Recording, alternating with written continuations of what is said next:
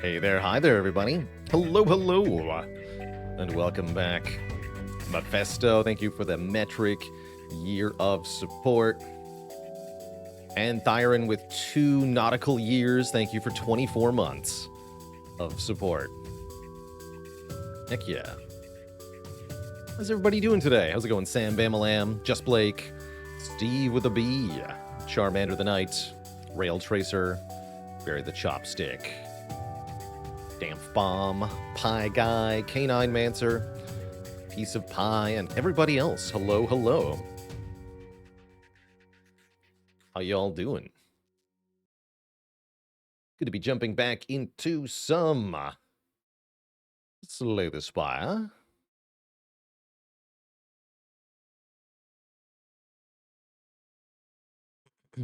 Abstract Aptronym, thanks for the 22 months. And that Prime sub. How's it going, Dark Sushi? Hello and welcome.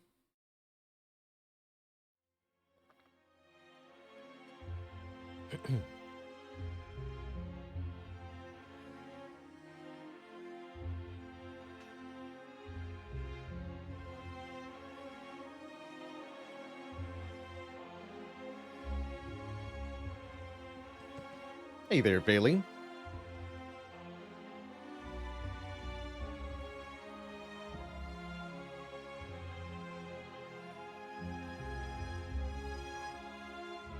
How's it going, Storm of the Seas? I like that one.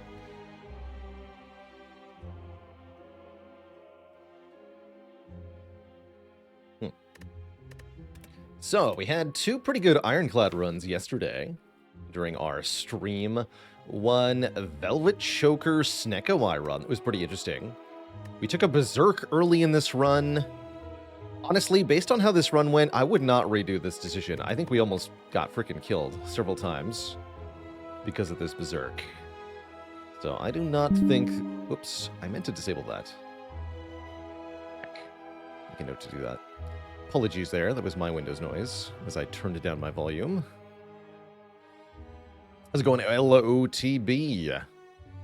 Finally recovered, except for all the coughing. That's kind of the worst part, the tail end that sticks around for a while, but glad to hear you're better. How's it going, Carpathia? Thanks for 2 months. Come for the dad jokes, stay for the Spire.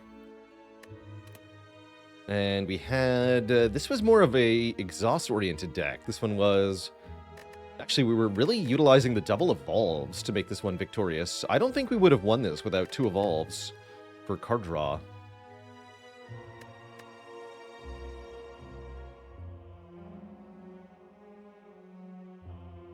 This was the run where I messed up.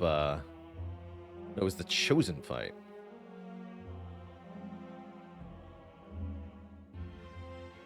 No, not here. Yeah, here. 65 damage, 11 turns. This almost cost me this run. As we exhausted too many cards. We couldn't deal with the bird. That was kind of annoying. Some important lessons to learn. Bailey says, what's the difference between a fairly bad Ironclad rare and an animal you really shouldn't feed? Oh dear. What is the difference?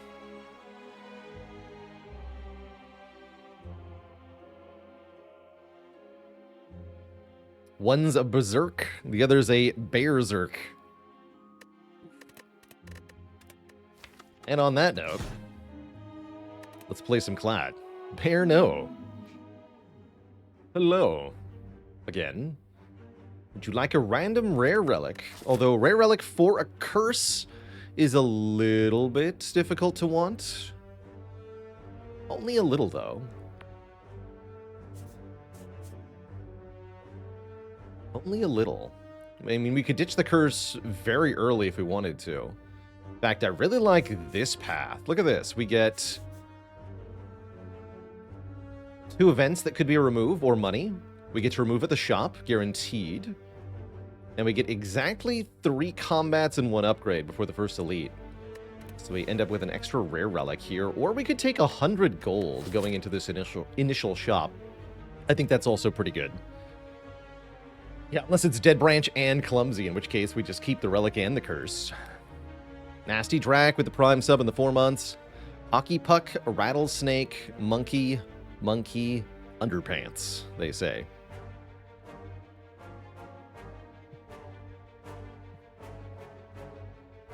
I'd like to say a few words.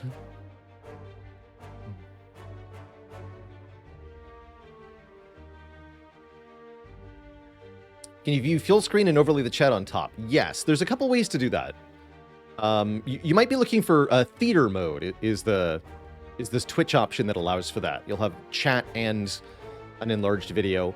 You can also pop out the chat window and either put it on a second monitor or overlay it on top of the full screen view, I believe. Both of those should work just fine. Yeah, it could also be unceasing top normality from our from our start here, right? So that would be a little bit less good. Tend to feel more like Ironclad wants guaranteed advantages, but I do love Rare Relic going into Slime Boss. I'll take the Rare. It's Calipers and Arrive. Not exactly what I would call a good start, but we'll see how this goes. Could be Calipers Pain. Yeah, well, you're half right. It was Calipers. Would Calipers be good here? Would like to add something. 2 + 2 = 4. Thank you.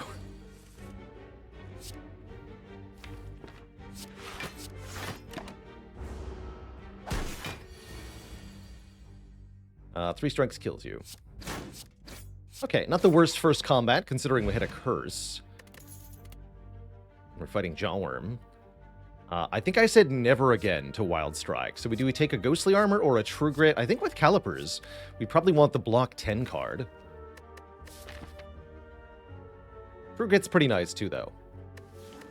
Let's take block 10. Upgrades to block 13. That's kind of cool. Oh boy.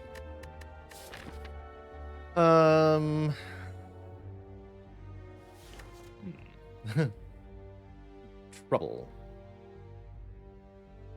We can click here for a relic. Sometimes this is worth it. Sometimes this is not. And it can be hard to tell. We're already a little bit behind, which makes this a bit trickier to evaluate. Could put us further behind, or it could pay off instantly. It could be 1-click old coin, 1-click meat on the bone. We should click at least one time. Oh, success. Well, that was easily worth it. Huge up there. We get a boat thingy, 14 block on turn 2 for only 1 click. That is very nice.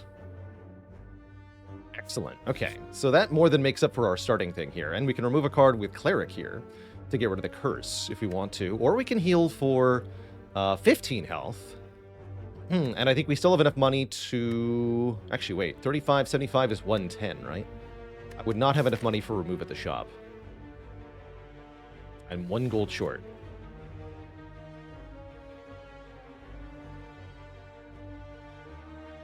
Hey, well done, Tasmidar, and getting the 1 relic achievement.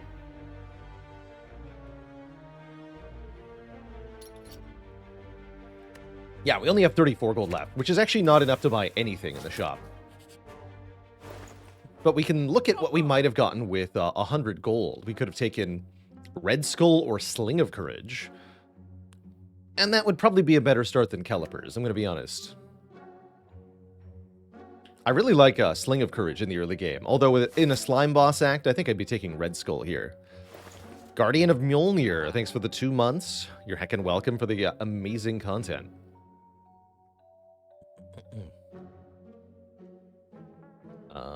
Yeah. Oh well. So that sling gives us 2 additional strength during elite combats, specifically. What is a normal stream? A miserable pile of runs.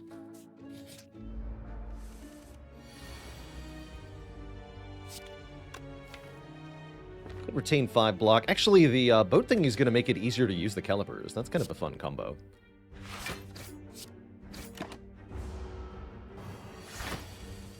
Very cool. Good relic. Straight up blocking 10 damage there, making this fight a free +6 health. Now things are looking pretty good. And we're offered a half-decent offensive card. Perfected Strike is probably what I'm going to pick here over Clothesline Flame Barrier. We've already got a block card. We need some damage to kill our first elite here, and Perfected Strike is the best we're being offered currently. Did I have a good vacation? I sure did, Crip Rat Daddy. I sure did. Is Horncleat the best one? On average, I would say yes. Here in Act 1, we actually would have preferred the Captain's Wheel, the turn 3 block, because I think it's better against the Act 1 elites and better against the Slime Boss, but I'm very happy with the turn 2 block for the most part, especially with Calipers here.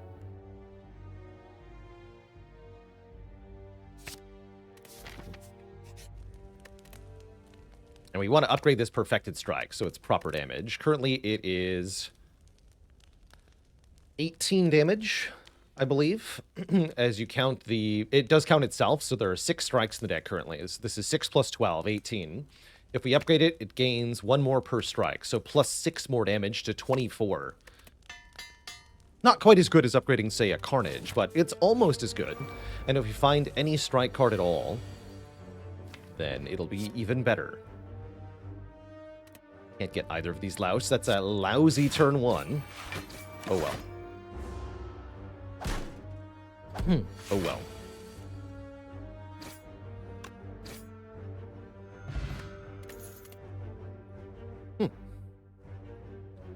Actually, Bloodletting is kind of hype, but what about a Feel No Pain with a Calipers here? Solves the Sentries fight, mostly. Wouldn't say Bloodletting does. Good against Slime Boss, too. Let's grab it. We are fighting Gremlin Knob, though. Not too big a problem. If we draw Perfected Strike next turn, which is 5 out of 9, then we should be fine. And even if we don't, I think we only get hit 1 time here for 24 damage. So we block the 8 for free. Yeah, we don't quite get the vulnerable Perfected Strike. So we don't kill here. We only do 24 plus 6, 30 damage. We'll take 24, we win the fight, heal 6. That's fine. That's completely fine. Guaranteed 2 strikes? Yeah, guaranteed kill. Perfectly fine first elite fight, especially since we had no potion for that fight. We find a self-forming clay. These Calipers are starting to look pretty good, actually. When we take damage, we'll gain 3 block on the next turn. This says strike on it. 80% potion chance. What the heck? Do I want to Body Slam, Wild Strike, or Flex? It's too early for Body Slam. I think I skipped these. These are not good.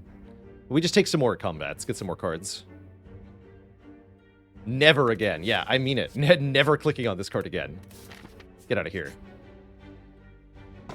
Hardly ever see me take Flex. When is Flex good? Flex is good if you've got really high attack density or lots of card draw. We almost have enough attacks for Flex to be good. If I had maybe a Twin Strike, I could see taking Flex here. But it's not quite that good. Or if you get it upgraded for free. Flex is also a lot better. So if we see a Flex Plus in Act 2, I'm much more likely to take that, for example. Does usually require an upgrade to be worth it. Usually. All right, let's see how the first hard pool fight goes. Not too bad, this guy. Not worried here. Might as well block 5. We free block next turn with a boot thingy. So I can play Bash. And then he's super, super dead. Just want to hit with a strike if I can for Nunchaku, but I can't. We finally get a potion, a Fear Potion. That's a good potion, guaranteeing Perfected Strike lands with Vuln. Here's a Strength Gain card for a bit more damage, which I do think we need. I don't love Inflame with Perfected Strike, but I need all the help I can get damage-wise right now. As tempting as Flame Barrier is, it's just not a good card against Slime Boss. If I was fighting Guardian or Hexaghost, we could think about it. Yeah, that is intended, Tom. I decided to go, let's call it no frills. I decided to stop using our overlay and our sub-alerts to create a more streamlined, clean visual look for the stream. Especially as the community continues to grow, and we're now in the well over 1,000 subscriber range, typically. That is a lot of on-screen alerts that are popping up during the content. I'll continue to thank people verbally all the time for their support, but I did want less stuff popping up on the screen over top of the gameplay. Miskatonic Blue, speaking of, thanks for 21 months of support.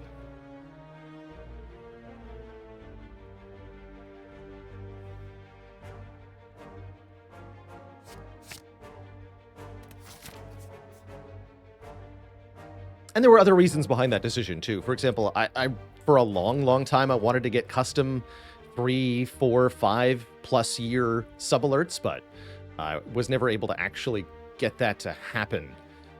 So I decided that if I can't have the alerts that I want, why not go with no alerts? And yes, makes it much smoother for putting this content on YouTube, which is increasingly a big part of how the content propagates. So I think it does a lot better for YouTube, especially without the sub-alerts. I could bring it back for the community days. That's not a bad idea. It's not a bad idea at all. Oh, geez. What is a bad idea is this fight. This is horrifying.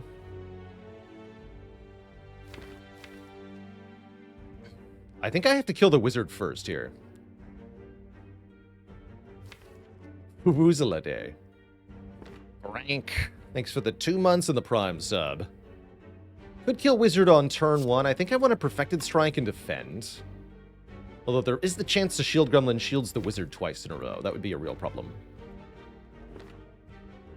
That way I only take 5 on turn 1. We take nothing on turn 2. Not sure about turn 3. The goal is to have one of the fat gremlins killed by turn 3. To have the wizard down next turn.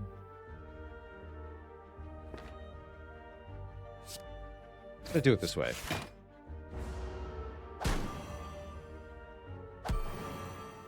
Okay, good. Didn't get the wizard shielded, so we can just strike. Do Feel No Pain and Flame Strike. Seems quite good. That way we block for 6 just by playing Bash Strike next turn. Good. Does Bash Strike actually kill a Fat Gremlin while we're weakened with 2 strength? I'm not sure.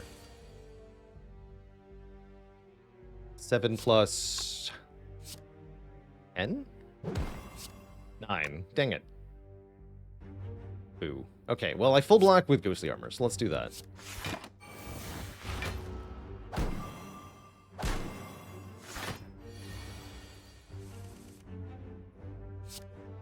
I'll take it. And I can play a strike if I wish. Let's do it. Take 2 more. Now we're done with the fight, I believe.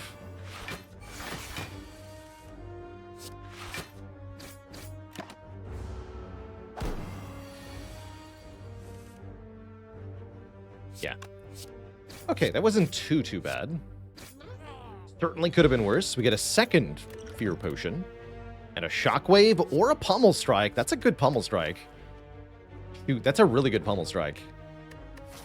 Do I skip this Shockwave? Interesting. I also have 2 Fear Potions, which kind of makes the Shockwave a lot worse in the short term. I think I skipped this Shockwave. Huh. Zertfa with a sort of tangential question here. What's my favorite race in Against the Storm? I think I'm leaning towards Foxes these days. I really like the reduced event time, and they're pretty easy to keep happy.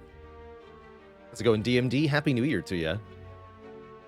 Intercorruption next Elite. Yeah, that could certainly happen.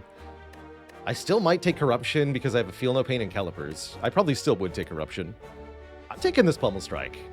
Feels weird. Feels weird, man.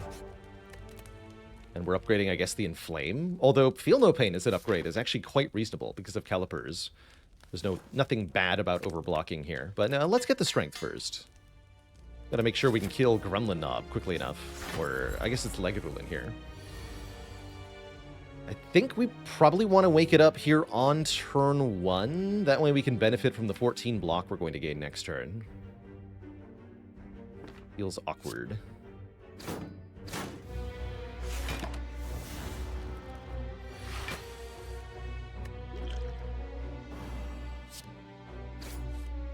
Gonna block 1 time, that way we take 1 damage and gain 3 block. Next turn, I actually have enough energy to do Bash Perfected Strike. I think I'll do Inflame Perfected Strike Defend, more realistically. So we have Nunchaku on 9 here. This Perfected Strike hits like a truck, 45 damage. Dang. Then we hopefully can kill it before it hits us again. Oh yeah, certainly can. Pretty good fight. Get a Lantern, 1 more energy on turn 1. Definitely like the relics we've gotten so far. 1 makes block, 2 makes block, 1 makes energy, 2 makes energy. That's a lot of help. Exhume is pretty cool. Get back a card from the exhaust pile. Given that the deck has a Feel No Pain and Calipers, I really like this Exhume, because it instantly makes any card that blocks and exhausts very good. Panic Button, Impervious, Disarm, anything like that. Instantly awesome. And with the Feel No Pain, we can even Exhume Ascender's Bane or Ghostly Armor to block for a reasonable amount too. Glosny, thanks for the 26 months of the Prime sub. Pushing towards 3 years. That's pretty cool. Is Rupture a consideration with Self-Forming Clay? There's definitely some synergies you could build there, but without any current self-damage in the deck, I don't like the Rupture. Too speculative, indeed. Whereas the Exhume is less speculative for 2 reasons. One is that it actually does something now, which, because of Feel No Pain, it already has some use. And 2 is that there are many more cards that work with Exhume than there are cards that work with Rupture. So we're much more likely to find a synergy for Exhume than we are for Rupture. That says to me, take the Exhume here. Sometimes that Exhume will still be bad. Such is the way of things. Like here, for example, it does nothing at all.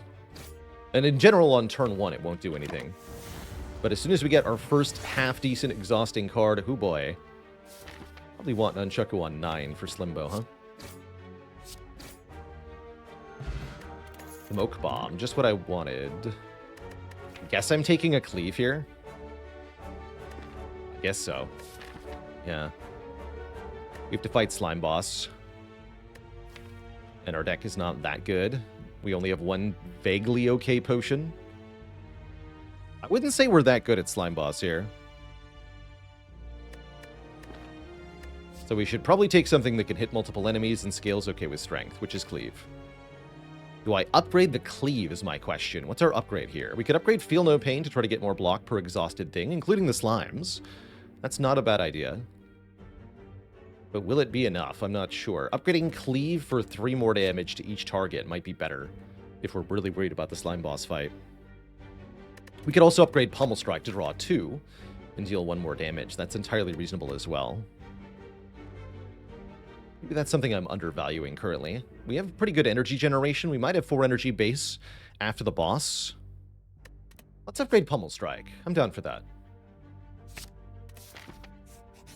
I have to use this Fear Potion appropriately. Could also consider resting here for 22 more hit points, bring us to 64. Don't love that. Let's see if we can do it with the Pummel Strike upgrade. Not 100% sure on how this fight's going to go. Turn 1 Bash is a good start, though. Cool. Definitely a good start.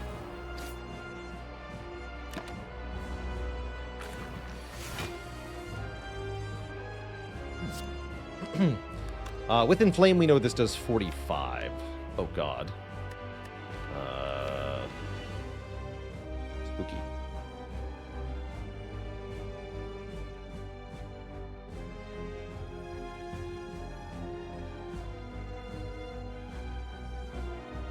Minus 45 is 73. So if I play the Perfected Strike first, we'll bring it to 78. But I might not even draw the Strike. I guess that'd be fine then, because then we would set up a better turn after. So let's go Perfected Strike and Flame here. And maybe we block this hit. I could play Strike to deal 9. Or I can block, try to get a better split. That might be the wise choice here. Let's tank this hit. We can block for 10, 15, 21, take 17. That's not too bad. Unfortunately, I can't exhume the Ghostly Armor, because it doesn't exhaust when I play it. It only exhausts at the end of the turn. But we can still play the exhume, even though there's no cards to exhaust. Or no exhausted cards. It simply exhausts itself, and we get the block right away.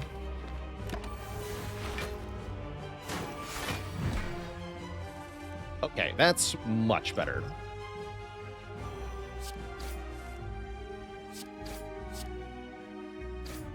Yeah, I think that was worth it.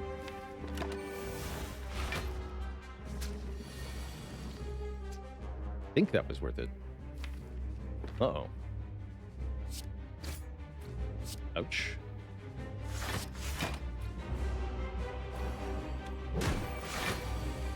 Uh-oh. Let's see here. Leave interrupts you, so we can Perfected Strike here, finish this one off. And we only have 2 13 health Gray Slimes to deal with, and Nunchaku's on 9. Surely this will work out okay. So far, so good.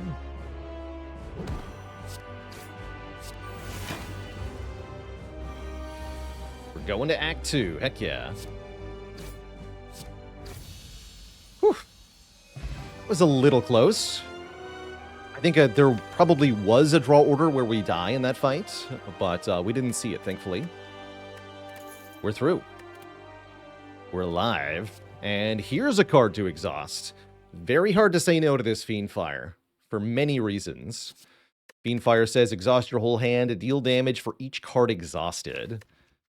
We can do additional damage per card with Inflame, we can gain block per card with Feel No Pain, and we can exhume the Fiendfire to do it again. That is a good card. Works with a lot of the stuff we have.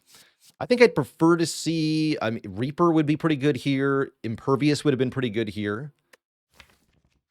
But I'm perfectly happy with Fiendfire, especially if we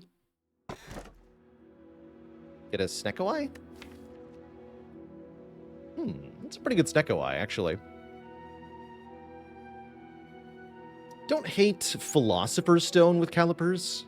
Maybe a little bit I do. I don't like increasing enemy damage when we're trying to stack block. Astrolabe is a bit iffy here. Transform and upgrade 3 cards. If we transform strikes, the Perfected Strike gets weaker. Not every boss relic can be Runic Pyramid. No, it's true. But simply finding anything here that increases our card draw makes the Fiendfire a lot better. So I do kind of like this Snecko Eye quite a lot. How's it going, Trey? Thanks for the 4 months of support. And Slacks time.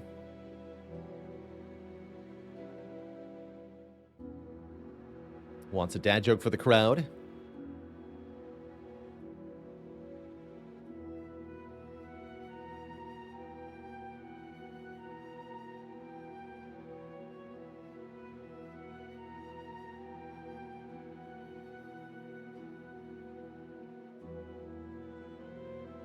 Did you hear about the slacker who decided to become a business investor? He's a firm believer in laissez-faire. No refunds. Twitch chat.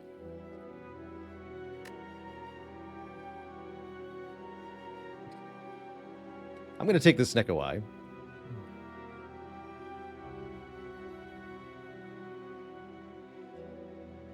Josh says, I've been enjoying watching Snecko runs recently. It's a relic you historically struggle with. It's definitely a relic you have to build around. There's a few relics like this in Slay the Spire. Runic Pyramid's another really good example of this. You know, you can have a deck where adding a Runic Pyramid or adding a Snecko Eye makes it dramatically worse. Or you can have a deck where adding a Runic Pyramid or a Snecko Eye makes it dramatically better. And one of the big things to understand is how to get from point A to point B. How do you start with a deck that's not a Snecko deck, necessarily, or is only slightly benefited by Snecko, and transition that into something that's immensely powerful with the relic that you've picked up. That's the goal.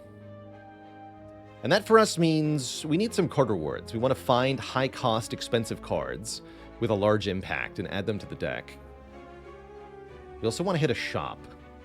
Although I don't think I want to go for the Burning Elite. Although we do get 3 rest sites if I go for the Burning Elite. I have a spooky Burning Elite, but I have a Smoke Bomb. Maybe we go for that Burning Elite, Twishette. Learn the hard way that Snecko Runic Pyramid is bad together. They certainly usually are. I think in my 7,000-ish hours of Slay the Spire experience, we've pulled off the combo of Runic Pyramid Snecko twice that I can remember. And it's usually a very silly combination. But it is possible for it to be good. See, here's the thing. I was hoping to wait a little longer before I had to use the Smoke Bomb. We're fine here. Go Ghostly Armor, defend. I guess we play Cleave. I'd really like to play the Feel No Pain, but that's not going to happen here. We take 6, we gain 17 block next turn, so we don't take damage next turn. That's fine. We get 1 point of Nunchaku here. I want to keep this Smoke Bomb as a way to enable me to head towards the Burning Elite here. And for every hand of Snecko that you can only play 1 or 2 cards, you also tend to get one hand that looks like this, where you can play a lot of cards. And playing all of those strong-ass cards can be absolutely game-winning. Look at that. This fight's over already. You can do Pommel Strike into Fiendfire here, and you're super dead. This Fiendfire, by the way, does 15 times 8. This does 120 damage. The power of Sneck here. Get a Fire Potion and a Power Through. This is a lot of block for 1 card. We want lots of block. And the wounds that it adds are mitigated by the fact that we draw 7 per turn by default. Also, if we play Power Through and then Fiendfire, we simply have more cards in hand. Bloodletting, normally 0 cost, is randomized by the Snecko and is therefore a lot less good in this position. Strikes for bites. Interesting. Our Perfected Strike becomes much, much weaker, but we turn all of our strikes into bite cards that can heal us in exchange for a bunch of our max health. This is a pretty good time for bites. I do like bites with Nunchaku in general. Interesting. And I was going to remove strikes anyway. Let's try it. I like it with the Cell-Forming Clay in particular. So let's do it. We only have 52 max health now, but with 5 bites of the deck, we can heal ourselves in many positions. And I am going to go for the Burning Elite here. This is maybe a little bit crazy, but it gets us the shop early on in this act, which is kind of important here.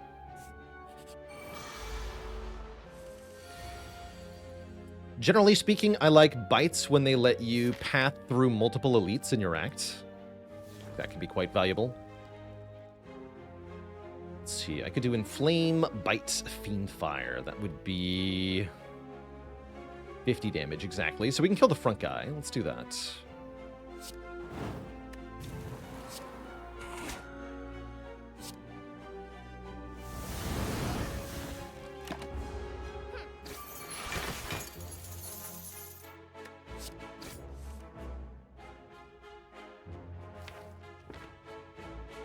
I'm going to bite you now.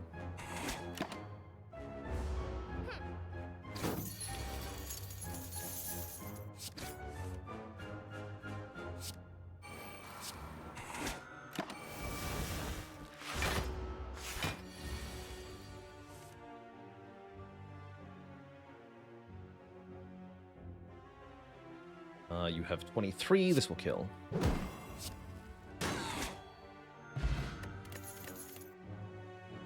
Whirlwind I like quite a lot with Snecko as it's a consistent area option. In order for Whirlwind Snecko to work, you need some ways to make energy and some strength. And we have both of those things. So I really like that Whirlwind. Caliper's retained any block at all yet? Not yet, but it's more of an Act 2, Act 3 relic. You really need something like an Impervious to make it good. Oh, hey. Now it's going to do stuff. Its Uppercut's also pretty okay. Heck, Sever Soul is not bad here. I wish we could have bought the Apotheosis and the Impervious, but if I can only have one, it's definitely that Impervious. Would I like to remove anything? Yeah, Perfected Strike is pretty bad. Deal 12. And nothing else. Take that over the uppercut, I guess? Yes.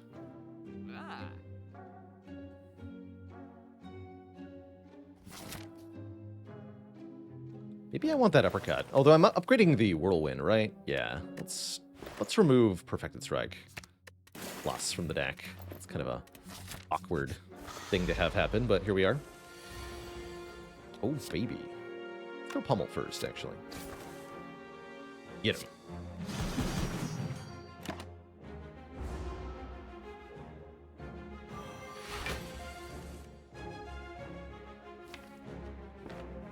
Didn't play the Feel No Pain? I did not.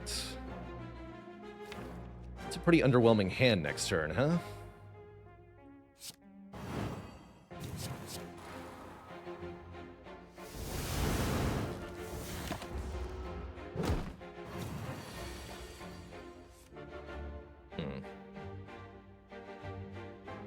That's what bites are for.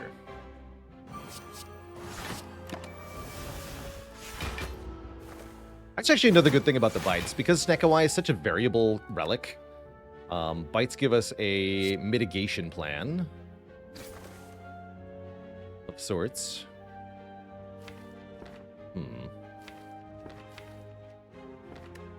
Exhume this Fiendfire.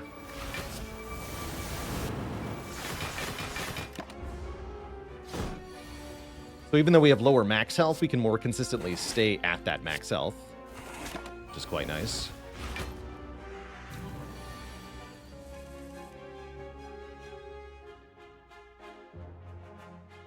Use you.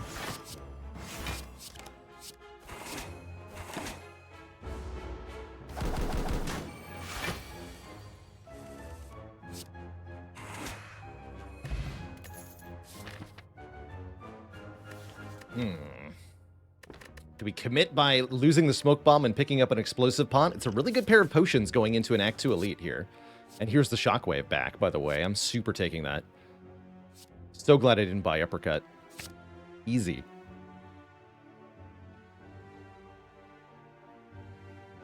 Stuffed raviolis with meatballs and garlic bread. That sounds awesome, Dragon House. Yum. Surely we're never punished, right? We have full health. We can do this.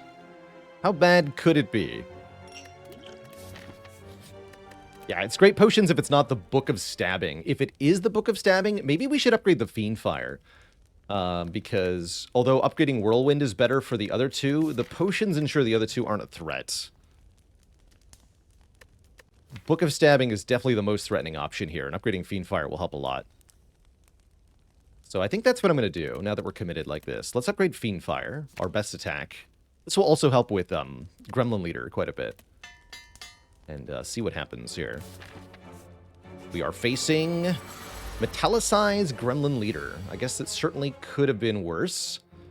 We do not have the ability to kill a Gremlin on turn 1, unless I Explosive Pot. But I could also just, you know, play the Impervious and kind of full block, huh?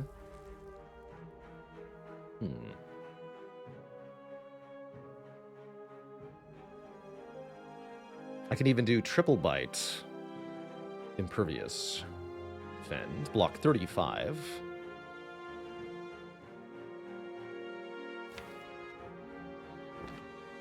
What do I think is the easiest Burning Elite?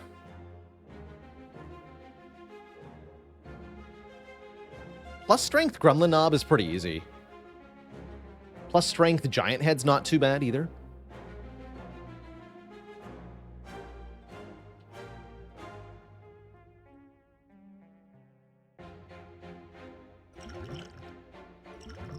Let's throw this at minimum. I think I should kill one of them. Not retaining enough block. It's not worth it. I'm gonna bite you, though. Alright. Let's see if we get attacked. We may or may not. We do. Perfect. Okay. And we pretty much entirely block this with our shockwave.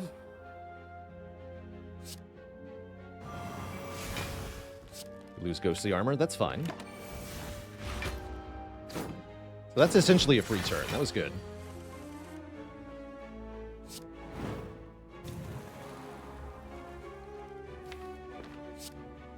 The zero-cost Fiendfire is a great Exhume target. I do want you to stay vulnerable.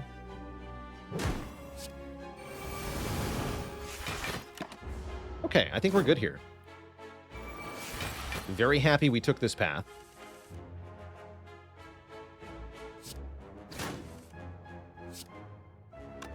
Oh, good, yeah.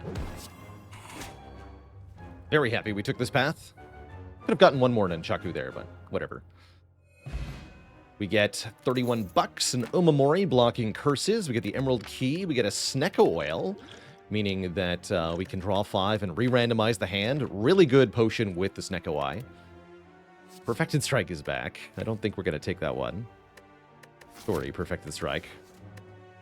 Now we get to upgrade some more cards, and I love it. We can upgrade our Whirlwind. We can upgrade our Feel No Pain, which I'm going to do. Although, is it better to upgrade Impervious?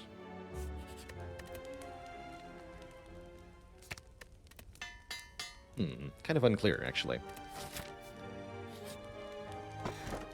Boat Thingy number 2, 10 block on turn 1. I love that, especially with Calipers. It means we're much more likely to start retaining block early on, as well as much less likely to take damage early. Inwector with 3 months. Yay. Thank you for the support. I do think Feel No Pain upgrade is better than Impervious upgrade, just for now. We'd want to upgrade that Impervious very shortly. Hello! Pay up to pass. A reasonable fee of all your gold will do, they say. Little do they know we're easily prepared for those nerds. Plus, I love the combo of Boat Thingy Red Mask to really shut down enemies on turn 1. And yes, I did draw Whirlwind on turn 1. Even better. It's just Whirlwinds. Take 2, but that means I gain 3 block next turn, on top of the 14 I was already getting, so we have 17 block. And a Fiendfire, and an Impervious. -4 dexterity, Impervious don't care.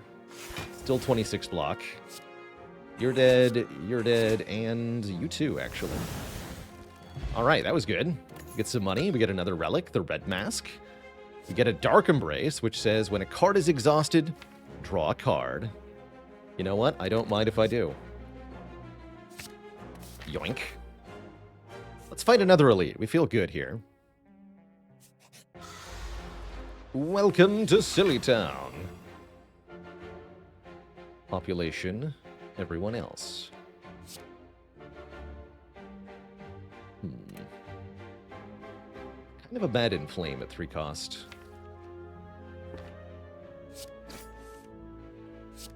Not going to play that inflame yet. Really want to just kill the Centurion as quickly as we can here. Make this fight a lot less threatening. Overall.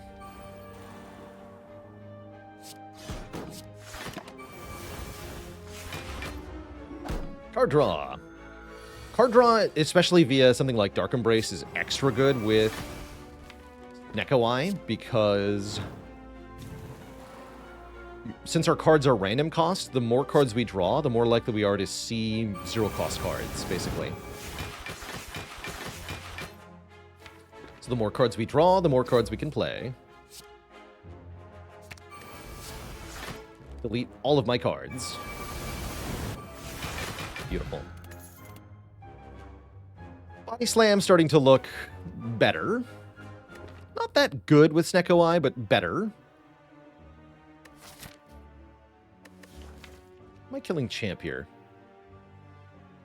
Good question.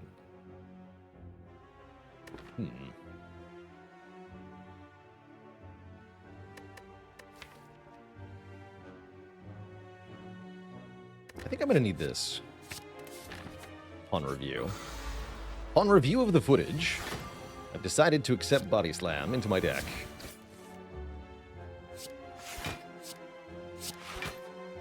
Inflame Body Slam? Yes. 849 damage. Pretty good start for Body Slam. Pretty good start. Let's go Dark Embrace, Fiend Fire here. Dead. Get a Potion Belt for more potions and an Elixir. Exhaust any number of cards in our hand. Very strong. Second Wind also very strong here for massive block scaling, particularly with Power Through Dark Embrace. We can cycle these 3 cards, or 2 cards, pretty much endlessly for immense power here. Definitely take Second Wind. That's going to let the Calipers start to really do stuff. Yeah, also to delete all the annoying 3-cost cards. Exactly. Yeah, rip these cards. That's fine. Oh no, not Confusion. Whatever will I do?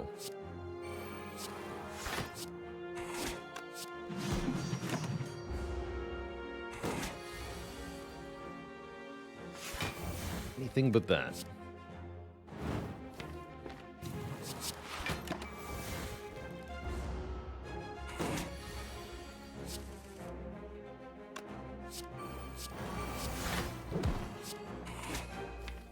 Good.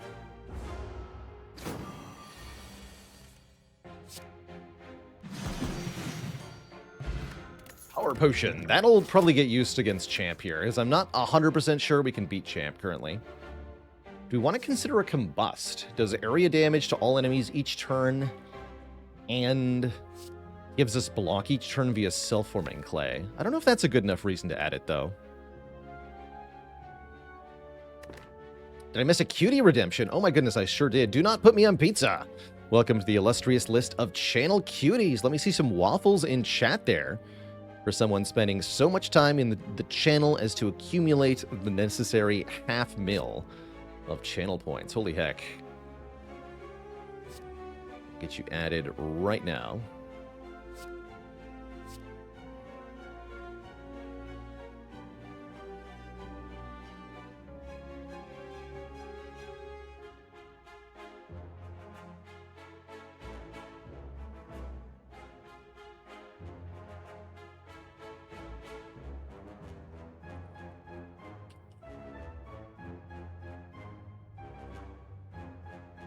You get added twice. If you redeem the channel cutie redemption and you're already on the list, I will make your name all caps instead, is what we decided would happen. Trogix, thanks for 18 months, the year and a half of support. So yes, you can double redeem to get all caps name. Doctan with the 7 months. Thanks for that Prime sub. Yeah, we can also get the health back from the Combust, but I still don't think it's actually good enough here. And Die Chopper with 35 months, almost to 3 years. Alright, now Impervious says Plus on it. Delete the name from the list on the third redeem. Now that's a strat. Okay, so we're going to use Power Pot. Demon form. Okay, Champ is dead. Cool. Thank you, Power Potion, for the free demon form.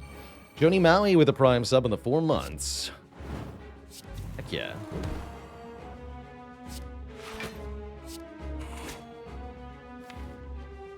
Are you winning, son? I'll play this too.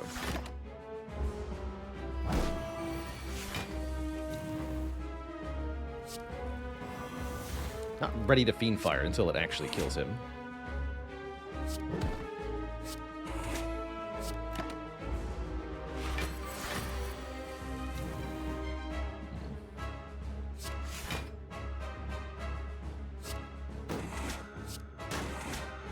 Also not going to Impervious here.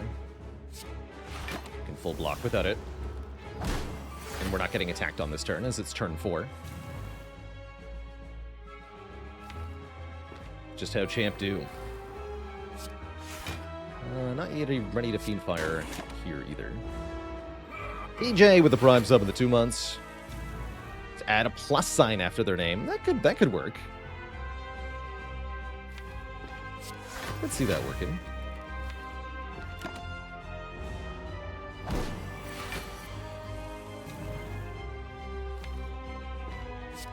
Alright, now all our cards cost too much to play. That's a little uncomfortable.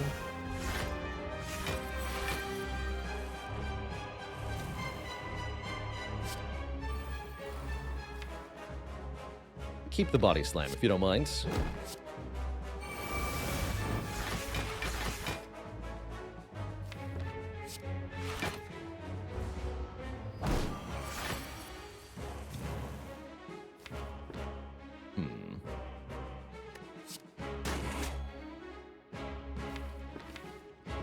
We're timing on Exhume there. We can play Bite Cleave this turn, though. We do have more potions next turn if we have to panic. I think we're okay, though. It's only 66 damage. Oh, jeez. Fiendfire is 2 cost, so I actually can't Exhume it and play it. Impervious is 3 cost. Arg. Maybe I spoke too soon. What about Bash, Bite, Fire Potion? Can I do that? No, we can just second win, right? That's 7 block times 1, 2, 3, 4. Would keep us alive. Could also use the Snecko Whale here, re-randomize the hands. But I'm not sure we need to use any potions, I'm going to be honest here.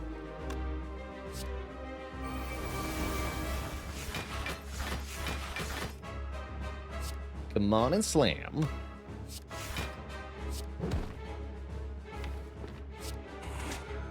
Yeah, I don't see the need to use any of these. Ow.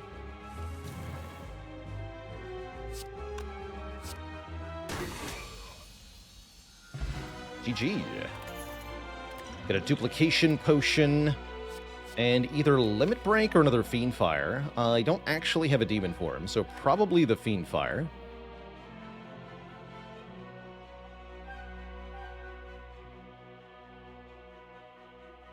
Yeah, let's go with another Fiendfire. Spire, thanks for the 28 months of support. Pyramid is here. That's cute. That's very cute. So here's some fun choices for our boss relic. Before I make this choice, though, I actually need a really quick bathroom break. So I'll be back in just a minute or two, Twitch chat. Please don't go nowhere.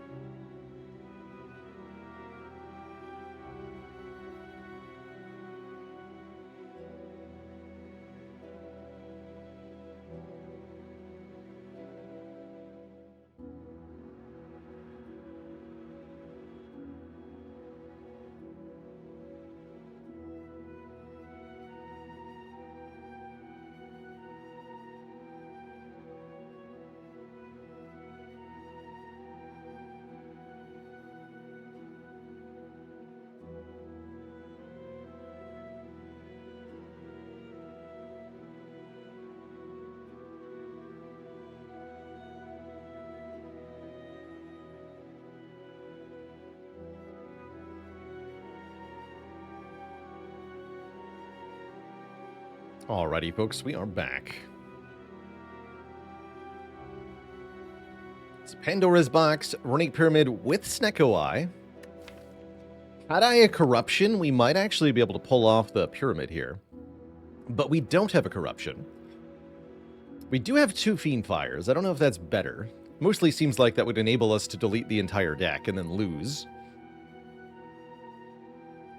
Could take Pandora's Box, transform all of our strike and defense, except we only have 4 defense, no strikes in this deck.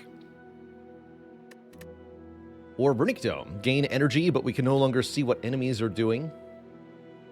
Given that we have Calipers, I actually think Runic Dome is pretty good here. We've got many layers of guaranteed block that protect us. And we can retain unnecessary block, and all of these things speak to taking Runic Dome. Snecko also really likes 4 energy, in my opinion. Much more reliable when you have 4 energy over 3, or better yet, 5. So I think this is a Dome pick, personally. Let's do it. We get back most of the health we lost to Champ. All of that to keep one of our potions. Will that end up being worth it? I think so, because I think we can get back to full health with the bites pretty easy. Already have our Burning Elite. That's right, we did that Act 2. We have to fight Time Eater. And we have enough money that this shop is probably worth it. This shop requires sacrificing a campfire to get to, so I don't really like that. I am, generally speaking, a fan of... Actually, this shop also requires sacrificing a campfire to get to. But I want the shop earlier, surely. Earlier. Anyhow, hunting elites this act always feels like a good idea to me. Even if you're very strong in Act 3, you still need to get stronger to prepare for Act 4. A lot stronger.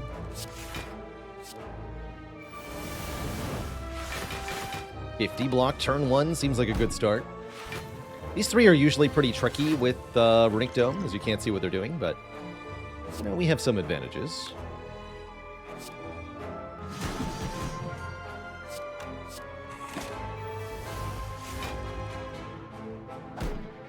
They do all have to die at the same time for the fight to end, though.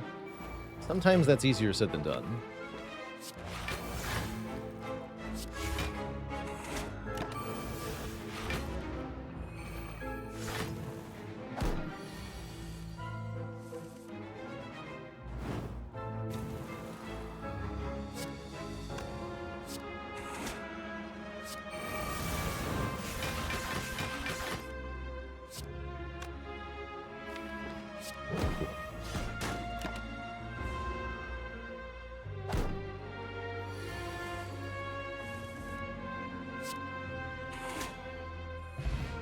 Up says, I just realized I have 800 hours in this game. I still feel like a noob, though. Took me to about 2,000 hours before I stopped feeling like a noob. So, you're getting there. You're getting there. It'll happen. You're not.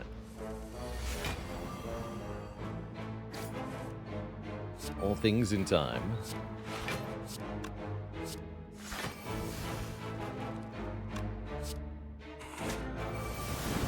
We should have played the body slam there.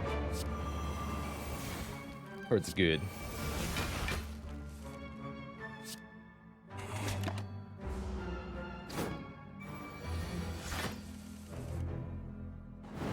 Whatever, just Fiend Fire the Spiker, it's fine.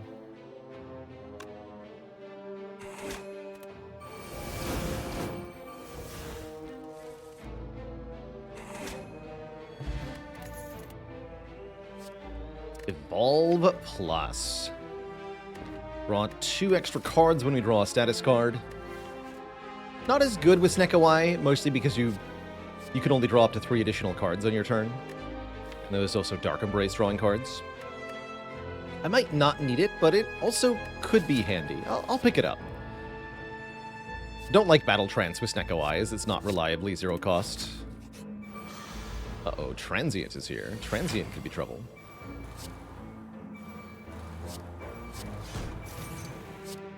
Transient can definitely be trouble. With the random costs of our hand. This enemy requires us to do consistent damage output each and every turn. in order to avoid things going deeply awry. On this turn, they attack for 50, I believe. We got it, we got it. Down to 12. This turn, they attack for 60, minus however much damage we deal to them, which is going to be all of the damage, apparently. Good talk. Unless I'm doing second wind things. Alright, forget the inflame.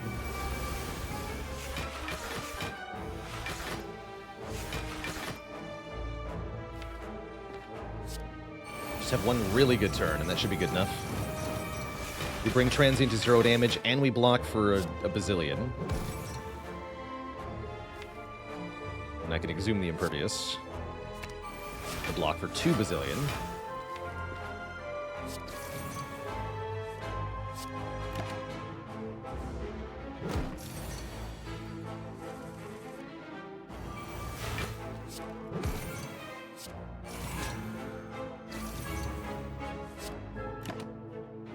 Keep slamming. Slamming and jamming.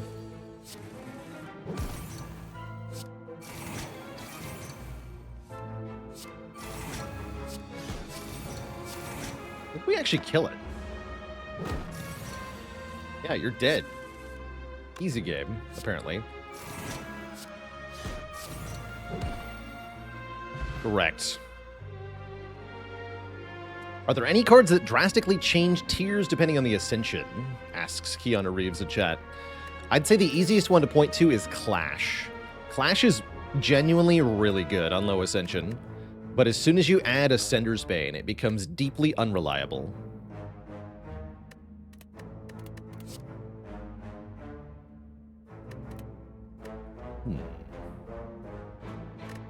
Did you lose this fire potion? Like Dexpot with calipers. Okay, and what does the shop contain today? Feed is here. It is not too late for this feed. Not at all. With Exhume, this feed could be lots of health, in fact. But maybe I want to look at Orrery. JGT, thanks for the Prime sub and the 10 months. Potentially, we want to look at Orrery. I guess I can buy both, too.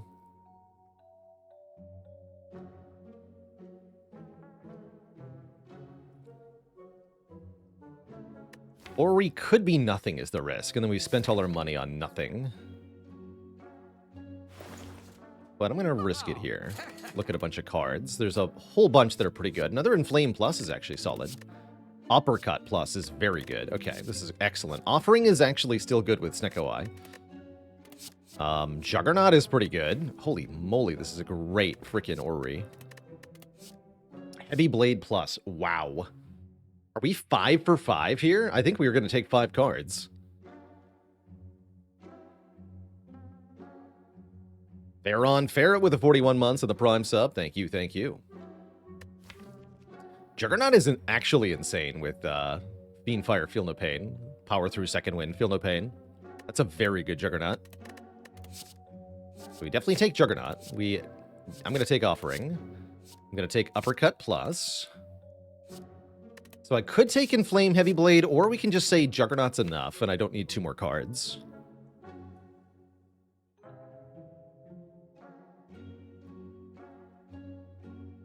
Not sure about that.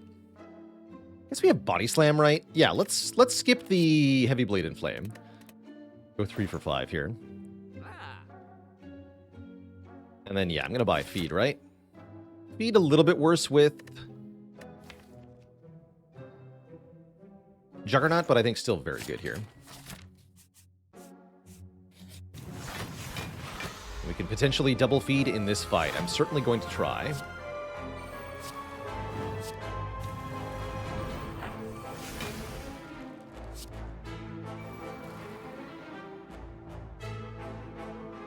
Start by killing one of them, though.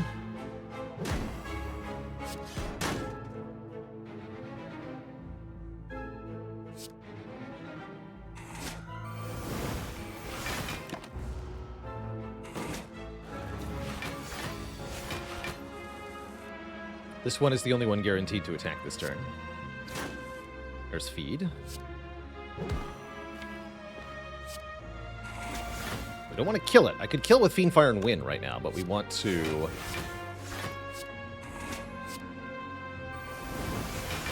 set up another feed here.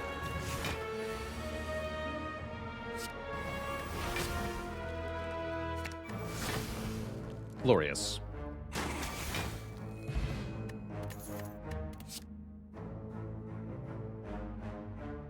So +6 max health in the first fight from the feed. I think it's going to help a lot. I think an Ancient Pot is also going to help a lot. These are all good potions. I'm going to lose Dex Pot. These are all very good potions. For the hearts. Ideally, I want to keep all of our potions for the end game here. We're perfectly fine in the short term, it seems. It seems. What's this, then? It's falling. We lose one card. Power through, Juggernaut, or one of our bites. I'll lose one bite. I'm usually, actually, ideally happy with about 4 bites, not 5. So, losing one is presumably an upside. We're gonna fight the Reptomancer, who is a tricky opponent here, especially with the bulb costing 3. We could consider using one of our potions in this fight. This is a good time for the Snecko Whale, actually. Right now is a really good time for Snecko Whale.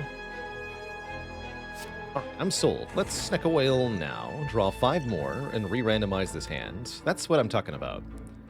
We can do Shockwave and Flame Fiendfire, potentially.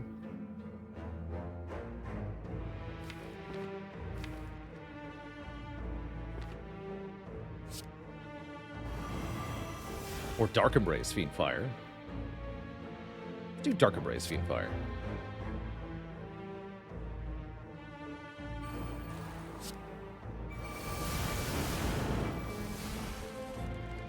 Good.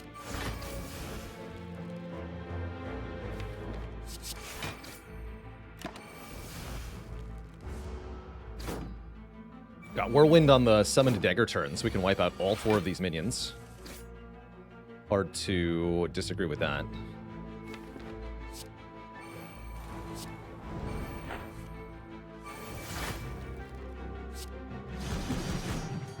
Good.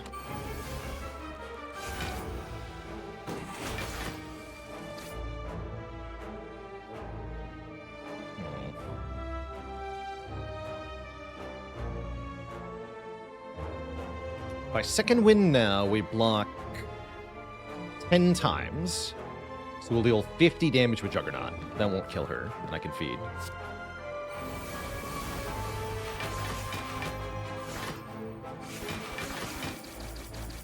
That's pretty ludicrous damage, though.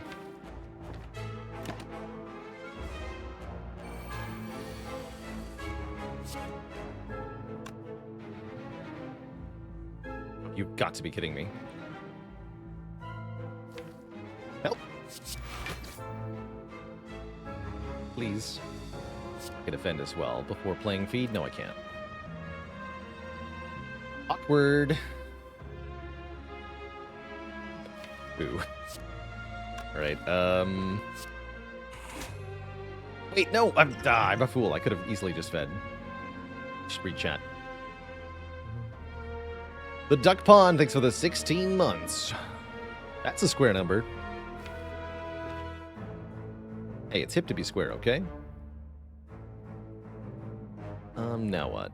Guess I'll defend.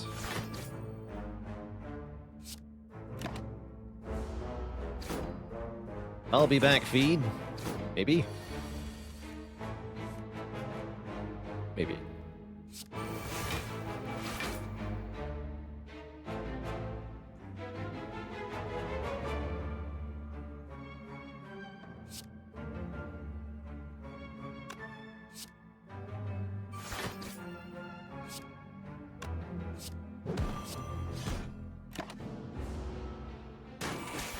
Wait, no!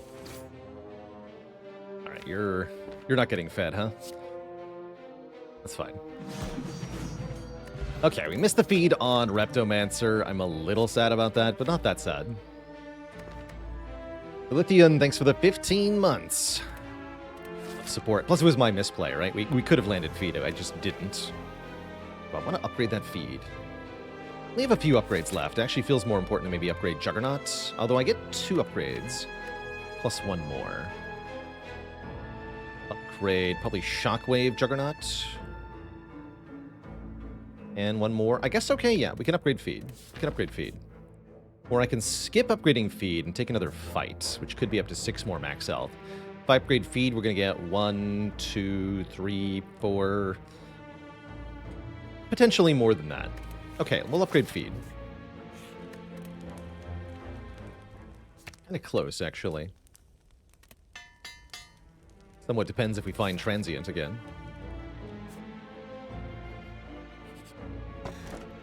Take the blue key here.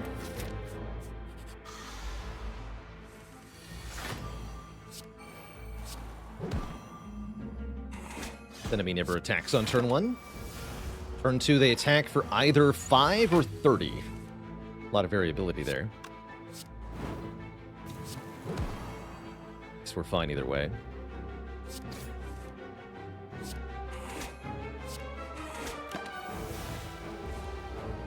$30. No, minus the weaken.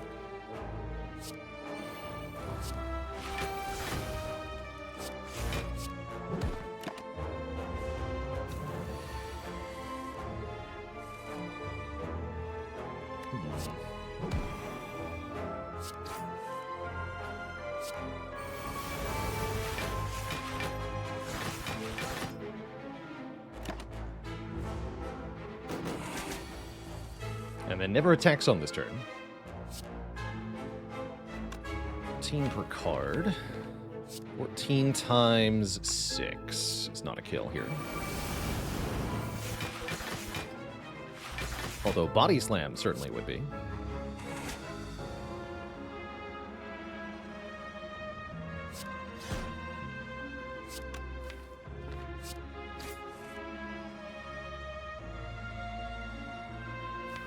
Play Evolve.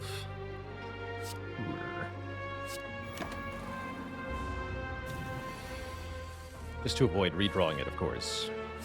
There we go. 4 max health. And another Perfected Strike. Happy 2024, Istrabella Gina.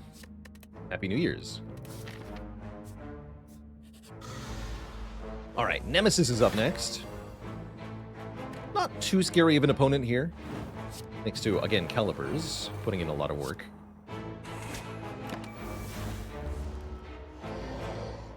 We also have Evolve, so the burns aren't that bad.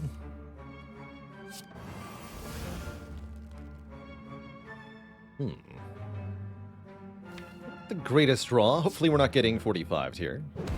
Can always heal back if we are. We are. Ow. My face, though. Have you considered my face, though?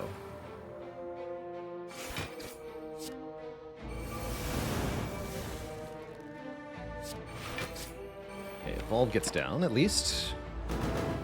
We have Impervious in case we're getting 45'd again.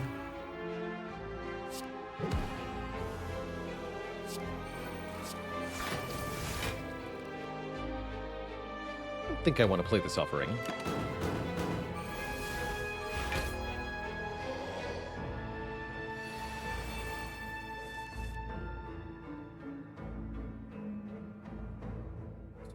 Three, 4, 5. There's another 50 damage from Second Wind here.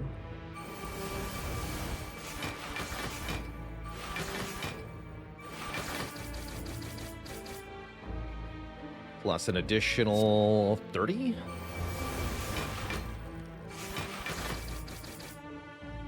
Good. Don't always expect to land feed on Nemesis, so that's pretty encouraging. I think I need another uppercut.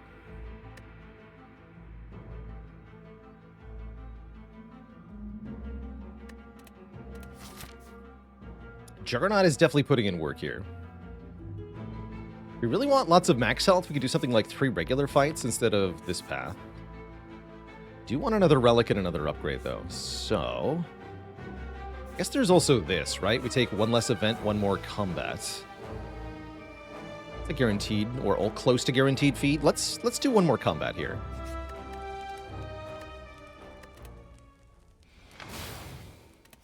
Although there is the chance, of course, that this could have been Mind Bloom or Double Orb Walkers, which would have been really good.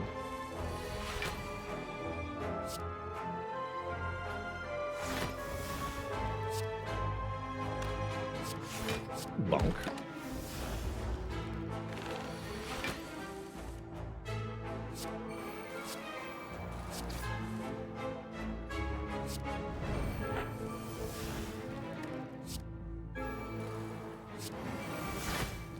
This would normally be a convenient spot to Fiend Fire, but I would delete feed, so it's not happening.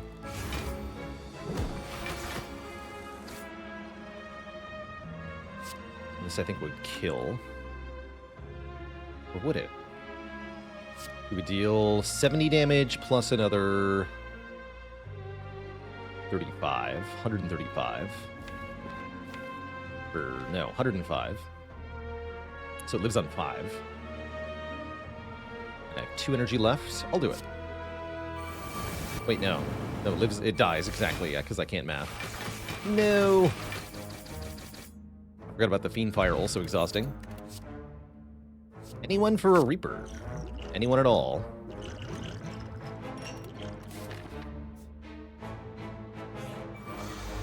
And we'll fight Repto again. Because I guess I didn't do that enough yet. It's fine. Too much math. That's how it goes sometimes. Some days you math, some days the math gets you. I almost feel like I want to Liquid Memories this Whirlwind. Let me do that. I am slightly afraid of Reptomancer. Slightly.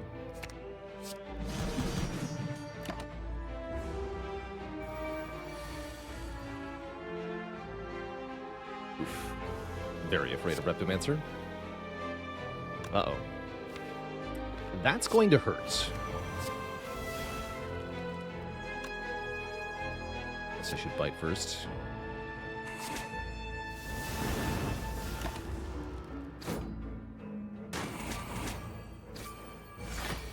They make me weak too. Rude.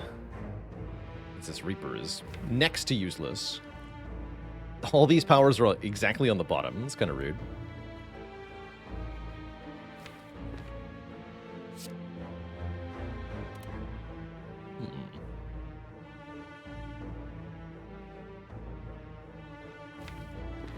How do I want this to go? This, I think.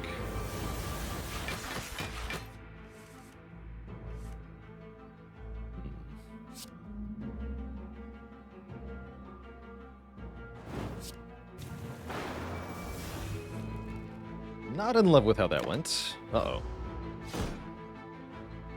Ow. But my face, though.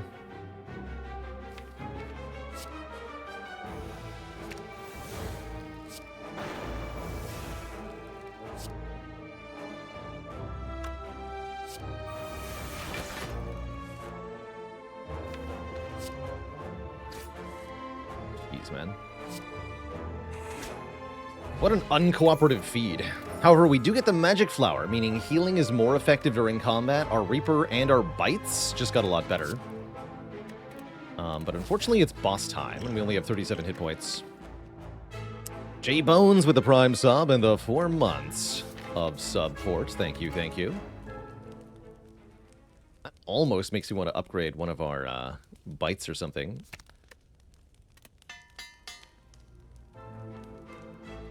Almost. Alright, Time Eater with Runic Dome. Definitely can be a bad time. Definitely can be a bad time.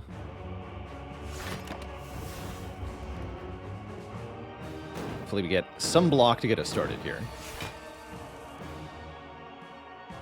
And my powers aren't unplayable either. Gotta count our card plays. We can't be doing things like playing cards just for Nunchaku, because Time Eater increases their strength for 3, 12 cards that we play. Oh, heck. No Dark Embrace yet? I guess not. Boo. Stop killing me. Thanks.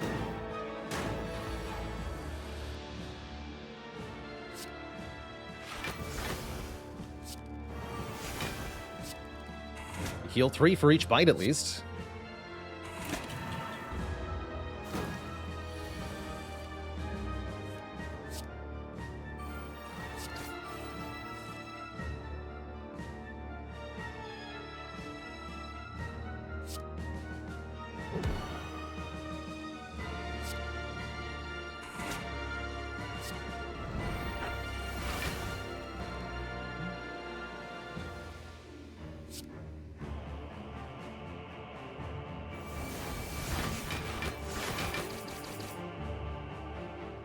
He's never really going to do any more damage than this. I can exhume it, so sure. Heal for 15, hit Time Eater again. Got lots of block for this turn. Still no Dark Embrace, huh?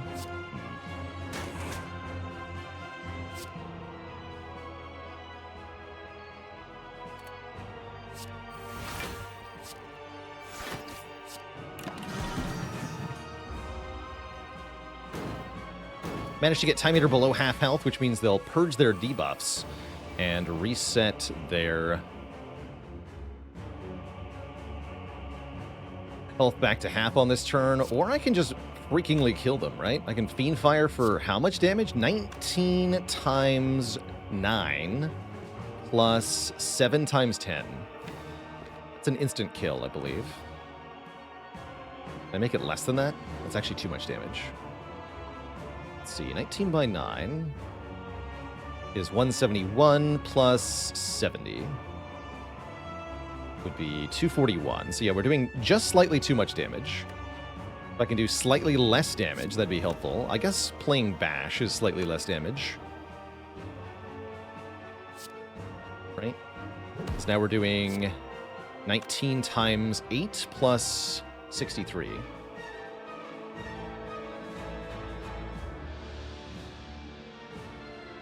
Which is 215. Yeah, it lives on 5 now. Although we don't have Dark Embrace in play, so...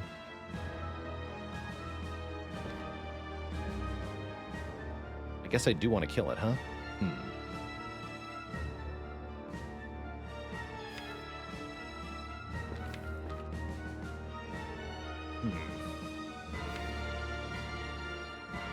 Let's see. Do we skip another feed? Probably.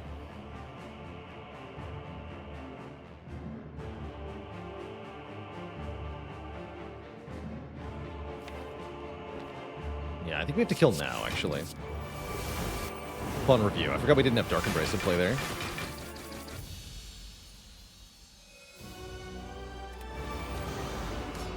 Maybe we can make up for that by feeding twice here. Maybe.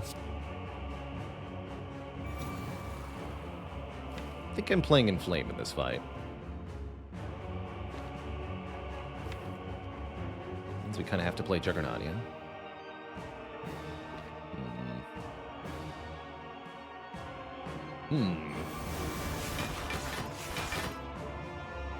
This could be a tough fight.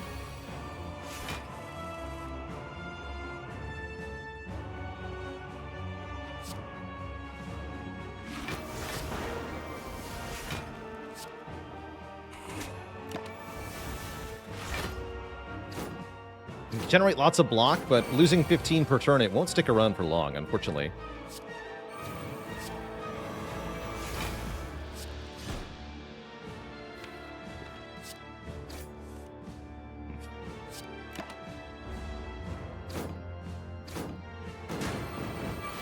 Yeah, exactly. Fortunately, we can get health back easily when we do lose it, which is pretty exciting. Wonderful.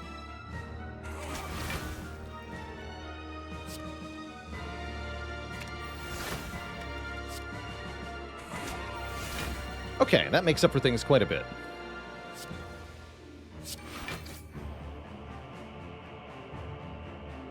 Let's go Body Slam, Fiendfire? I think so. No Dark Embrace ever? I think so. Okay.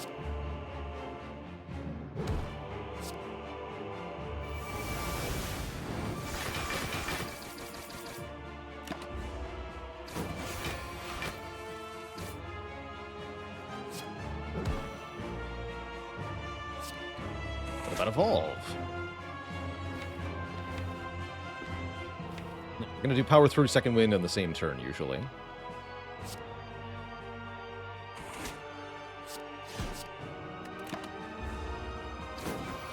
Goes all our block.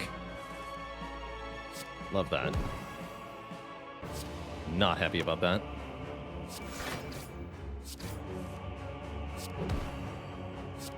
Okay, you die now. Next turn we get attacked for 46 is the base damage headed our way here. Which is going to suck. No ifs, ands, or buts about it. This is going to hurt. Take 26 damage.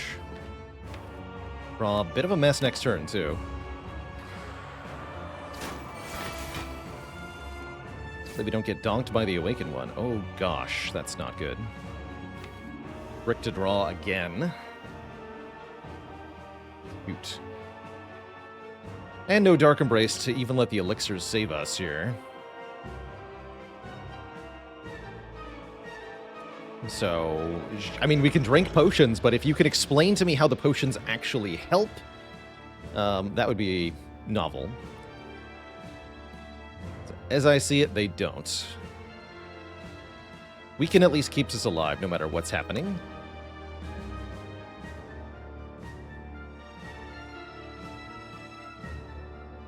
Blocks 4 per card, I guess, that we exhaust. And can prevent us from redrawing the same cards. Like, getting rid of Bash is at least vaguely acceptable. What is your maximum damage? 16 by 3 would be the base. That goes down to 12 by 3, 36. We never die. Although we almost die. Sometimes here.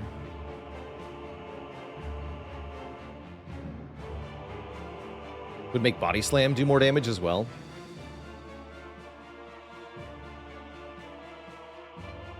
Can I have money for more potions?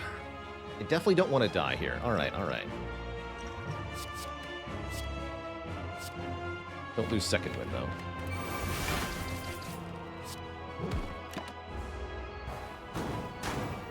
Oh. Here we go.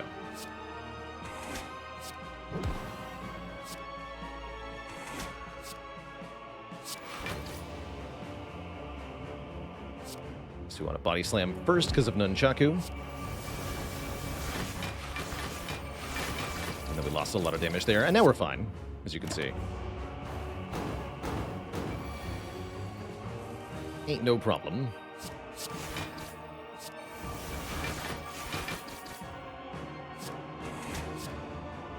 That would kill. Let's go a little longer here. Set Nunchaku a bit higher, get some more health back, maybe.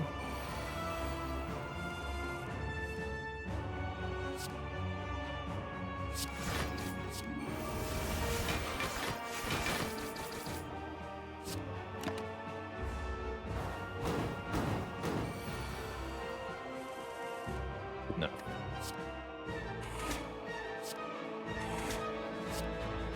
Cool. I'll be happy enough with that, I guess. Two thump, two thump, two thump, a deep pulsing dread can be felt throughout the room. Is this the heart of the spire, the source of this evil? You're ready of potions, dealing 63 damage. Nintendo, 63. Kind of cool. We got one less point than one of our runs yesterday at that stage. What is the plan for Heart? Plan is to gain a ton of block. And then do, like, Juggernaut second wind power through things to win. Hopefully.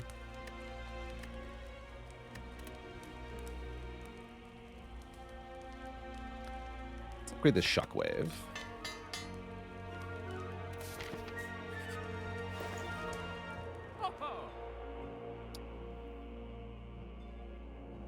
Well, well, well. That's pretty good. We can duplicate any card in our deck with Dolly's Mirror here. That means we can get a second Feel No Pain, a second Impervious, or a second Juggernaut. All upgraded. Speed Potion could be very good for a short time in a battle. I really like the Fairy in a Bottle as a backup plan as well.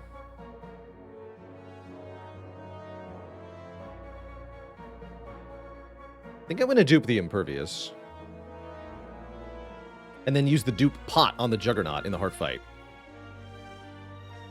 Oh yeah, we have Speed Potion, Ancient Potion, so we could have 5 Dexterity for the whole fight, which is pretty dang strong, especially with Second Wind. Yeah, that's too good to ignore. Speed Pot, Ancient Pot, instead of blocking Vuln here. And I can afford Dolly's Mirror, Dark Shackles. But I can't afford Dolly's Mirror, Fairy in a Bottle. We could do Dolly's Mirror, Dex Potion as well. Izumi Samurai, thanks for the 13 months. Kind of like the Dark Shackles going into Heart. Although less so with Self-Forming Clay, actually. And yes, the Dome makes the Shackles harder to use. Maybe Dolly's Mirror Dex Spot then. Haymaker with the 16 months.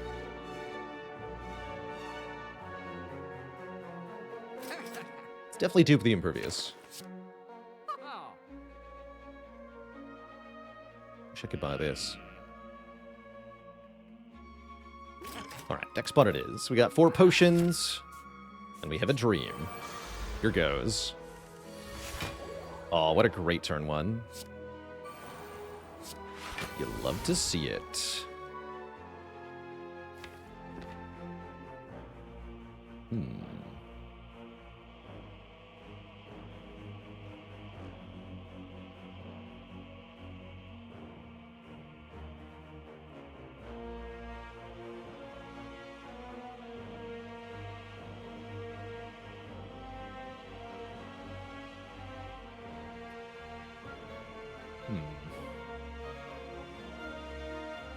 Play this. Worth it.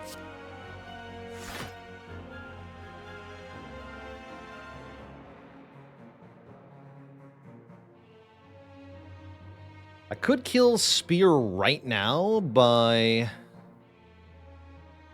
using the dupe pot if I wanted to.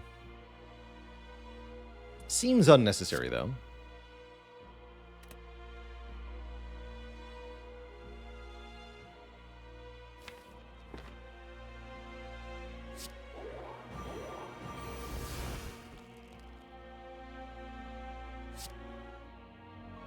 I can Body Slam, Whirlwind, Bash or something? Body Slam, Whirlwind, Second Wind.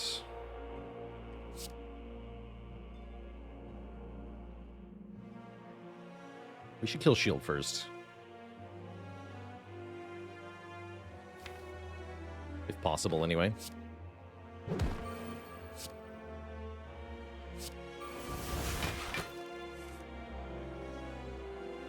Love that. Here we are, though. We did attack. Good. So now we face 10 by 4 from the Spear this turn.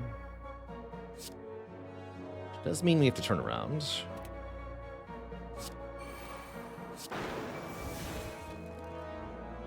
By killing the shield.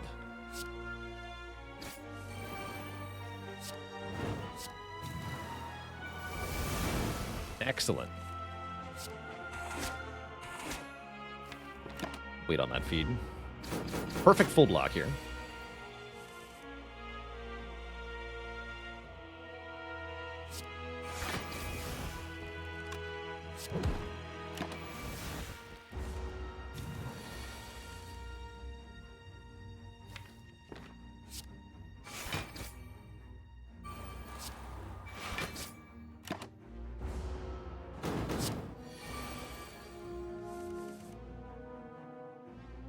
Second win would be 1, 2, 3, 4, 5 cards. 5 times 7 damage. That's perfect.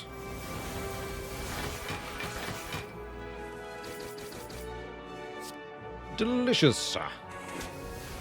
All right, we get to go into the heart with 78 hit points and a freaking incense burner.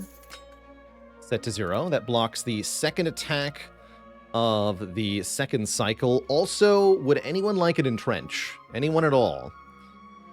With 7 dexterity and calipers going into the heart. That's pretty cool. That's pretty cool. As long as we don't die in the first cycle, looks like we're perfectly fine then. Gooseberry with 30 months in the Prime sub. Seminole Nate with 5 months in the Prime sub. Thank you both. And if I didn't thank you, Nizumi Samurai, thanks for converting from Prime to Tier 1. Oh yeah, I know I did thank you. Thank you for the 13 months, and thank you again for making it official with a conversion there. Double notifications. That's kind of cool. How's it going, Lukage? Hello and welcome. So, we have a couple options here. We can either use this Ancient Potion to block Vulnerable from Heart, to make the first cycle a lot less threatening, or we can use it with a Speed Potion to gain 5 Dexterity for this whole combat, which I think is what I'm going to do. Dupe Pod Entrench is now an option.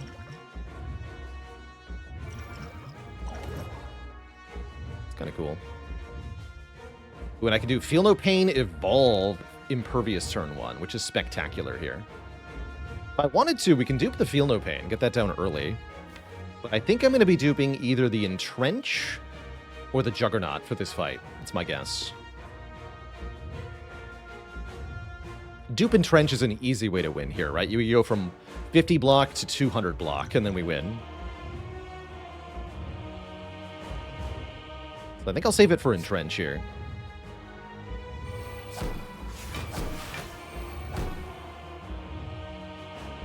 Omamori value.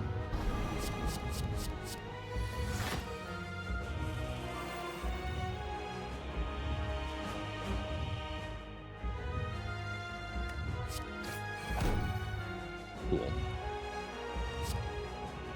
Very good turn. Okay, yeah, let's dupe the Juggernaut. That would let us damage camp on this turn. I think that's what we want to do.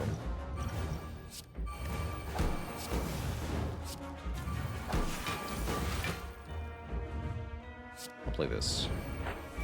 I was going to say mistakes were made, but then they weren't. Just go Uppercut, Fiend Fire. Lose all that garbage. No Dark Embrace yet, unfortunately. There it is.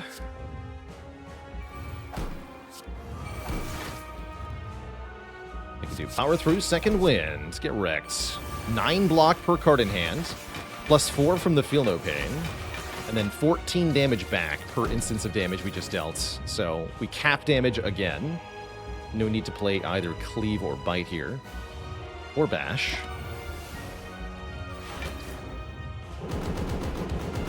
And I still have 104 block going into the first buff turn here. Seems like this is going well.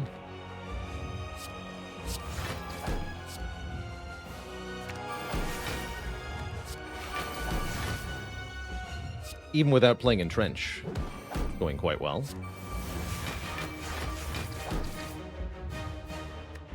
Bonk.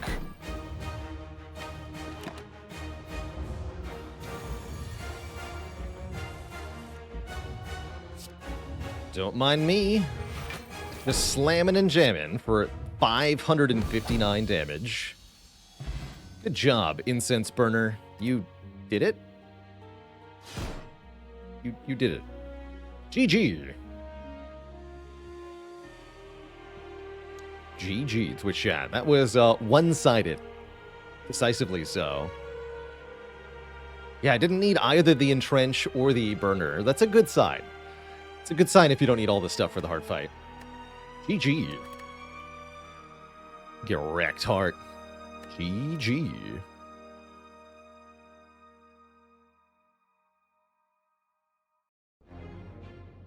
Yeah, when the draw order works out well, it can be a very easy fight. Gotta love it when a Clad deck comes together. My plan to complete the year 2024 totally undefeated. Yes.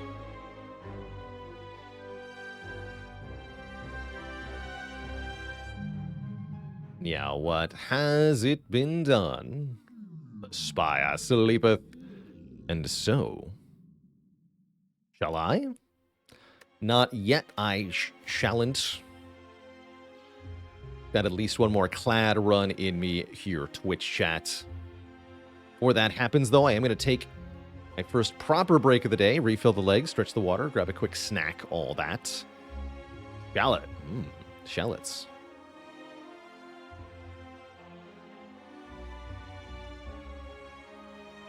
Update the title. Always forget to do that. Doom.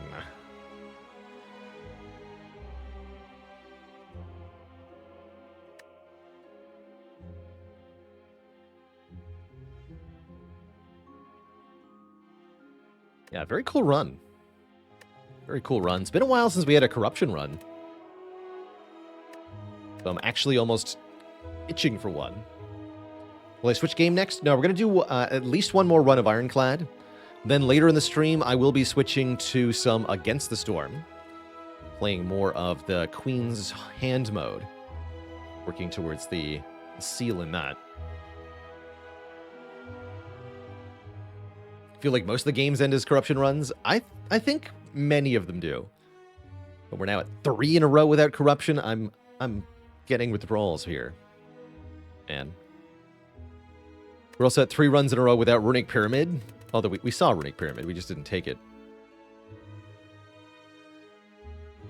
This could have been Philostone Pyramid, maybe.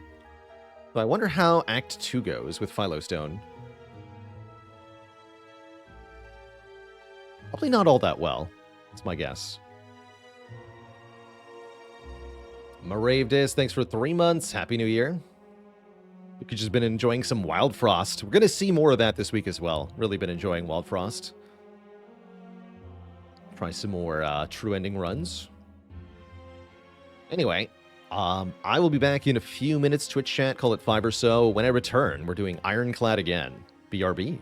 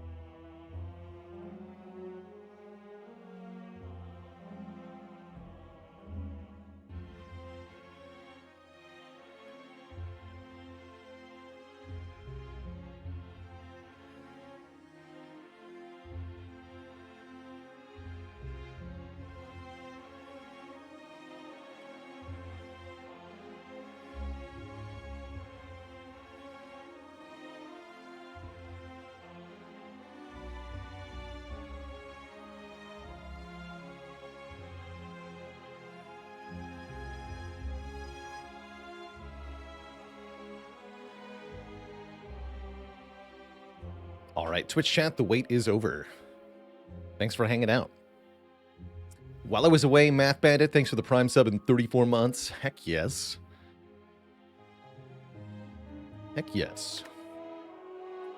Shall we embark upon a new journey? Will this, at long last, be our corruption run? Or are we doing more silly nonsense? That is the question. I like this elite here. Easy elite, right at the very end of the act. Same here. Depending on whether we want the shop or not. I guess we can have a shop either way. Burning elite is exactly where you don't want them in Act 1, right at the very beginning. I'm not 100% sure how the generation works map-wise for Slay the Spire, but it feels to me like it's far more likely that the Burning Elite is here, and far less likely that the Burning Elite is up here. But I don't have anything I can prove that statement with. It was big, says my save got corrupted and you lost A20. That's a bummer. If you're playing on PC, you can re-unlock Ascension 20 pretty easily. Your Slay the Spire save files are stored as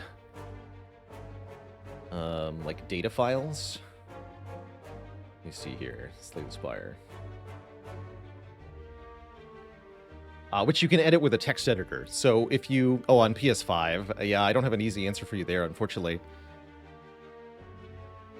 Nothing to see her. Thanks for the Prime sub of the 11 months. Proof pie, it seems right. Any chance to snipe this elite? I don't think we have Lament as an option now. Choose a card, common relic, or lose our money for a rare colorless card. I could see either of the middle two options being really good. Paying 99 gold to get Apotheosis or Hand of Greed can be a very good start to a run. Especially Hand of Greed.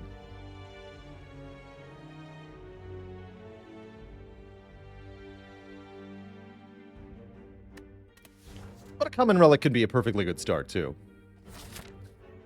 We're fighting Hexaghost. Forced shop at the end of the act. Yeah, if we go left, it would be a forced shop. But even if I spend 99 gold and don't get Hand of Greed, I think this earns enough money for the shop to be at least something. Actually, it's also not forced, because we can go this way. So no, it's not a forced shop.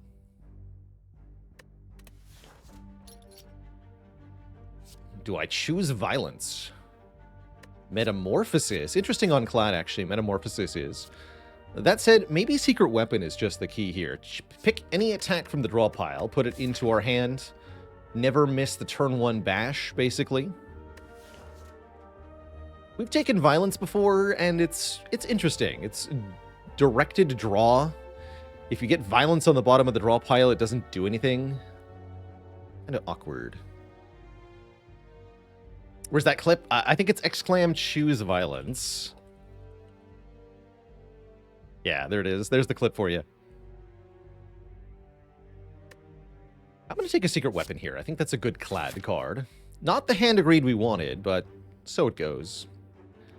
So it goes.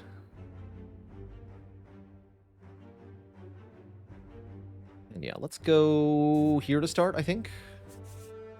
Maybe that's too many combats. No, it's not.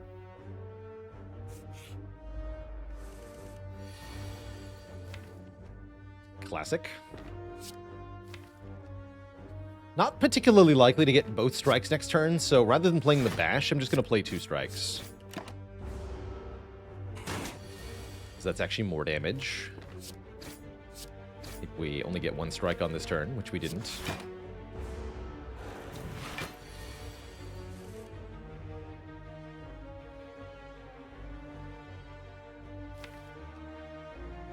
And I'll fetch 1 strike here.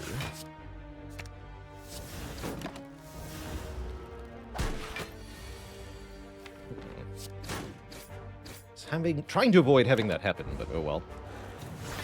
8 plus 9 is, I believe, 17, so strike would kill, and 3 strikes will also kill. Get out of here before we take any more damage.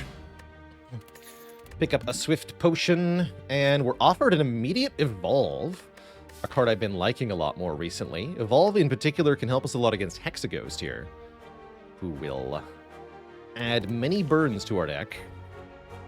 Also very good against the Sentries Elite, and various enemies in Act 1 and Act 2 overall. Pretty good card. I'll take it. Doesn't help that much in the short term, though, is a slight problem. Means we're short 1 strike against the Cultist here. That might mean taking 5 more damage in this fight. Genuinely.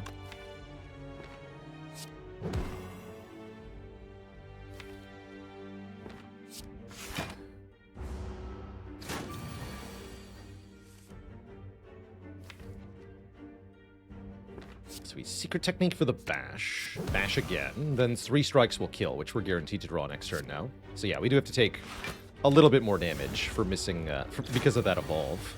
I don't love that, but I think it'll pay for itself pretty easily.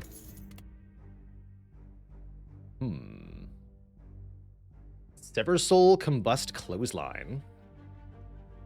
I think Clothesline is my number 3 pick here. I like these two a fair bit. Sever Soul works with Evolve to get rid of burns against the Hexaghost fight, as well as being a pretty decent 2-cost attack. 16 for 2 isn't a lot, but it's not nothing either. And it does have a +6 additional damage on the upgrade to make it a respectable 2-cost attack. Never the best 2-cost attack, but a respectable one with a useful secondary effect is still worth having sometimes. That said, Combust's ability to deal area damage is pretty useful too, even if it does cost health. It's good against Hexaghost, and pretty good against Sentries / Gremlinob. Although I think I like the Sever Soul a bit better. We don't need to worry about Sentries as much because of the Evolve. Although, what about, say, running into Gremlins or such? It's nice to have some option for AoE. Still don't think I want to Combust. I'm going to take Sever Soul here. The Hollywood, thanks for the 43 months of support. But in general, I would say taking Combust is perfectly fine there. Perfectly fine. 22 damage next turn, so just strike, defend, defend. Guaranteed win next turn.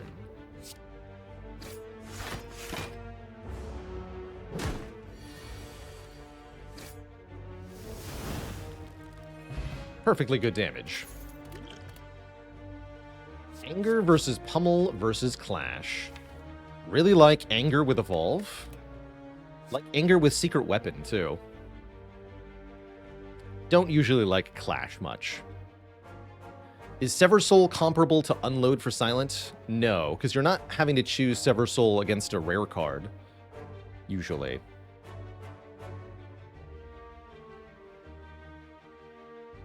Is it comparable to Unsilent? I don't know if there's a comparable card. Not being a rare is a pretty big distinction there. I'll take Anger here. And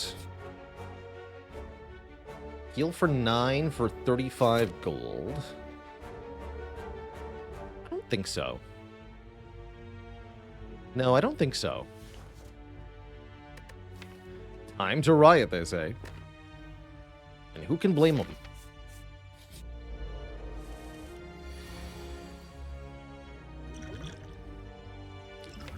This is potentially an acceptable spot for the Dex Potion.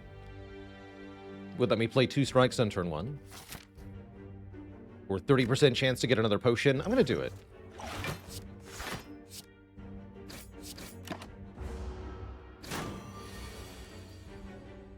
Only drew 1 defend, sadly.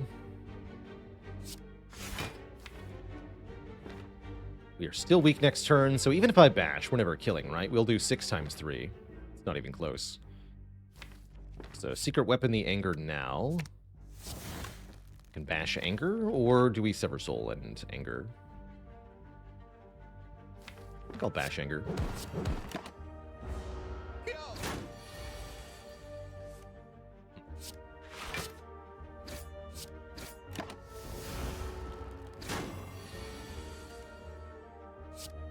Feels like it was a pretty good dexterity potion.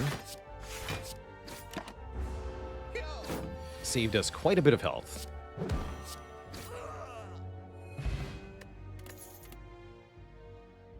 Second anger. How about I take an Infernal Blade? Gives us more exhaust energies. And the fact that it's a random attack can be really good. Because it can generate stuff like free bludgeon. Can't fetch it with secret weapon, but I'm not going to worry about that. How's it going, Skywings? Happy New Year. Sever Soul and Clash do work together a little bit. You'd have to draw them together, though. I see I owe the chat a dad joke.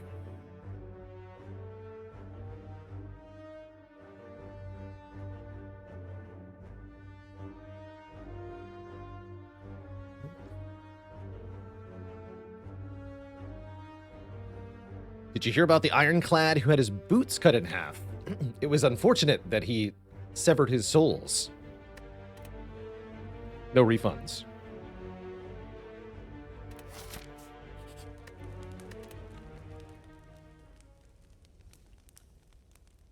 As far as upgrades go, I am kind of liking the Sever Soul upgrade.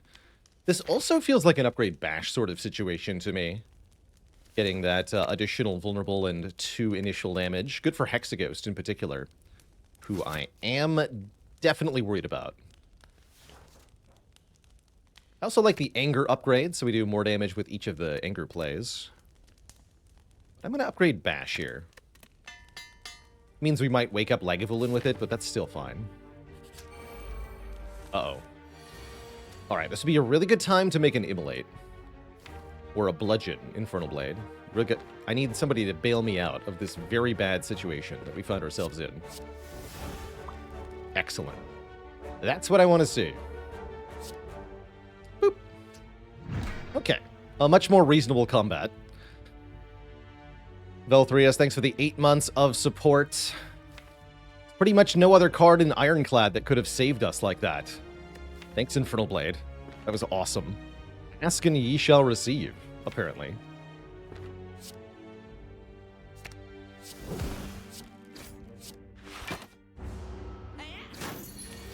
Hiya, indeed.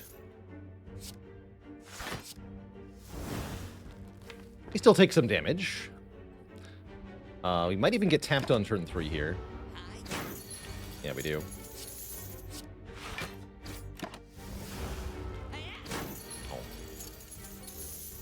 Even with the free bludgeon, that was kind of bad. You can imagine if there was a green slime attacking us. We'd probably be on 20 health now, instead of 50.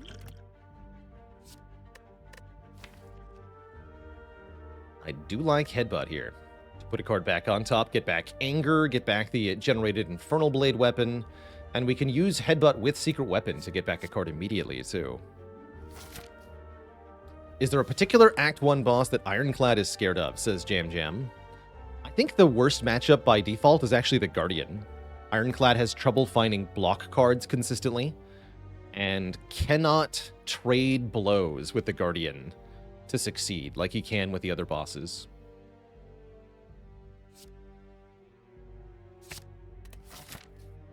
That was also pretty good True Grit, for the record. I feel like we're strong enough to fight an elite. We have enough added cards that Gremlinob shouldn't be that bad with a Swift Potion. Sentries will be fine with Evolve. Laga could be trouble. And it is Laga that we're facing. We have a couple turns to set up so that we can play the Bash to wake up, and we can at least get the Evolve out of the deck here. Secret Weapon for Bash into Anger Strike looks perfectly reasonable to me. Then we have a totally adequate first turn. I'll take it.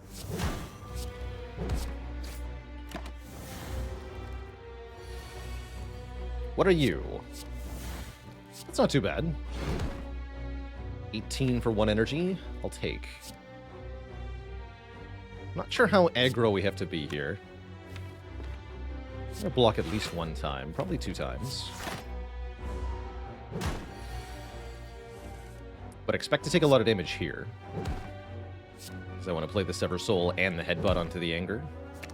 So I'm just going to take the full 20. We're going to try to kill before we get attacked again. possibly by using the Swift Pot.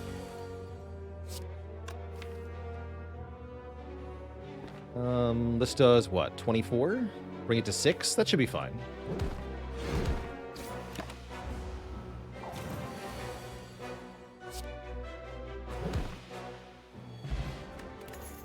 Get an Nunchaku, giving us energy for every 10 attacks played. That's definitely good with the anger and the attack-heavy deck in general.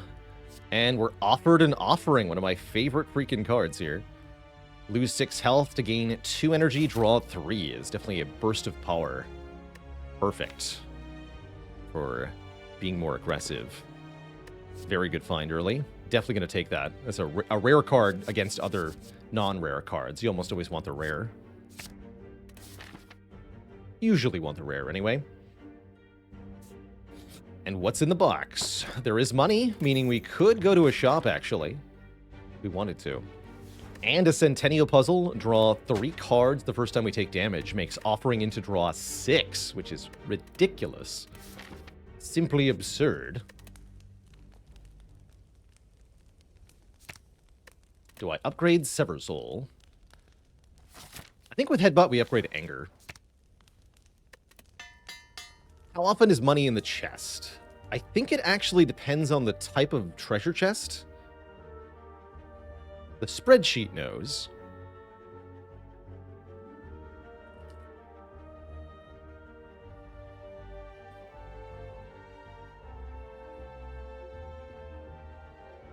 This is under global statistics. Yes, so small chests have a 25% chance. No, that's the base gold. What is the chance for gold?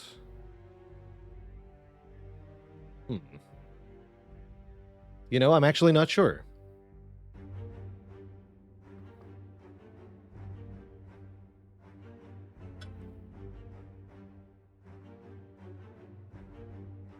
Do Not Put Me on Pizza says 50%, 35%, 50%. That sounds right. Oh, there is a gold chance line. I must have missed that. Take a look at that again. Yes, gold chance. 50, 35, 50. Okay.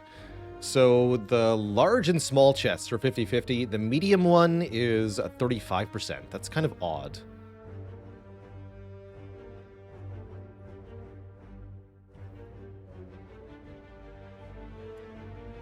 And Nate in chat asks, does the Hexaghost's a divider power? When does that check your health? Checks your health at the start of turn 2 in the Hexaghost fight. So if you heal on turn 1, for example, Pantograph, then the Hexaghost will increase its damage accordingly. Let's take another fight here. Some lousy opponents here.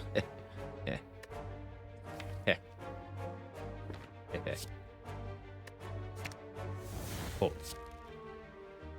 Don't think I'm going to play Offering. We're going to go Anger, Sever Soul, Defend. Kill this one because it does more damage. Then we take 1, we draw 8. Should be fine.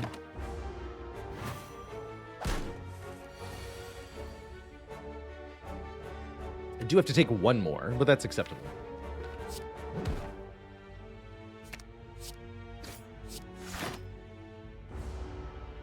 That way we're at +4 health for this fight. Get him.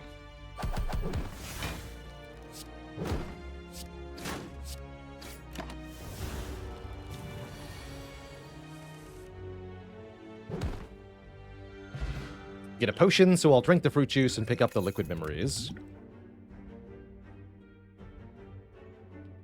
Somebody asked me earlier, when do you take flex? This is a much better flex than before. We have lots of attacks, and perhaps more importantly, lots of card draw, meaning we can easily get flex into our hand along with several attacks. I think that's a pretty good flex then, even worth potentially upgrading as well. Since I feel pretty confident going into the Elite and the Boss, I'm going to go Event, Elite here. Let's take flex. I like that flex. I'm not going to take the Serpent Steel here. Person money right before the boss is not the time to take it. You want to take this right before a shop. Disagree. Be extremely disappointed all you like. Oh, and we do get to upgrade Flex immediately. Now that I like to see. Now that I like to see.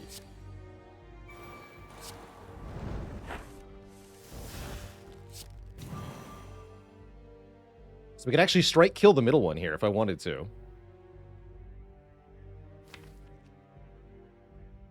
Although I really want to prevent some damage for next turn. So let's hit one of the front ones. Unfortunately, all of our attacks would deal 42 damage, which is the incorrect amount of damage to deal. Oh well.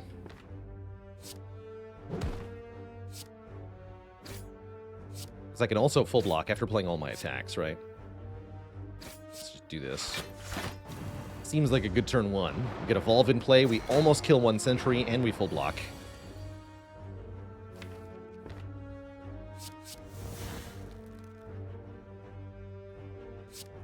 We do have to take 10 here, though. That's fine. Carnage on you. Strike you. Secret weapon, get headbutt. Headbutt you, putting Carnage back on top to kill the middle one next turn.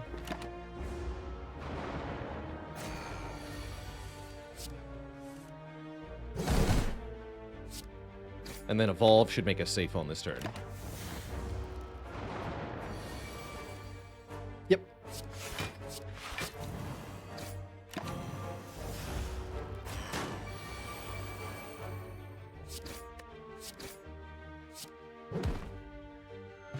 We get a Mummified Hand, making a card in hand free after playing a power card. No second power card, though. Pummel with Flex is kind of a thing. Not a particularly good thing, but we could change that. It's also a regen potion for 15 healing. Do I like that more than these potions going into Hexaghost? Not really. I think I'd rather have the draw and guaranteed damage options. Hemokinesis can work with the Centennial Puzzle, that's true. But we already have Offering to trigger it, so I'm not too enthused.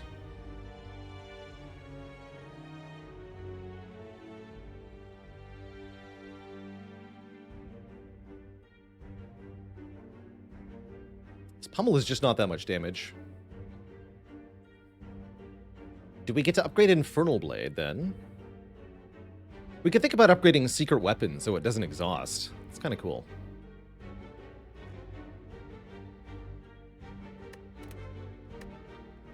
Gonna skip all this then? Alright, all of it. Feels bad to skip a regen potion. That do be how Hexaghost be, though. Could also upgrade this for a lot more damage. Having an upgraded Sever Soul would make the boss fight feel a bit more comfortable. Alright, we'll do that. Don't think this is a fight we want upgraded Evolve for. We don't want to draw too many cards. Wow, is that a Swift Pot on turn 1 here? That might be. That's a really bad turn 1 draw. Let's not accept that. That's more like it.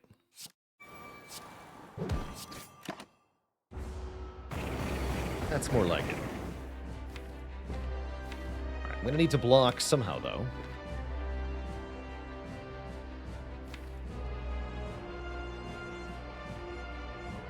Or am I? What if I only deal damage? What then? Sounds kind of fun, honestly.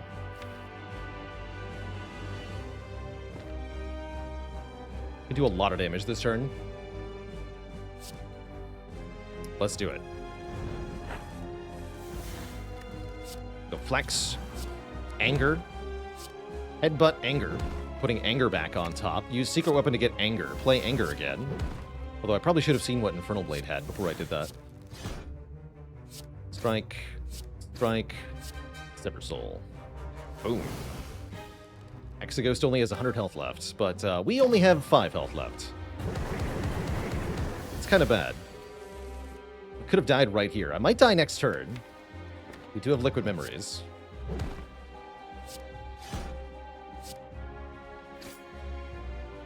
This is not the right amount of health to have, though, that's for sure. Need 2 defense to stay alive? We did get 2 defense, okay. Talk about cutting it close then. Holy moly.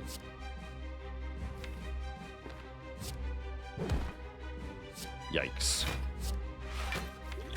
We get attacked again next turn, too.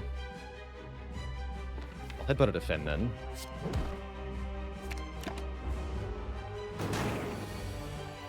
Not even close. Not one time. Look, I paid for the whole health bar. I'm going to use the whole health bar, all right?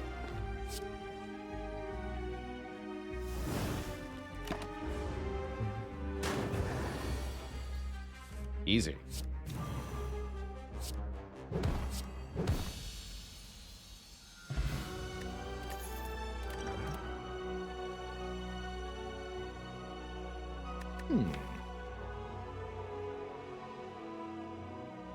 Flex Reaper is kind of a thing. And we have Secret Weapon to help get Reaper into play. I like that quite a bit, actually. Grabbing a Reaper here. Double Offering also kind of cool. A little concerning overall. Might not have what it takes to make Double Offering actually good yet. Yeah, with all that extra health we have. Let's take the Reaper. And then we can grab another offering if we see one after that. And that makes me more okay with a Philosopher's Stone. We gain energy every turn, but all the enemies gain 1 strength, but we can just heal it back, the damage that is. I don't love that, but I don't like Choker that much. Mummy Hand, in particular, says, don't take Velvet Choker, because we could get really silly later on. Rudgeman with the Prime sub. What if it's actually Tiny House here? We take money, a random card upgrade, and a card reward. Seems pretty weak, but maybe it's better than giving extra strength to the enemies? Surely not. Let's take Philo Stone.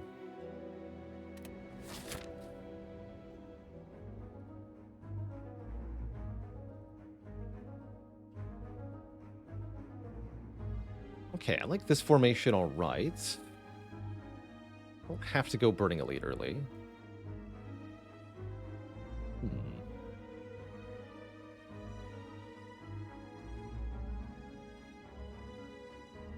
Far left doesn't look that good. Maybe do something like this. This deck would Super Tank Apparitions. I think so.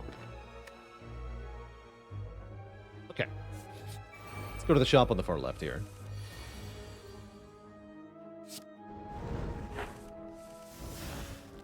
No flex, huh? Bummer.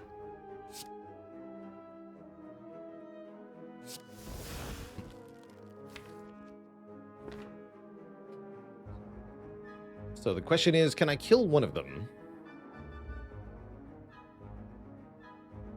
Can I kill one of them and also play the Reaper? Probably not. Let's see. 15 plus 22 is 37. That's 9 is 46. Plus 4 is 50. So I can play Reaper, Sever Soul, Anger, Reckless Charge, Headbutt, and you're exactly dead. But we have to target the front one, not the back one. It's pretty funny. Usually I advise killing Mugger first, but I always give the caveat, unless the hit point difference between them matters. And I guess the 1 hit point difference matters here. So we're going to kill the front guy first. That's pretty silly. Pretty silly. But yeah, we have exactly 22 damage, so gotta do what you gotta do.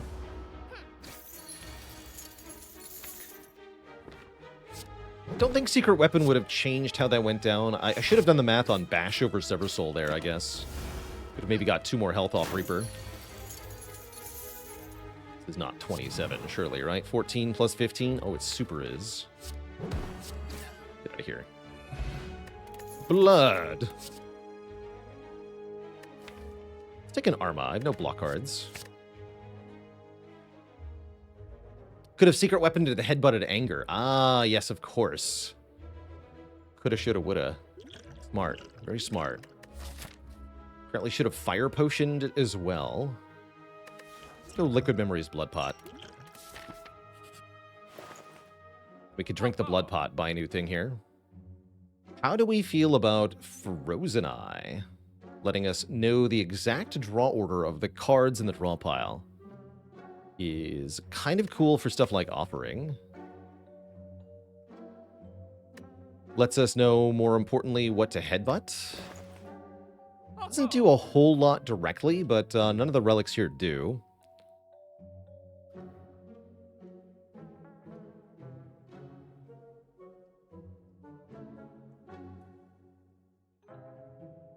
Can we do Frozen Eye, Forge Pot, card remove? Maybe. Take it.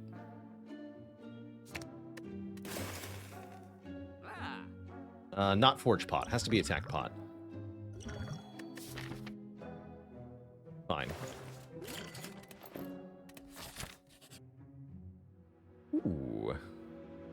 Who needs Forge Pot when you have Arma Plus?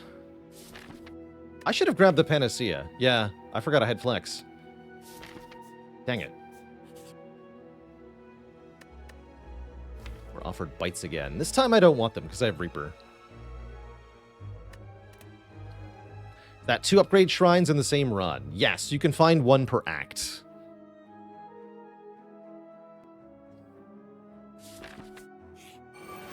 You can also run into Spin the Wheel 3 times in the same run.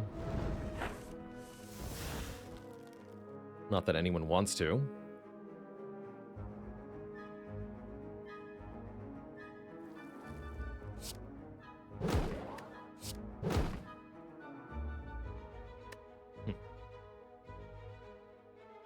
I can Reaper for 4 here. I guess I will. Guess I will.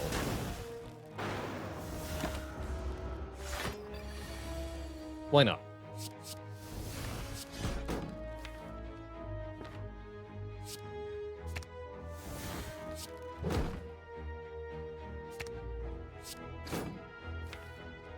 That kills always.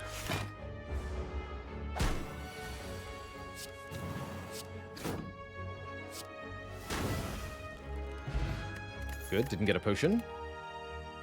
I'll definitely take a shrug. Slow down and actually use our Frozen Eye, though. Do I go for the Burning Elite right now? No, that seems insane. Let's definitely not do that. Definitely don't do that. What are we going to upgrade next? Evolve is looking like a better upgrade now. Especially with the Arma in the deck, upgrading the other cards. Infernal Blade's also a pretty good upgrade. Let's upgrade Infernal Blade, actually. Even if we draw it with armaments, we can just play the Infernal Blade and then use Arma to upgrade the created card. Why is the Burning Elite insane right now? Because we're not that good at single target damage in particular. And if we get the Book of Stabbing with bonus health or bonus strength, I don't think we can kill it in time. Same with Gremlin Leader. We don't have good AoE, so I don't think we survive a low roll on that fight. Although we do have our potions set up, right, for the Elite? Well, I think it's just a little bit too ambitious. Yeah, we gotta find ourselves a power through. I agree. But first I have to find myself a Snake Plant solution. Can we kill Snake Plant on turn 1? Probably not without Bash.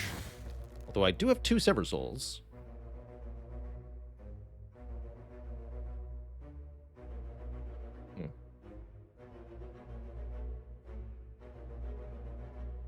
Doesn't seem like that's gonna work. Dang.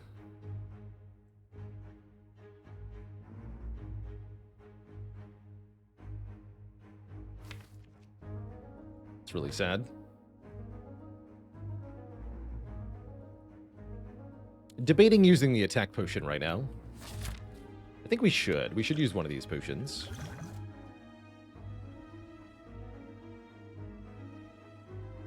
What is it? Reaper, then attack potion? Probably.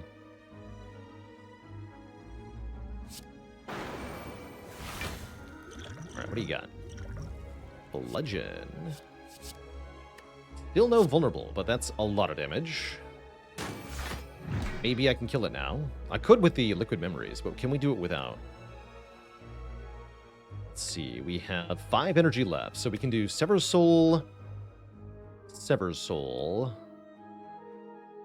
Headbutt, Strike, Strike. Which is 16 plus 22 is 38. I'm going to do some math, actually. Let's do it more precisely. So, we're at 49 minus 16. It gains 5 block. Goes to 38. Minus 22. Gains 6 block. Then I play Strike. It doesn't gain block again. Play Headbutt. Goes to 7, gains 7 block. No, I don't kill it without using the liquid memories. So do we also invest liquid memories to save now? Freaking 22 health, probably, right? So we have no potions for the elite, or maybe only 1 potion for the elite. Kind of sucks, but 22 health is also a huge deal.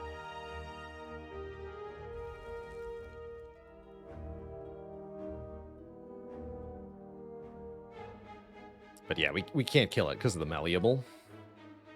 Feels bad.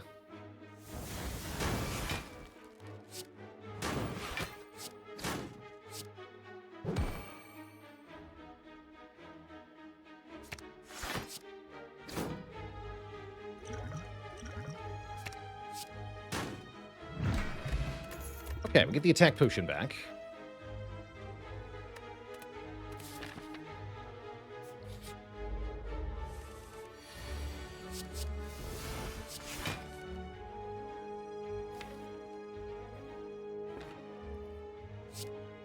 Take the bash. I can play Reaper. Perfect. Still have yet to flex Reaper. That feels a bit bad. More than a bit bad. This hand is also quite bad. Oh well, so it goes with Snecko.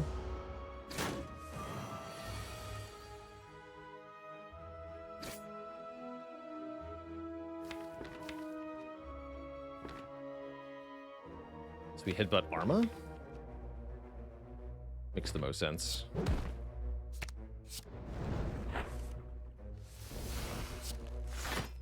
Beautiful.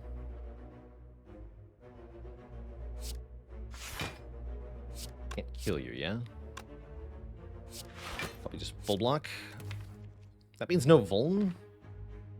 Keeping the vuln up seems kind of important to get a kill. I'll do Bash Evolve then.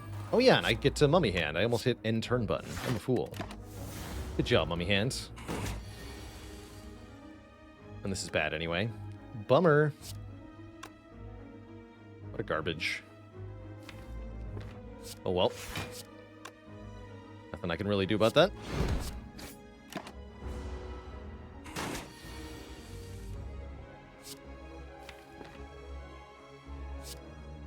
Not much I can do. Okay, we do at least have 2 potions for the elite, which should make things a little easier. I want to take a Pummel Strike out of pity. I mean, more card draw does seem good. This deck is really not thriving, though. Definitely worried here. Boat Thingy will help a lot with block on turn 2. Very good relic. And, well, let's see what happens here. It is Book of Stabbing. We finally get Flex with Offering. It took forever to actually have happen. Ooh, and I can...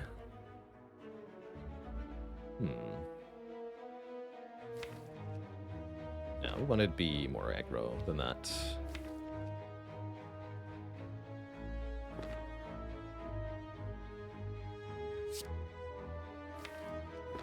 What's armaments?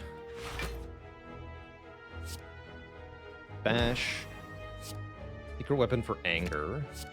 Anger. Headbutt the anger. Pummel strike. Anger. Just keep doing damage. It's a good turn for attack potion, too. Well, I'd rather have it for this elite. We seem to be doing fine here. Probably just strike, defend, take a little bit. Free block next turn. We know we're drawing this hand, so I can do some math. Thank you, Frozen Eye.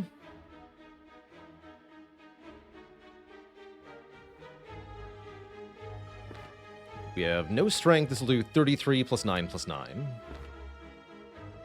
It's not enough, is it? 51. 74 minus 19. 55. So we're very slightly short here. Which means we just shrug. And then kill on turn 3. That's fine. And yes, Evolve is worth it because of Mummy Hand, of course. Gotta remember that.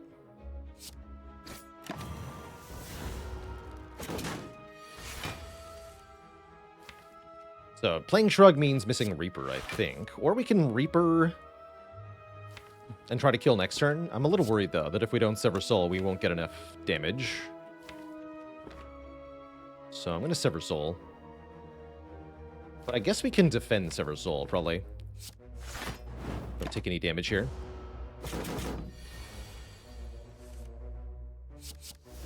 Looks good. No potions required. We get a question card for more options from card awards.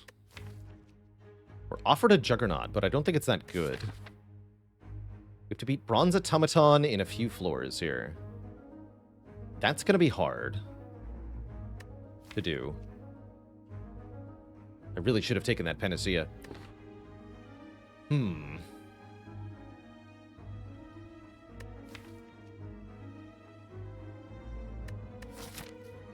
Might have to take Juggernaut here. Just as sort of a scaling option. I'm gonna take it, but I don't like it.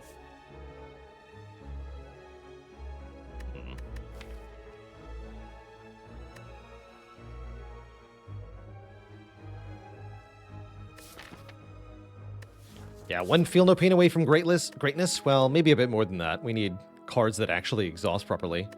Currently, we just have Sever Soul. So we're a bit more than one Feel No Pain away, unfortunately. Rage could help. Would really like a Burning Pact.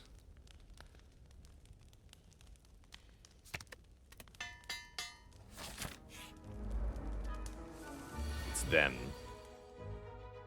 And this is a really crappy turn 1. What do you got? I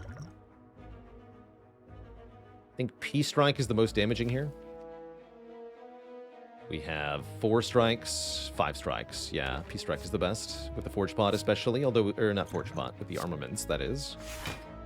Let's just tally up our damage. 24 plus 18 is 42. 50. So without using the Explosive Potion, I can kill the front guy. With the Explosive Potion, we can get the back guy, and I think that's very wise. Did take both of the potions to get him, though. I'm pretty happy we saved these potions from the previous fight. They're not that good in a boss fight either, so I'm relatively happy to ditch them.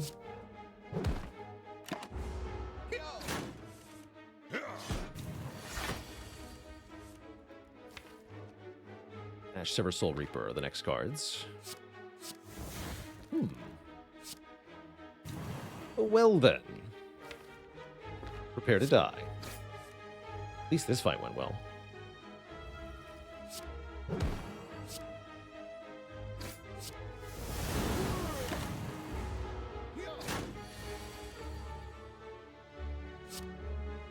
If I thought about that a little bit more, I might have been able to set up a Flex Headbutt for this turn, get 4 more health.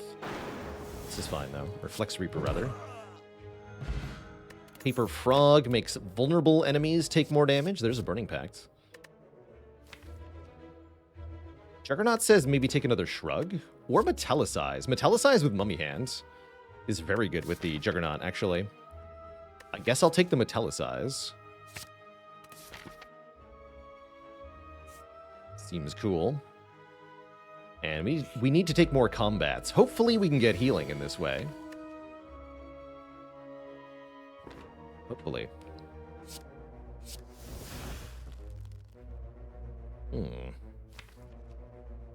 Pretty garbage turn 1, though.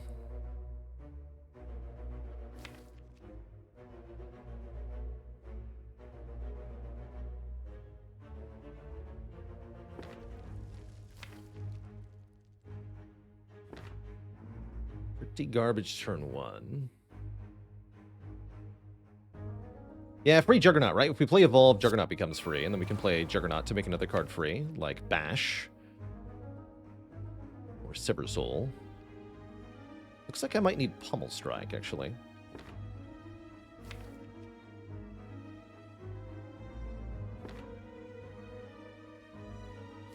We're drawing these 6 cards. Defend, Strike, Defend, Headbutt, Anger, Reaper. By Pummel Strike, we can get to the Shrug. Block 18. Still not doing all that well. I wonder if we maybe want to try to kill the Mystic on turn 1 here. Doesn't look like we're doing that much damage, though. Command. Game's hard.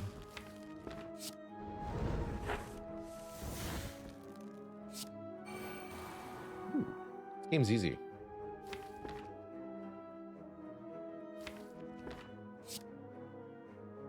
Actually, we can do a little bit better than I thought, because we can headbutt a block card and shrug into it. That's pretty good.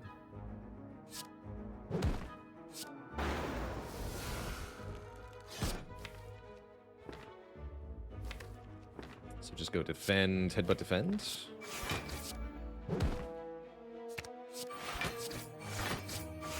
Take only 2. Guess that does what we need. We can kill you.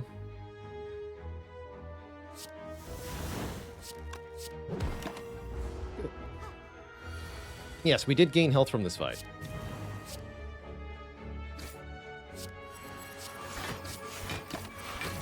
Let Juggernaut go. You get him, Juggernaut.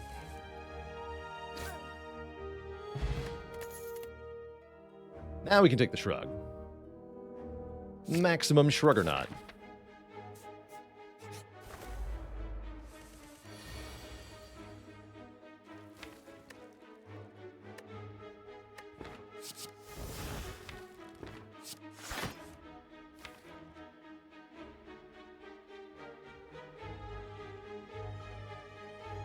Secret weapon into Pummel Strike gets me offering now. We're, again, not getting flex offering.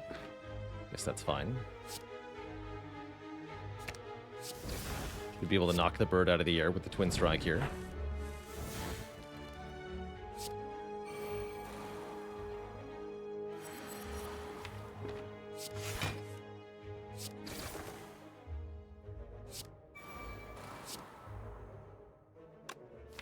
Headbutt. Almost Strike, I guess. Heal 8. You again.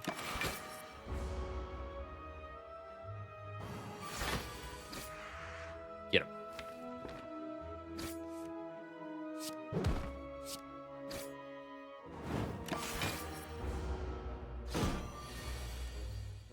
Ten by 2. I can't even fully block it, but we do most of it. That's fine. Again, gaining health from these fights is definitely helpful.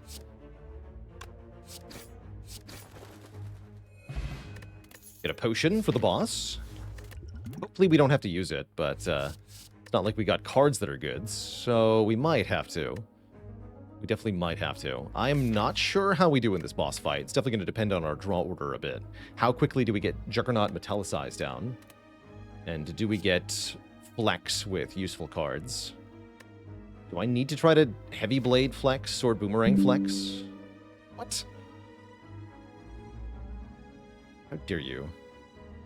Apologies for that sound, Twitch chat. Got some digging into files to do later today.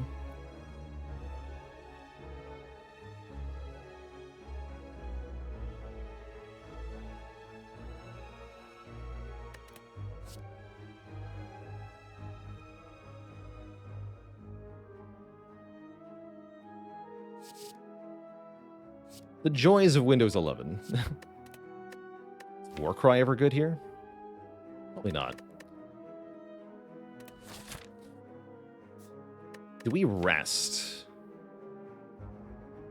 Probably. Upgrading Pommel Strike is tempting, especially with the Frozen Eye. I guess I'll upgrade Pommel Strike. And if we die, we die.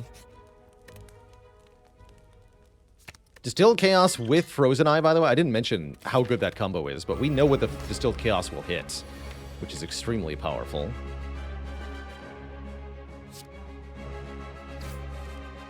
Can upgrade Evolve, but does that do anything good for me? Not really. I think Offering next turn seems pretty good. We'll draw 5 up to Headbutt here. Again, no freaking Flex Offering. It doesn't, no Flex Reaper, rather. Just does not want to happen. And Juggernaut is not acquired at the time, although we can do Headbutt, Pommel Strike, Shrug into Pommel Strike into Juggernaut, get it in play immediately. So that's at least fine. Getting our block cards upgraded is also fine. Might also want to Distilled Chaos hit Bash Juggernaut here. The possibilities are nearly endless. So we're saying I'm not playing Shrug here because I don't want to draw Offering. Correct. Okay.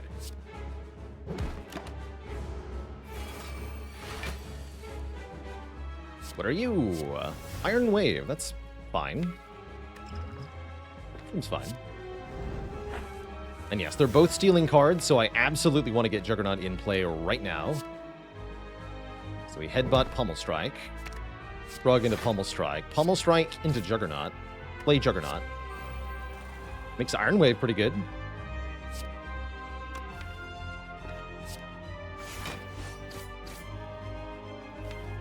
And Metallicize will get stolen by the other one, unfortunately. Let's lose 1 defend here.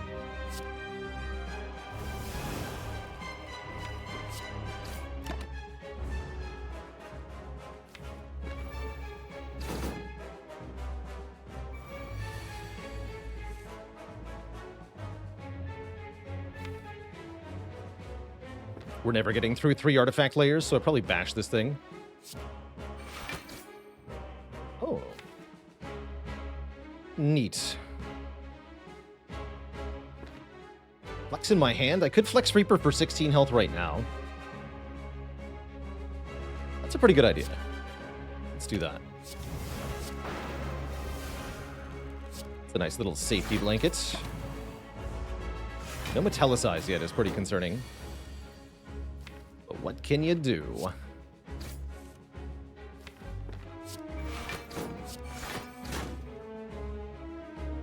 What can you do?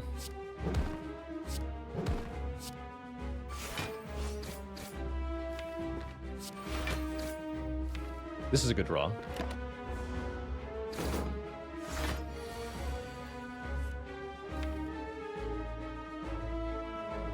We at least live Hyper Beam? It's not exactly high praise, huh?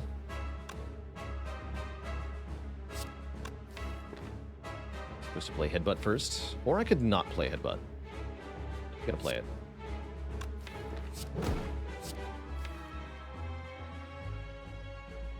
Still fine.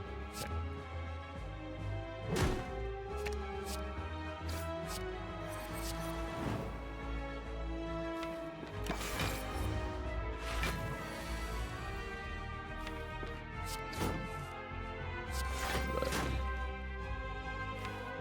This is a pretty good time to distill, right? We get the Defend Plus. We get to Bash and Shrug for free. Let's do it now. I'm under no illusions this is going well. So we gotta up the ante here.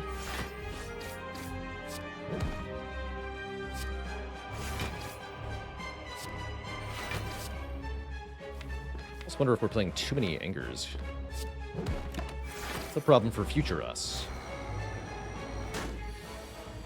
You can definitely see that without Juggernaut, we're super dead in this fight. We never win this fight without Juggernaut.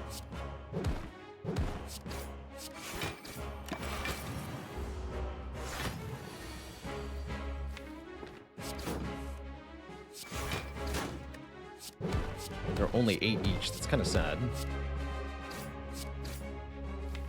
2 more turns to kill. We can maybe even survive 1 more turn. Though I wouldn't count on it. Would not count on it at all. Looks like we're there. Just barely there. 25 by 2 headed our way. We definitely don't have enough block to survive, so had we failed to get the kill exactly here, we would be dead. GG. Very good fight. Wow. Talk about cutting it close. That was pretty spooky. Second Juggernaut or Demon Form with Reaper. Seems like Demon Form is too good to not take here. Solar System Wolf, thank you so much for 22 months of support. A double-double. Yeah, I can't believe we just barely got through that. That was crazy. Sign on the dotted line, in blood. Now, here's where having a second offering would have been nice. Yes, this also makes the angers really good. Yes, let's take Demon Form. Happily so.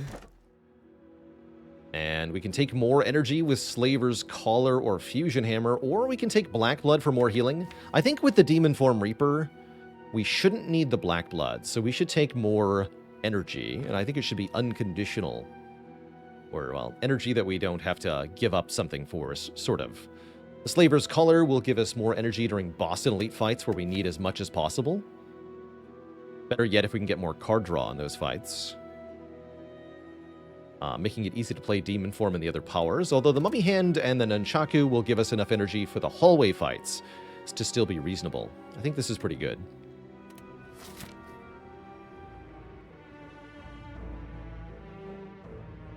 Gotta go here.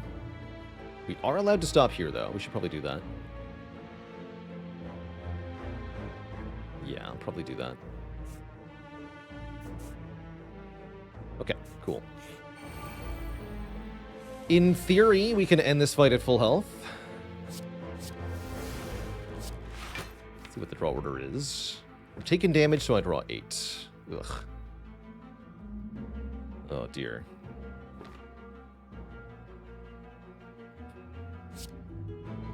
I guess I can put Arma back on top, huh? Arma Metallicize? Okay, that's not too bad.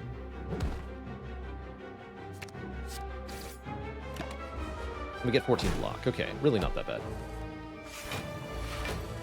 Even though they all attack us. Jerks.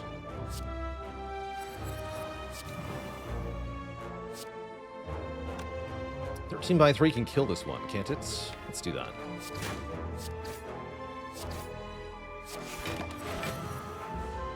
He'll take one. Spooky.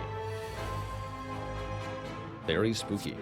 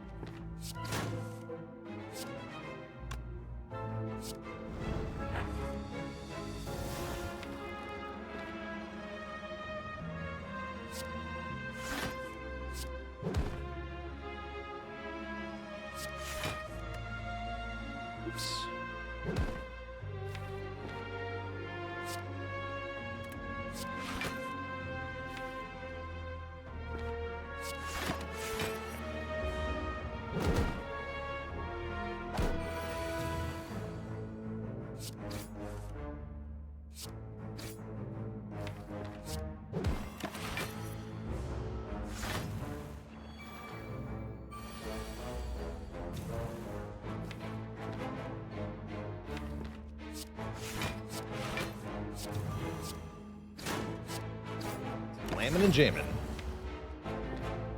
We just want to keep killing the ones that are attacking us until we have so much strength that the Reaper can be a big heal. Might take damage occasionally on certain turns. I guess we could just bash Reaper Anger and get out of here. It's pretty reasonable.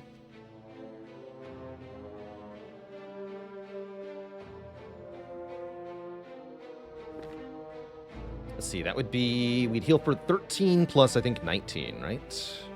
So you'd only have 11 left. 13 plus 13 is all we would get. That's pretty good. We heal 26 plus 6. So we heal 32. Go to 77. Good enough. Romanov says, you got through that Act 2 boss. I honestly clicked out because I thought it was not winnable. I might have been with you, honestly. I thought we didn't have good odds of winning, but we just barely managed to skirt through that fight. It was tough. You should look at how the fight went. We were 100% dependent on this Juggernaut. We said it was our only real scaling in Act 2, and it was the only reason we won the boss fight. Pretty cool. Pretty cool.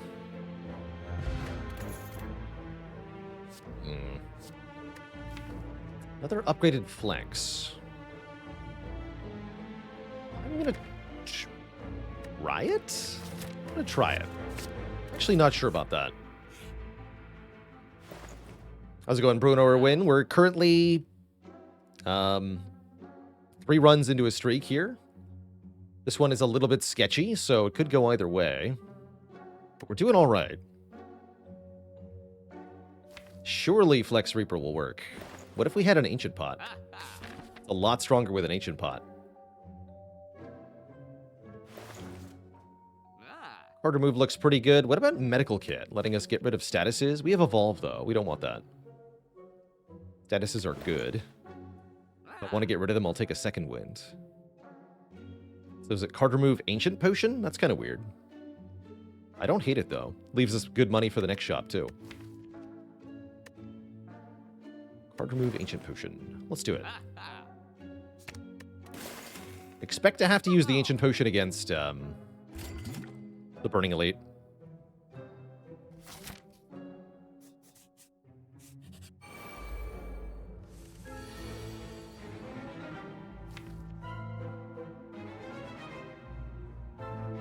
Okay.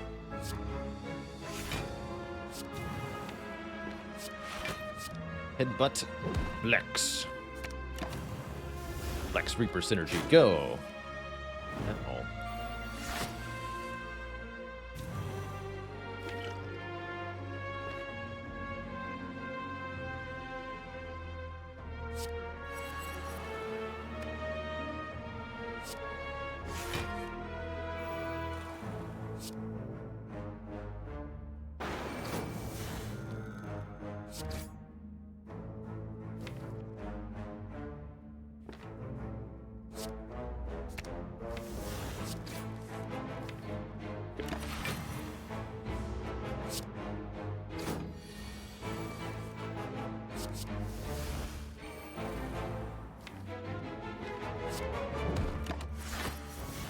Feels good to be at full health.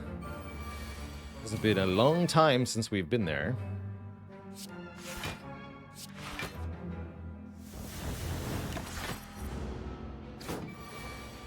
Now we can kill this thing with Juggernaut, and that way we can leave the... Can we, though? Maybe not.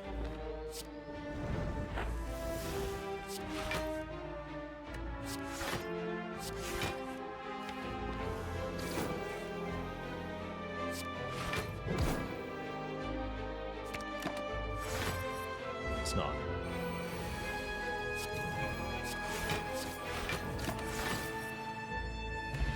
Elixir's questionable. True Grit Plus is not questionable. That's an awesome card to find. Getting some free upgrades has been very good this run.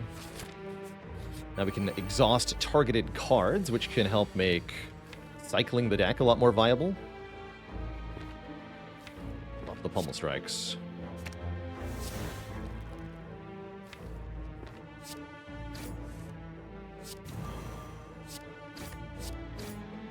We draw 8, which means we get the Offering.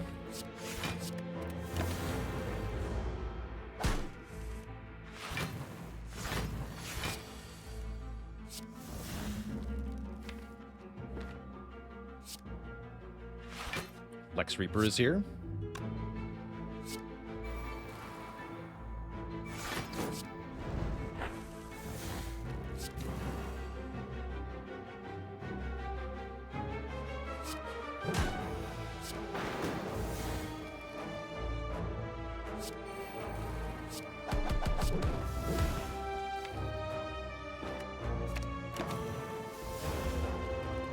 Beautiful.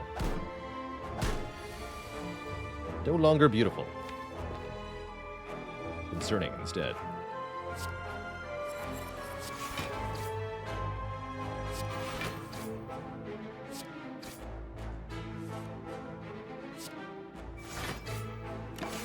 Nice. Good job, Juggernaut.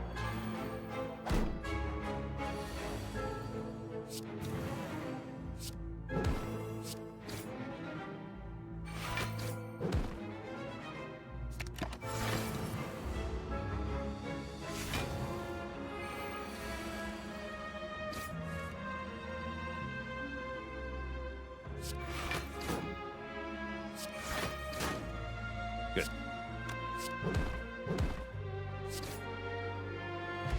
Okay, that went just fine. We're offered another upgraded Pommel Strike or an upgraded Sword Boomerang. That's kind of interesting. Boomerang with the Demon form is particularly tempting, but I also really like another Pommel Strike because of our flexes and our angers. Let's take the Pommel Strike here. Got lots of energy as well. Especially during elite fights. Don't forget we got that Slaver's Collar. Hasn't kicked in yet, but it's going to. Is this where the Ancient Potion comes in? Might be. Next turn we get attacked. Yeah, I want this to be a reapply the Constrict turn. Okay. Let's Ancient Pot then.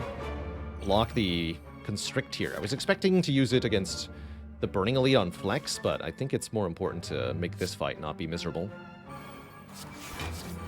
Don't play Flex here. I want to block Constrict. As aforementioned.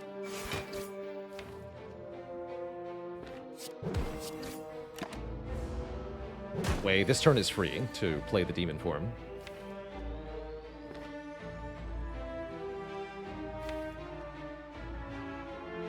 Go Strike, play Demon form, make Reaper free. Although, am I playing Reaper? No, I'm not. Not unless I want to headbutt something. I do want to headbutt Flex, huh? No, I don't. Okay.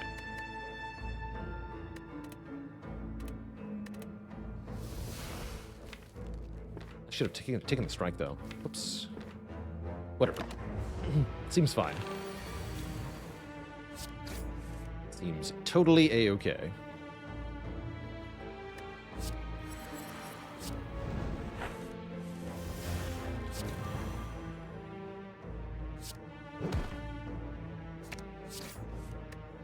Double flex. 21 times 4.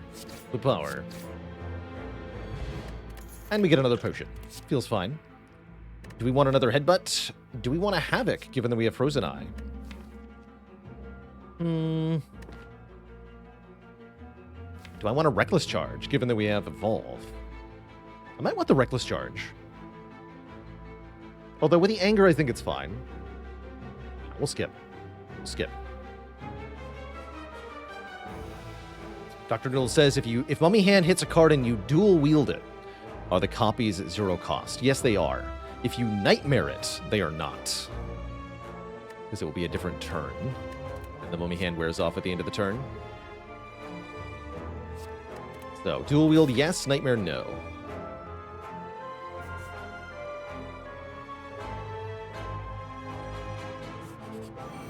Not even Reptomancer. That's good. This is where I would have used the Ancient Potion. For 8 strength permanently.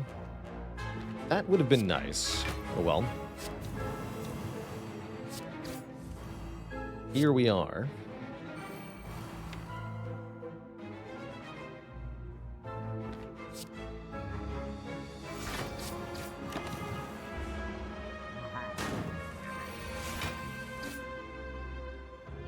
Definitely worried now.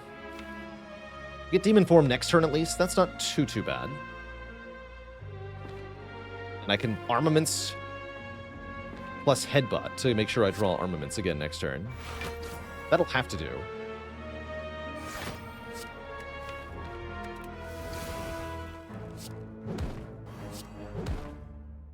We also have Nunchaku on 9. That's pretty good.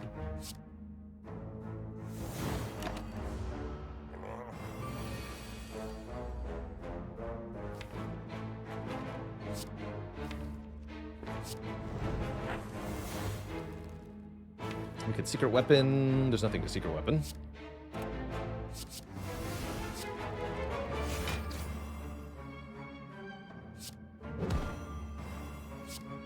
Well, I mean, we can secret weapon pommel strike, and we might as well.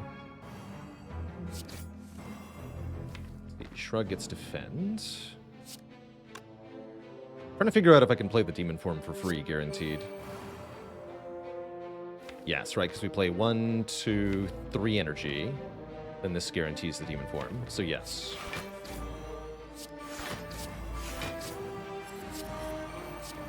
This does maximum damage then, with 12 slow stacks. Hopefully that's good enough. I'm not sure that it will be, but we're going to do our best here. I'm going to use the Dex potion here.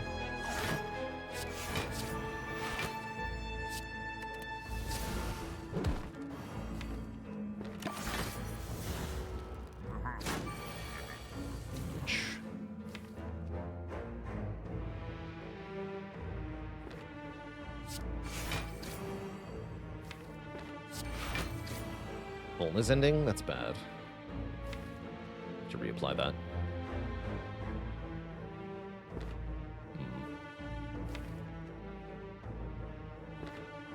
Strike out of my hand. We're out of the draw pile. So we go defend, bash, anger. Hopefully we can do something next turn. I'm not sure that we can.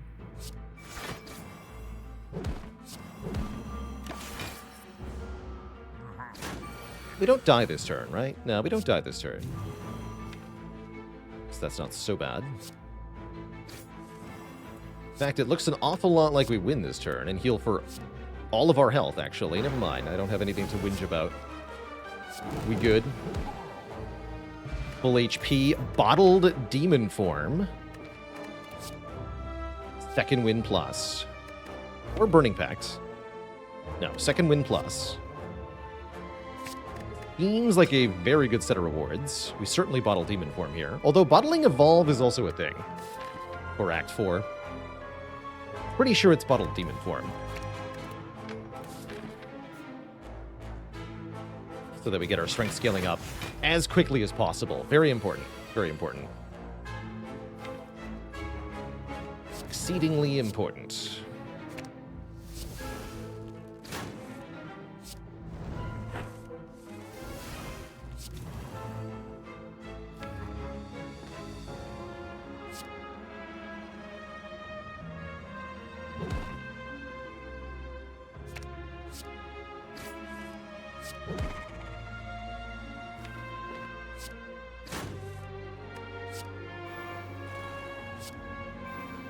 Combo.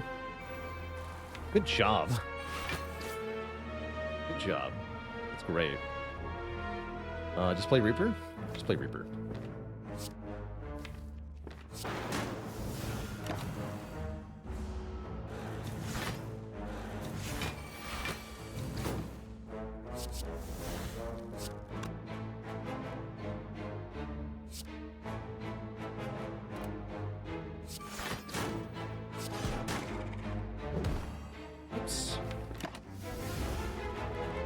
Thought I had one more energy there. Get an attack potion. Some mediocre cards. I don't think I'm taking second armaments here. Not with most of the added cards lately having been upgraded. Demon form is the next upgrade, which we'll do, I guess, here. Currently planning on going this way. Seems good to me. Yeah, it seems good to me. What do you got? Nemesis.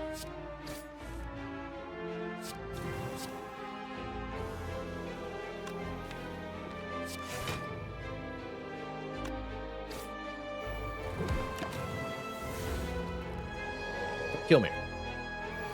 Thank you. Thank you for your generosity.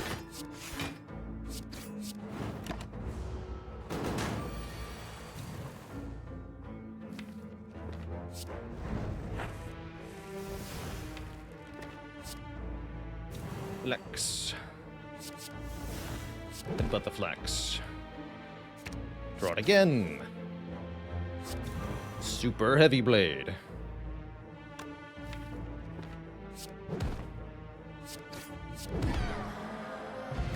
Get a frozen egg. Any last-minute powers we add will be upgraded.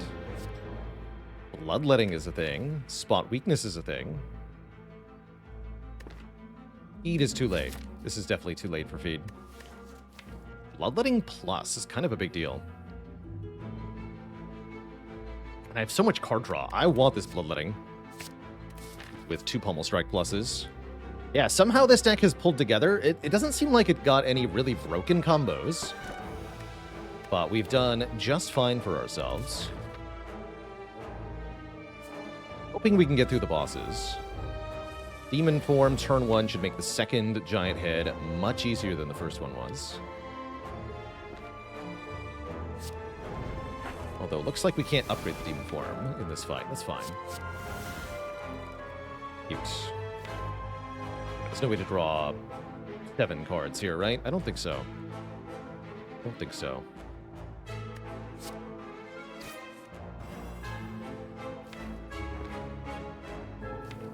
Although I could draw quite a few. Actually, maybe I can.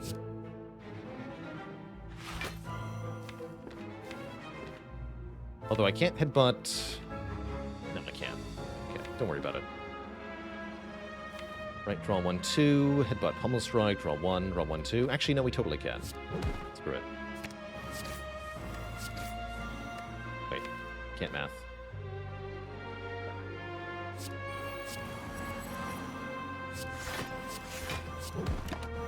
Good enough. I feel like there had to be a way to actually do that successfully.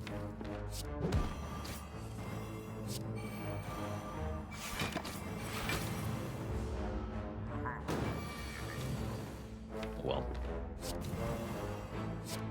Can't even play this with no cards in the draw pile, or no attacks in the draw pile. Quite sad. Not even allowed.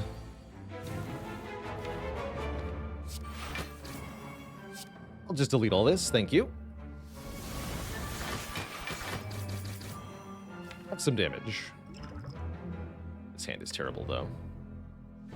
And the hand that follows, also terrible. I'm going to break 2 draws in a row. That's really bad. Uh-oh. Am I dead? Oh, shoot. We might be dead to that.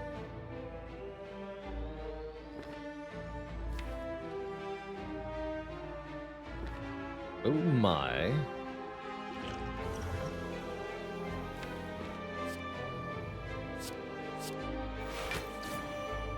$51 next turn. Block 10.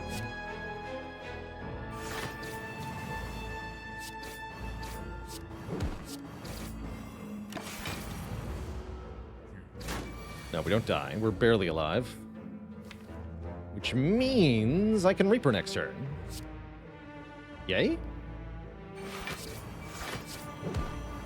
Means I don't want to do too much damage this turn. Or we could kill it this turn. Oh, we just have lethal. I think. With only 10 points of strength, how much can I really Reaper for?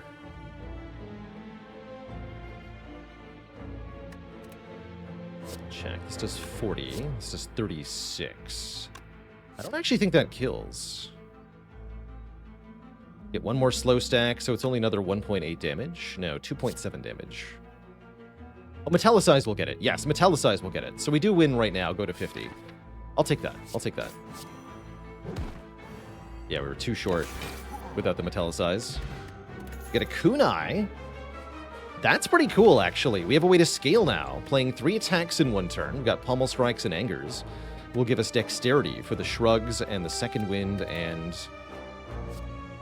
this Iron Wave Plus is now joining the team. You got it. Welcome, Iron Wave Plus, to the team. Also, yikes. Oh, shit. It's gonna hurt. Although we can Metallicize to make Demon Form free. This is fine.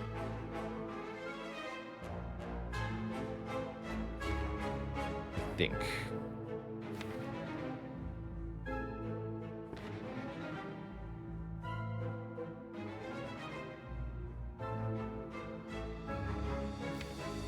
secret weapon wants to be something one cost. I guess Iron Wave is good.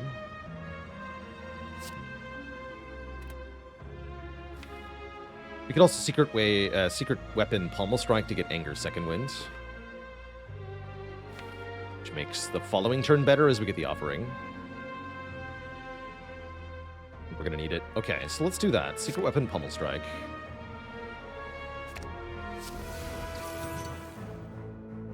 Should have Armazed first. That's fine. Go Anger, True Grit to delete second wind, play Metallicize, play Demon Form.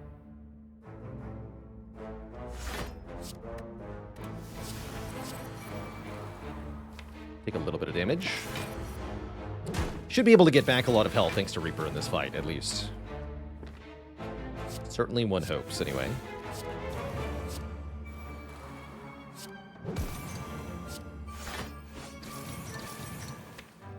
If I don't offering... 1, 2. If I do offering, we set up Flex Reaper, so it's worth playing. No pull, no. But we have Bash? Yeah, next turn we Bash and Headbutt stuff.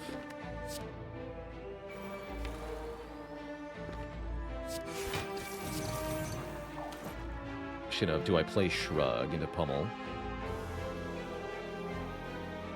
We had Raw Bash, Headbutt, Ascender's Bane, Flex Reaper. That seems like a good set of cards to draw. We can just do Flex Bash Reaper for our turn. That should be enough damage, right? We'll have 10 strength, 14 strength. So this will do 24, and this will do 27. It's pretty good. Heal for 27. I like that. But also Shrug Bloodletting Bash right now. I feel like I want to do that.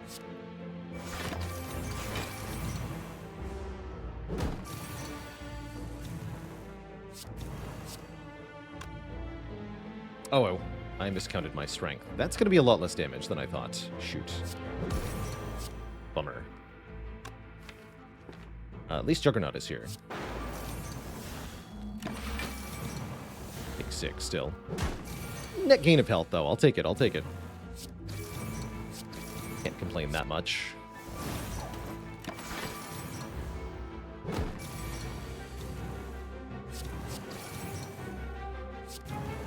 Double flex.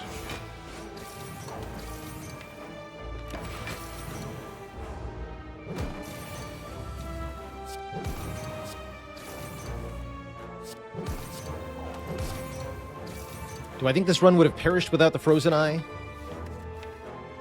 It might have died to the boss.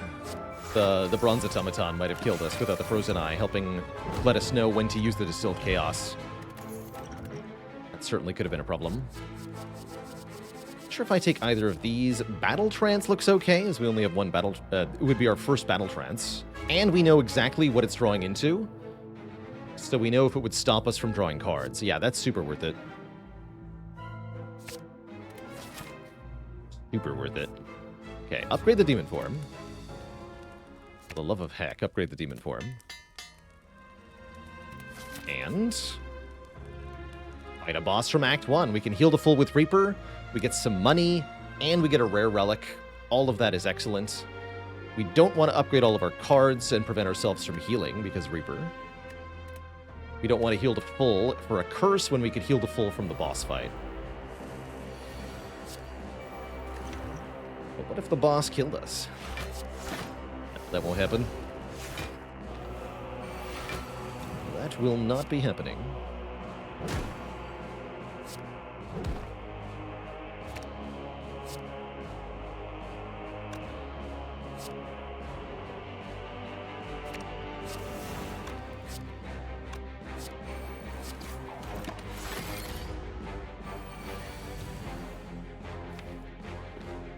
Reaper now. 10 strength. We would heal for 15. That's good enough.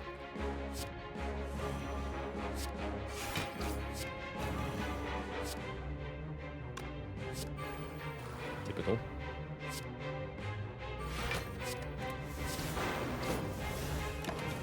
$26. Even better.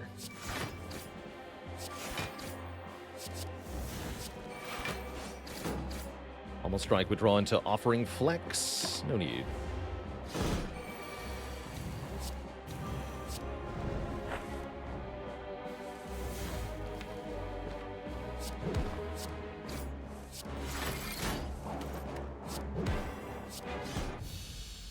GG. We score a Gurya. We can lift up to 3 times at rest sites. And we're offered a Corruption.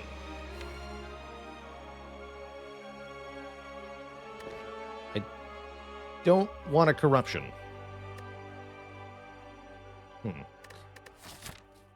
Yeah, this Corruption's kind of bad, actually. We're somewhat reliant on the Kunai plus our Shrugs to actually survive the late game. I'm also not convinced that we're lifting at all, unfortunately. Yeah, most medium Corruption you've ever seen. Pretty sad. We could take Entrench or Ghostly. Entrench with the Headbutt, I mean, we could get a last-minute bailout with that. Could also be a half-decent block card, but it might be garbage some of the time. I'm not convinced it's good enough here.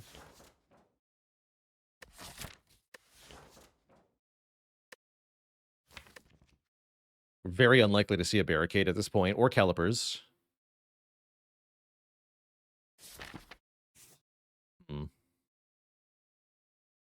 Do I take another event? Probably not. We already saw the best one.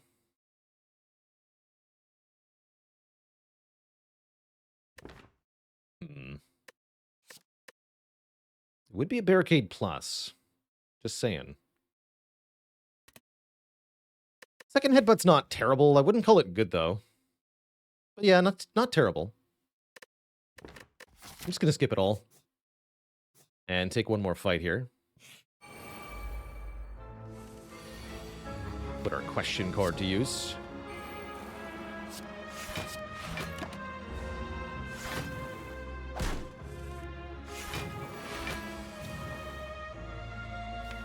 Ouch.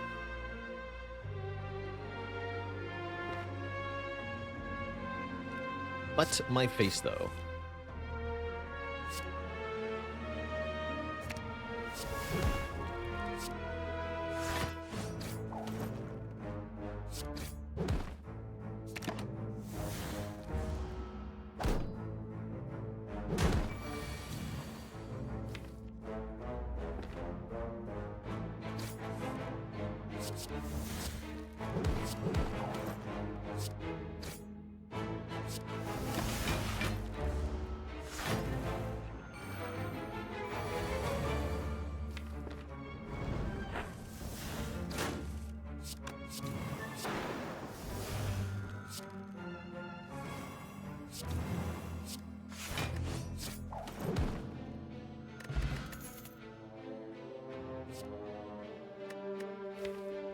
Probably just take another Shrug. Another Shrug seems fine. We can really lean into the Kunai. How many times do we have to teach you these lessons, Darklings? Alright, it's good that our first boss is the Awakened one. This is a really easy boss when you have Kunai, usually. Although we will take a bit of a beating early just to get Demon Form in play. That's totally fine.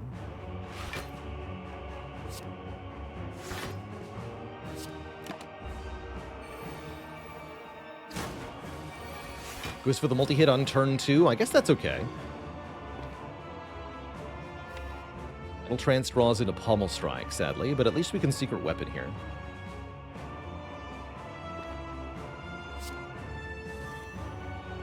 I think we want to play 3 attacks.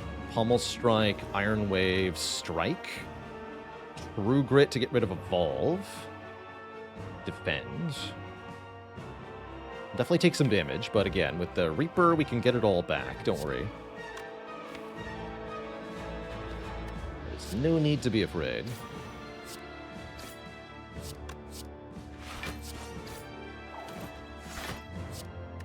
Ooh, I double defend, actually. That's a pretty good turn. Decided not to Secret Weapon this time. Alright, getting worse. This draws Reaper and Flex.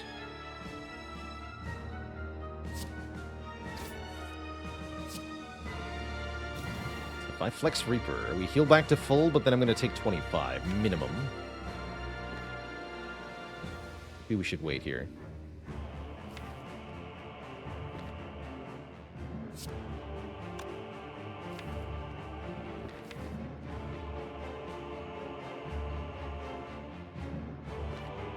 I think we can wait here.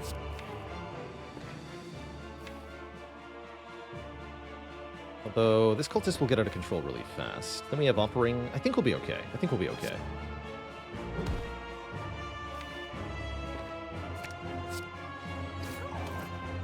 No.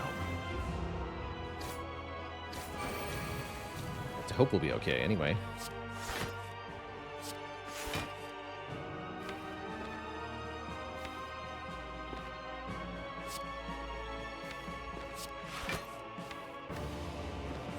Do it.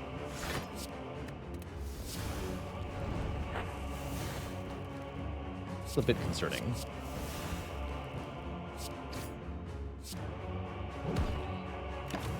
Might have made a mistake here.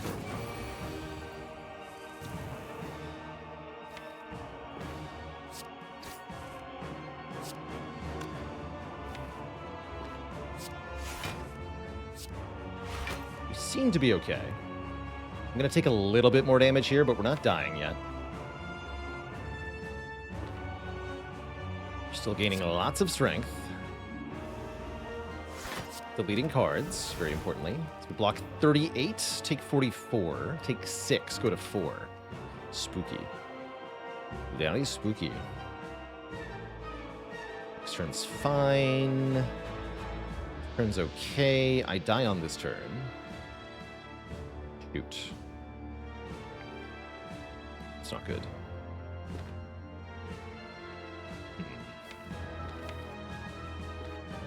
Well, butts. Why not die?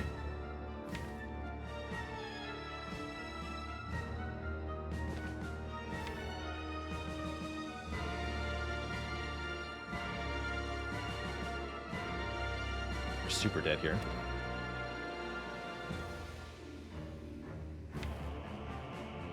We're gonna draw a secret weapon with exactly 0 cards in the draw pile, so it's a useless card.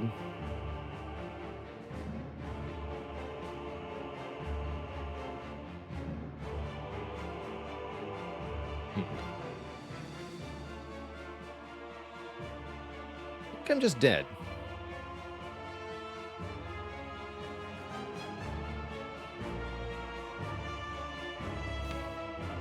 We can upgrade Battle Trance for 1 more draw, but then we draw a Shrug, so we lose 1 draw. Doesn't help me.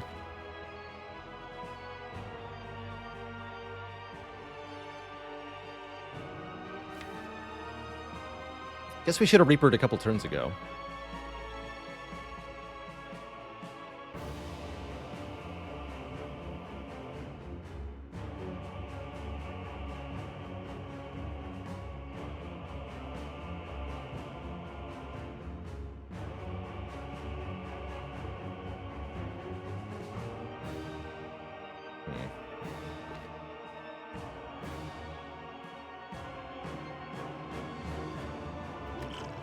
So we could die this turn, then I don't die next turn. Or 2 turns from now. Doesn't look like we have damage to kill either, even with the demon form down. We're not doing 300 damage with these attacks. So I don't know what to do when we draw this hand. I think we're just completely dead. The Juggernaut Metallicized draw. Ah.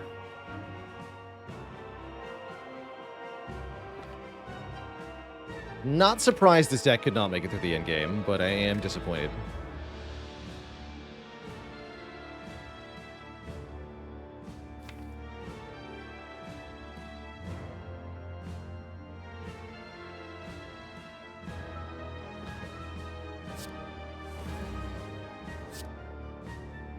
Wait, are we dead this turn? No, if I defend second win, we're fine. This turn.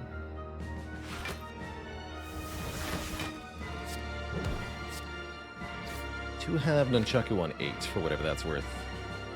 Very little, mind you. Very little. Yeah, we're dead. If we didn't play Battle Trance, then we would have done even worse there. But we're toast. I can't play this. Can't kill. We can't block.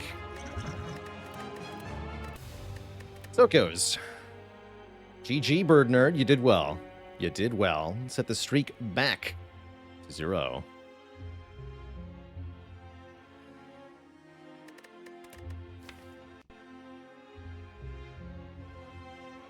This deck was just not very good, unfortunately. We found lots of decent relics, but it was really a struggle to put together cards that made this work. You saw we found no Feel No Pains, no Dark Embraces the whole run. That was part of the problem. Not that you need those cards necessarily, but it's a lot harder without them.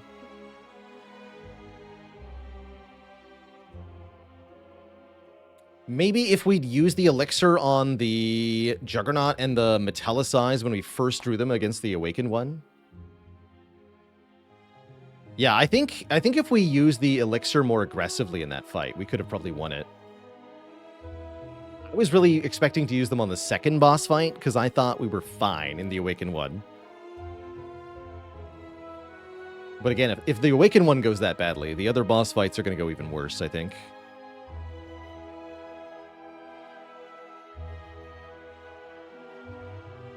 Early Reaper would have helped. I mean, there's like I said, there's a lot of things we could have done to reach the second boss fight, but I don't know that that actually wins the run. And the more things we use to reach the second boss fight, the less likely we are to win the run.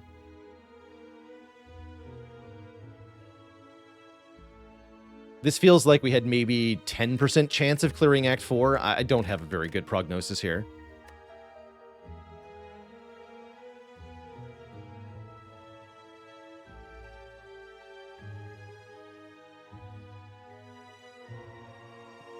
If there's any one card I could have added to make our chance a bit better, it might have been the Disarm. Something to remove that extra strength from the enemies. Ultimately, we weren't able to keep up with the additional damage of Philosopher's Stone, as we did not find an acceptable defensive scaling mechanism. Our Juggernaut was not that good because we had to take it to beat the Act 2 boss. But then it didn't work with the stuff we found in Act 3. Slowly build up strength against Time Eater. No, Time Eater slaps us for 32 damage on turn 1. Then we draw 4 cards, none of which block, and then we take even more damage. If we have less than 50 health going into Time Eater, we might just die immediately to the fight.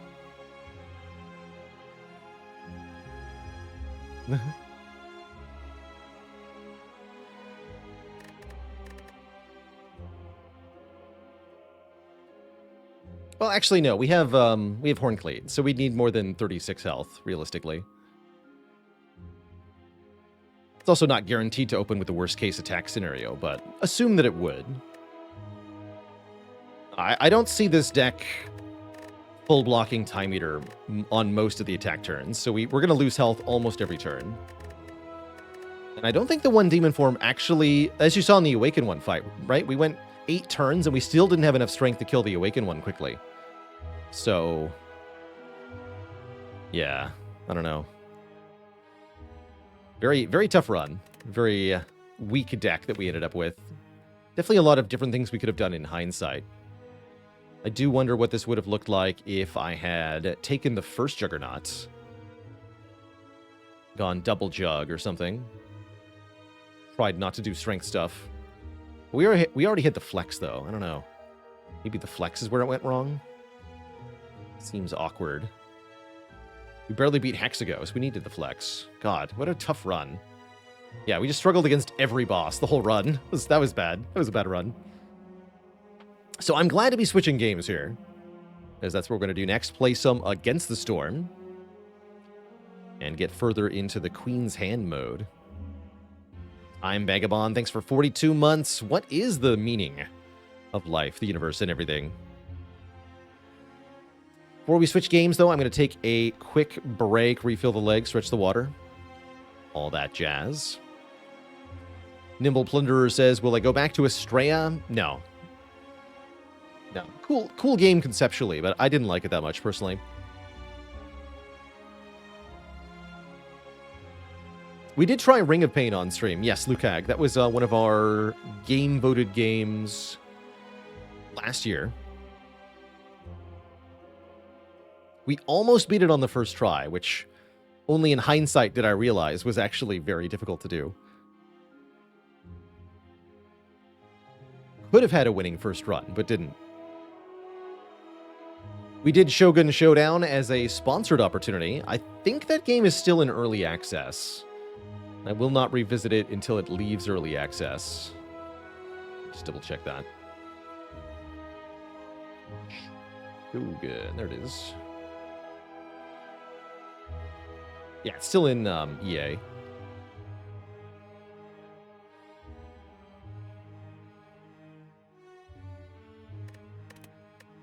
So, I'll be back in a few minutes, Twitch chat, call it 5 or so minutes. When I return, we're getting cozy in Against the Storm. Be right back, everybody. Please don't go nowhere.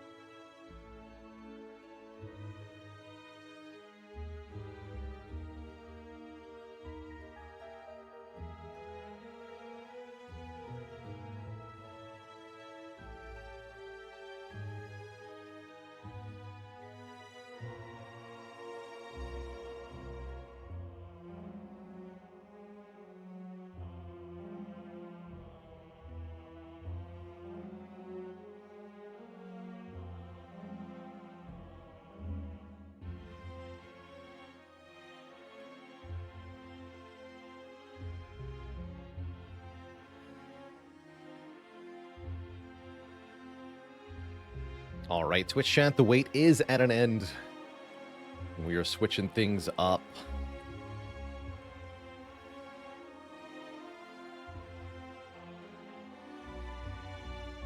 To Against the Storm.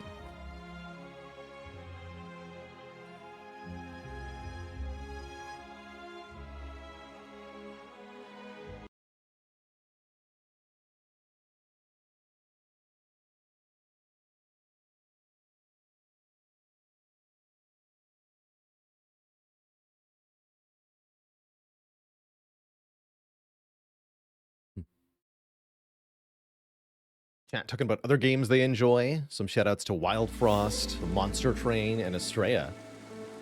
It's pretty cool.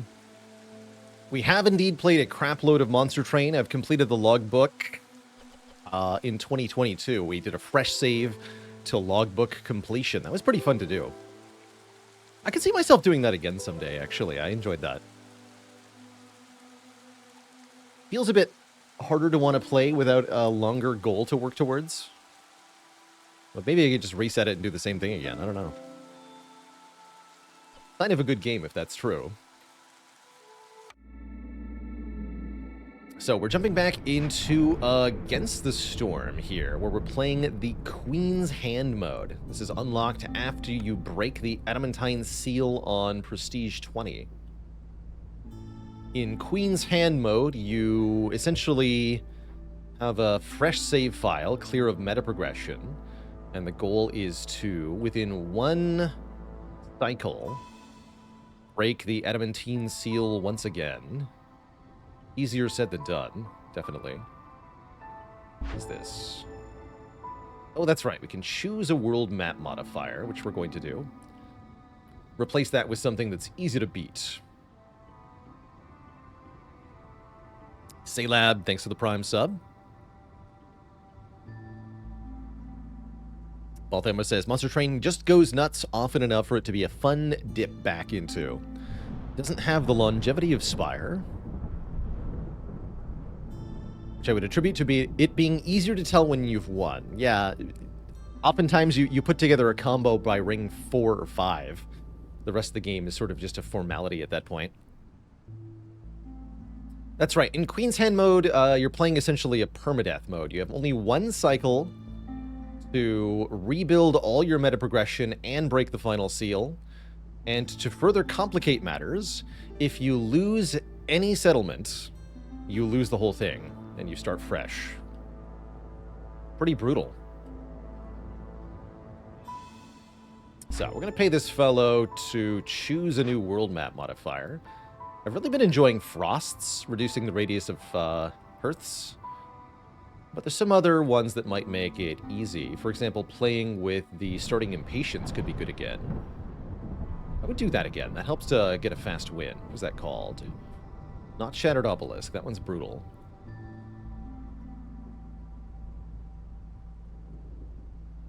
What is it called?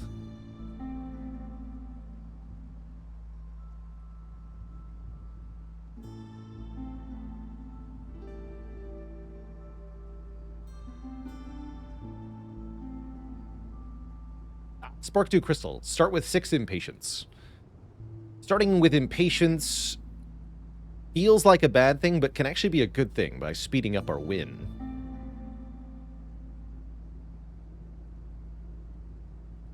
I could definitely help with some game basics, Angel may laugh. Because of different unlocks, you'll see some different things in the beginning of our session here, but the basics will still mostly apply. All right, let's pick Spark Dew Crystals. Try to get a fast win that way. Do we do it on the Scarlet Orchard? Or on the Cursed Royal Woodlands? Oh, this one's... No, we go to the Cursed Royal Woodlands because it's closer to the Citadel, and therefore we get more embarkation points to work with here. Means we can start with 24 amber. I like that quite a bit.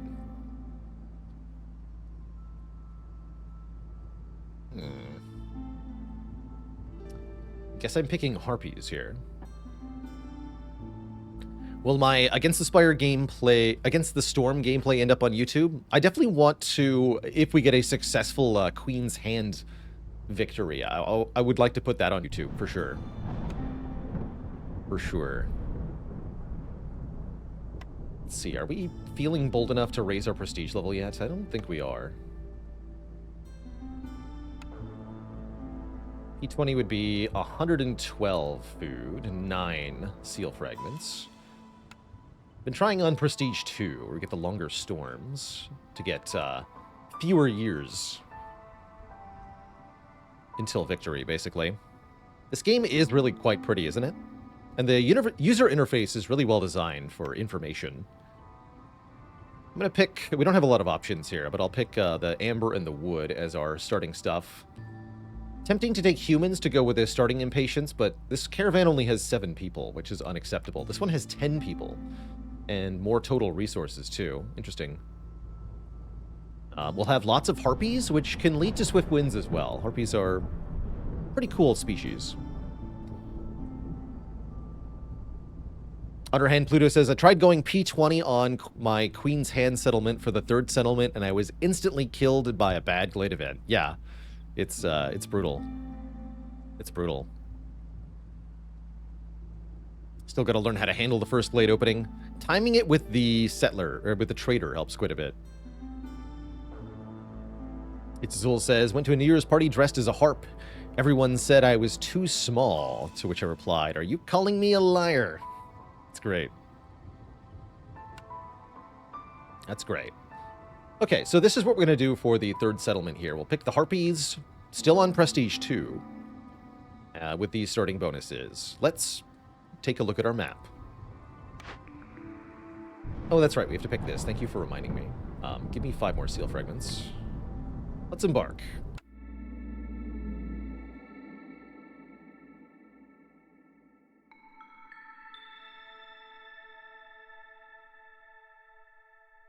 So, as part of this biome, we can't tell what type the glades are, which is a bit spooky. And there are restless spirits found within the forest. Don't have much difficulty modifiers. We just need 18 points to win, and Storm Season lasts for a full 4 minutes.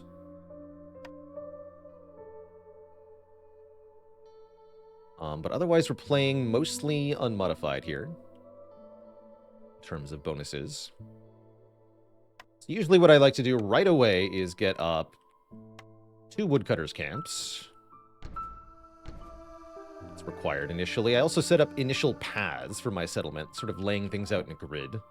Helps me stay organized and efficient.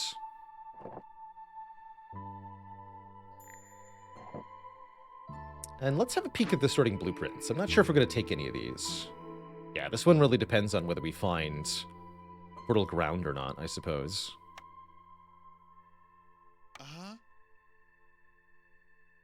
So usually I wait on the initial buildings until we break into the first glade. Year 1 for me is getting up my camps, getting up all my paths, making sure everybody has a house, and making sure your hearth gets to level 2. You need 8 villagers housed and 4 comfort decorations, which is not so hard to do. Want to put your houses far away from the warehouse.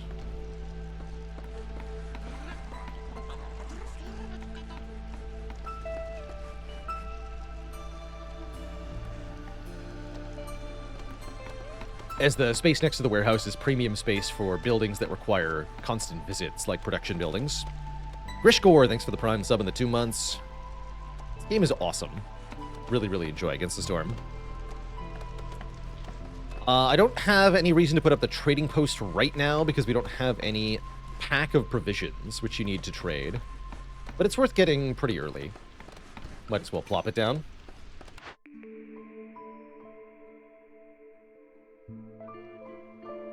And we get our first cornerstone. Sahilda's Secret Cookbook. Making jerky when we produce pie would be a very good food bonus. Well-rested workers. Workers with leisure fulfilled have a chance to double yields. Harpies don't do leisure, though. And that's a long-term thing. That's an advanced social need. Or service need.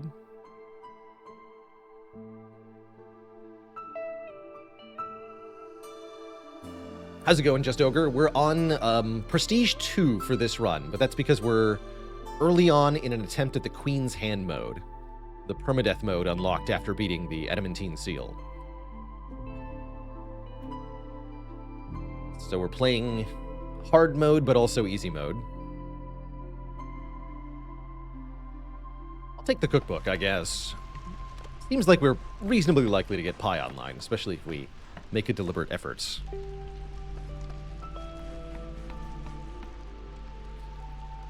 Okay, they're cutting away. The trees in this biome, lots of wood, some other stuff. That's fine.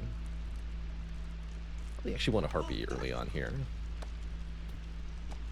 So we started with a bunch of impatience. In order to win the game, we have to fill the reputation meter entirely before the impatience meter fills up completely.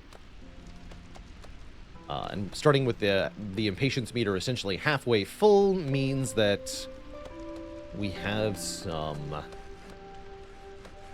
trouble to get through. But it also means that our hostility starts lower. The more impatience you have, the more hostility is reduced, which means our villagers are overall happier.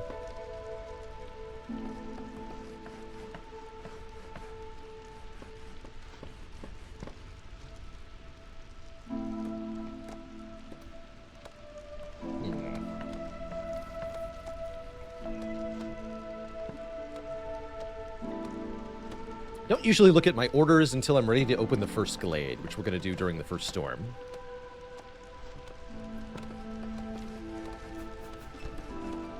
Get both of these camps up.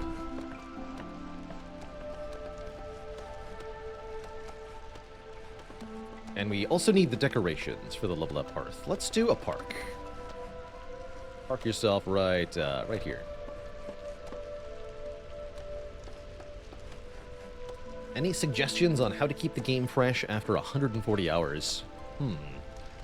For me, I achieved that by pushing difficulties, going up to Prestige 20, which is really quite different playstyle from the lower Prestige. And also trying out map modifiers of various kinds, which further transform your play. Those push me quite a bit. But yeah, some of the Prestige levels are very game-changing. Definitely agree. Speed up a bit here now. So right now the Harpies will clear space around the warehouse as well as cutting towards the initial glades we're going to chop into. There's our trading post, which does not do a whole lot yet.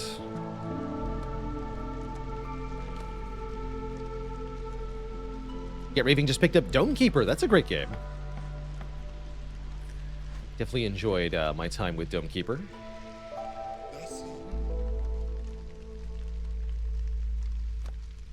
Doesn't have the replayability of some other roguelites, but it's definitely a good time while you're still learning it.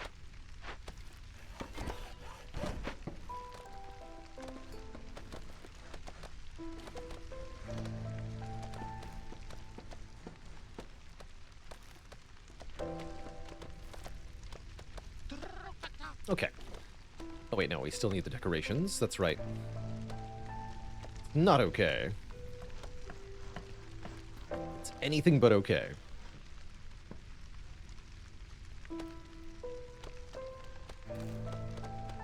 That's right, not all roguelites need to be playable forever. I agree with that. Not every game has to sort of live up to that.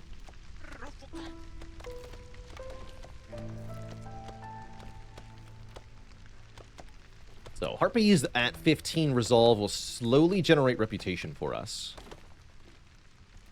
We're getting 0.1 per minute. That's actually pretty good. Means they'll only take 10 minutes to generate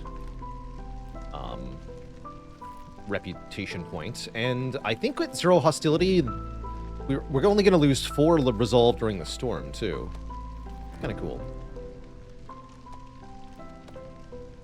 So as soon as we fulfill one of the advanced needs of the Harpies,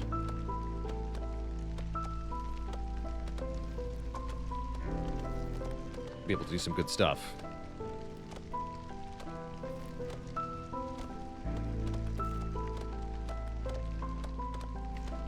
Each year has 3 seasons. First comes drizzle, then comes clearance, and then the storm. Each 4 minutes long, if you're playing at least on Prestige 2.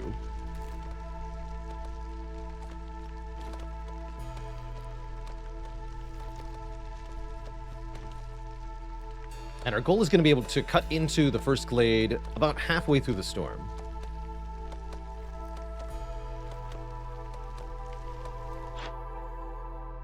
Storm means he'll arrive at the correct time. Good.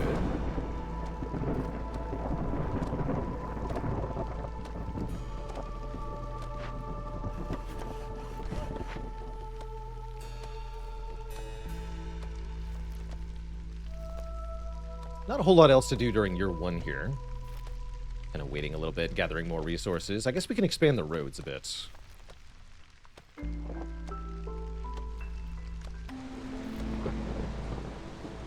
So once again, there's a global penalty to resolve apply during the storm.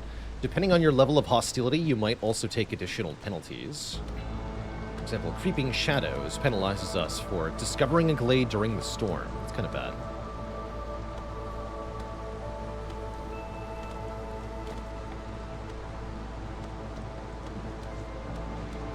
Need coats for Cloudburst.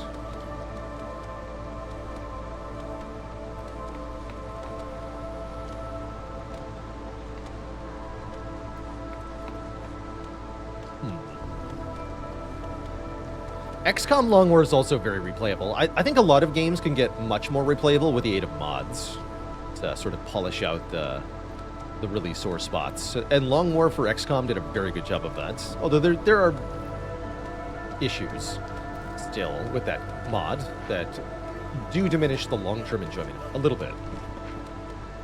Broken cover on some maps, certain perks being overpowered, stuff like that.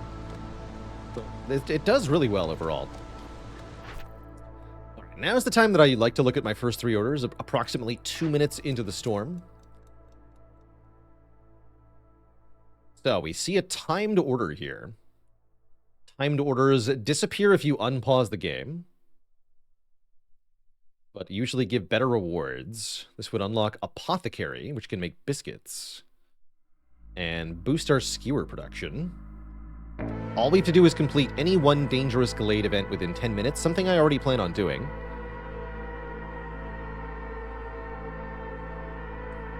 Or we can just find some stuff in the woods and get bonus steel or clay production and some tools. This ain't bad either.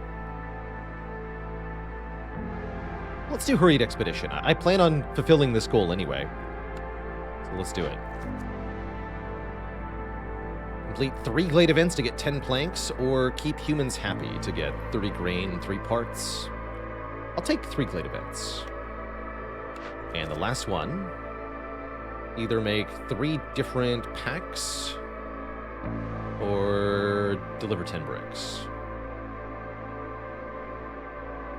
10 bricks is a lot cheaper than this, so let's do camps.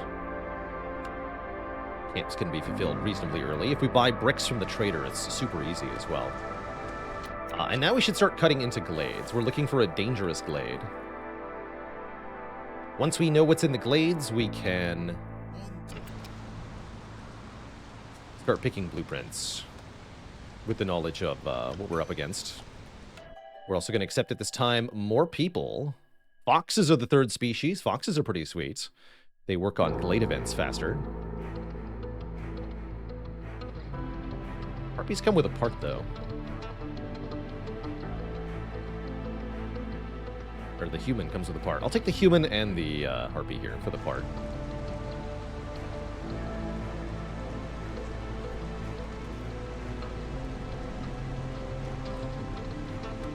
Alright, so we'll chop into the glade. I'm gonna put a... Oh yeah, we still have a harpy Earthkeeper. Is that a human?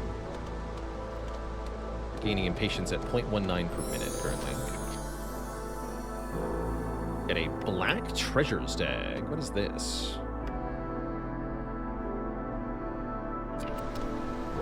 Here's the description. Flees to a nearby dangerous or forbidden glade. It is said that a special treasure awaits the one who captures it. Okay, so it fled here. We open this glade within 4 minutes. We'll get an additional bonus.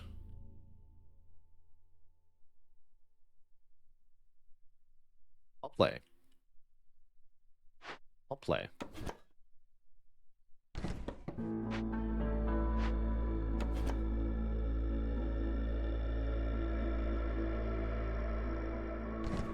Wanted to find a dangerous glade anyway.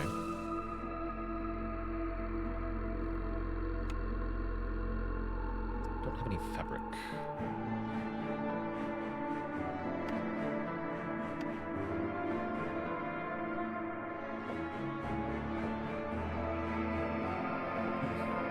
I'm actually a little worried that these camps won't get into that glade in 4 minutes. Maybe if I make it a little less wide. See what we can do. So that was a normal glade. We found a geyser of stormwater. We found a couple of copper ore veins, small herb node, and a couple small insect nodes. Those are fine. Keeps us fed for a little bit longer. Nothing important, though. Nothing major. Still haven't found the information I want to let me make a decision here. Although I'm increasingly leaning towards maybe granary.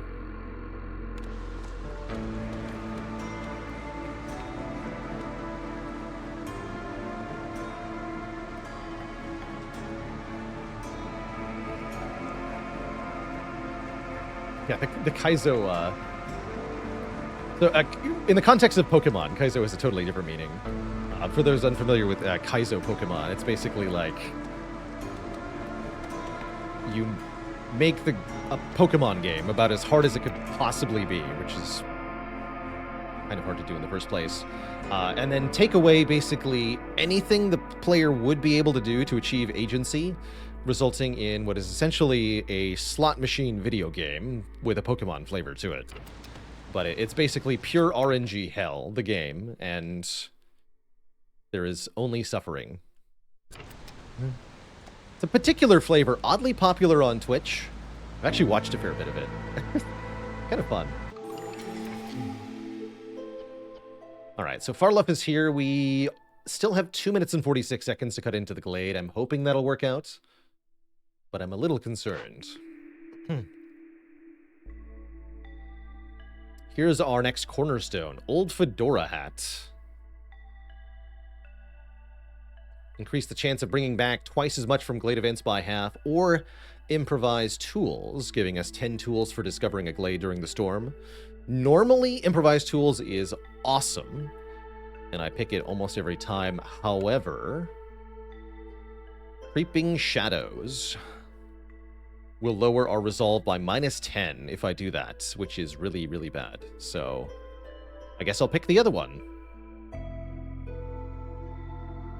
Lest we suffer horribly for trying to discover glades in the storm.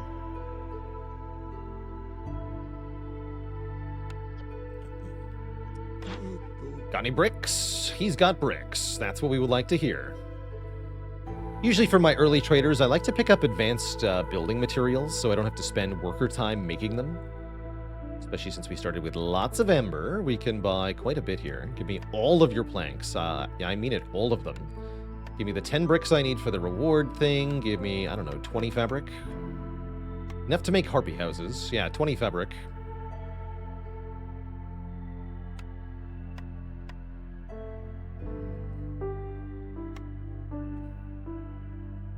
And I'll trade a little bit of copper ore. Have I ever robbed a trader? No. No, I have not.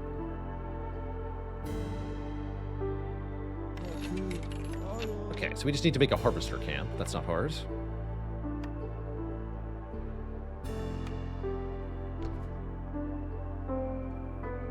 And we're still waiting on this. That also gives me what I need to make a warehouse over here to speed up the cutting. So we'll make a small warehouse here. Warehouse is basically a drop-off point for all materials. You really don't want your workers to have to wander more than about 1 glade distance between their workplace and the nearest warehouse, or else it will take forever. You will be sad.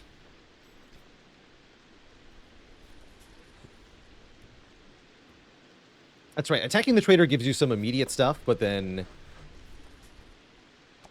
causes all your future traders to suck, basically. We're going to chop into this in time. I'm a little worried here, actually. Making sure you have the trader available when you cut into a dangerous glade is definitely helpful here. Uh-oh. Is this a forbidden glade? I think this might be a forbidden glade. Forgotten Temple of the Sun. Destroys all trade goods. No, this is dangerous. Okay, that's not too bad. That's right, and you can praise the sun with Wildfire Essence. You can also use ale, wine, oil, trade goods. Or we can excavate it with tools. There's also a large cache containing 3 ancient tablets plus 1 fabric production, 15 pack of provisions, and 40 pie. I am super breaking this open. And we get to choose a reward from the Black Treasure Stag. We can catch. Gain 2 or 3 random epic cornerstones, but lose 1 cornerstone. I don't care about that. Or 1 random legendary cornerstone. Those are pretty cool. I've never used a Black Stag before. Random legendary cornerstone could be a big deal.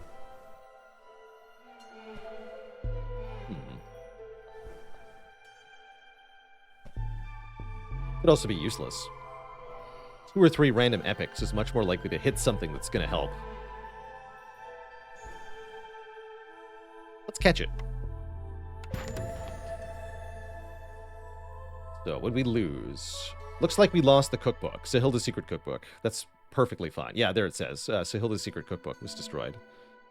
Newcomers arrive faster. Travel cost on trade routes reduced by -1. That means we can do trade routes without using packer provisions. And receive amber for every 5 completed trade routes. Wow. Wow, that's really good synergy. Awesome. Awesome news. So we can sell 11 stone and 0 pack of provisions for 5 freaking amber. Let's go.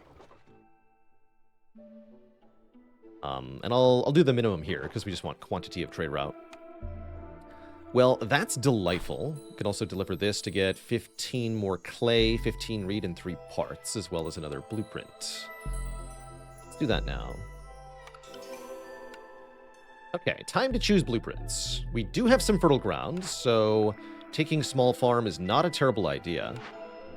But I really like the idea of picking granary here, giving us access to pickled goods and fabric production.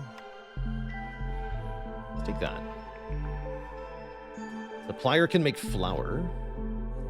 Brickyard can make bricks and pottery very easily out of clay. Need lots of wood to make, or lots of fuel to make the pottery, though.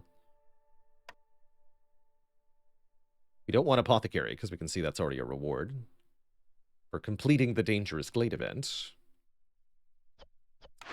What do I need for water skins? Leather, specifically. If we'd taken ranch, I could have done that. Having access to flour seems important. Take supplier. Could go Forester's Hut for the farm field, making resin and crystallized dew. Not going to take workshop, so it's one of these. What clay pit? Clearance water. Do I have a clearance water geyser? Yes, I do. I've never tried clay pit.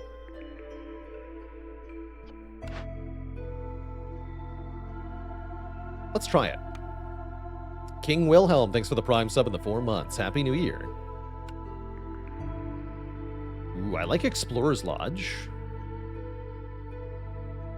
Distillery can make porridge. Is that important? No, we want pie, jerky, and biscuits.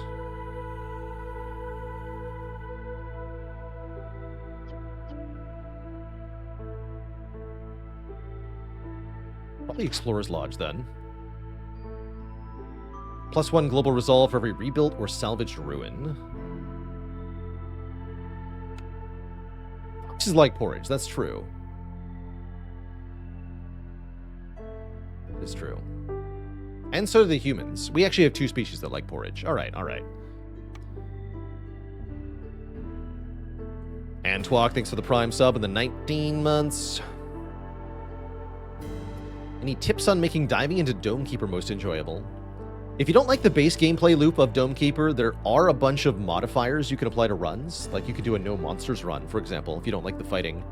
However, you have to unlock them, I think. So you have to get some successful play in before it'll let you play without monsters. Bit odd. That's how it is, though. And I can buy oil here. If I don't want to use my wildfire essence. How much for 30 oil, sir? A sun-praising amount of oil.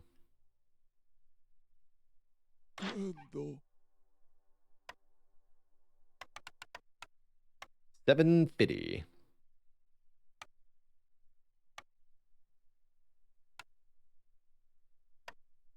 We can do that. Let's trade some clay. The clay and reeds we can give up because we know we're going to get more of those with the clay pit. And then I can keep the wildfire essence, which lets us play with more stuff. Yeah. All right, you two go to the Forgotten Temple of the Sun. Please praise the sun. Doesn't take long, thankfully. Make sure oil does not get burned at the hearth. Don't allow that.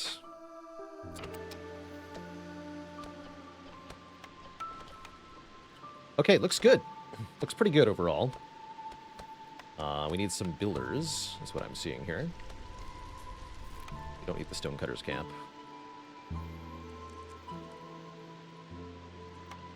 There's a few things I want. Actually, this should be moved to over here. Because I want the warehouse to be in this glade. This is also where I'm going to make the second hearth. Let's put it right there. And then as soon as the Forgotten Temple of the Sun is cleared, we'll build a second town here, basically. That'll be good. Surely that'll be good.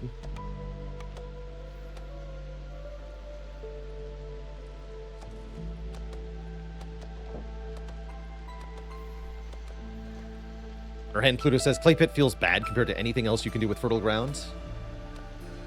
We'll see. I am vaguely hopeful that we can do good things with it. Though I didn't parse how much I was going to need that stone, huh? Well. I didn't mention a whole lot, by the way, but these Flaxfield Larges are actually nuts. There's 4 of them here, and you can gather a lot of food from them. Especially if you get bonuses to their production. We did that on a previous run. Generated hundreds of insect off a couple of flax fields. I liked it.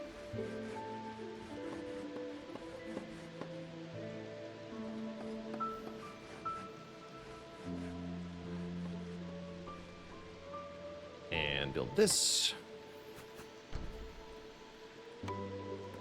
And make one of these.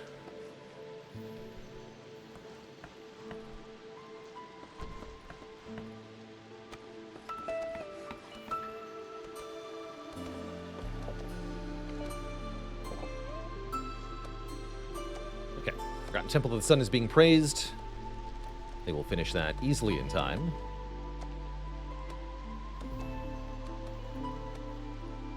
Food is dipping a little bit. That's a bit worrying. Oh, yeah, because we only have 1 person on food. Let's fix that.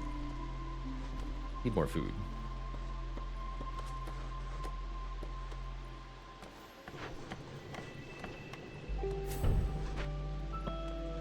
So the geyser pump will now automatically produce clearance water, which is required for the clay pits.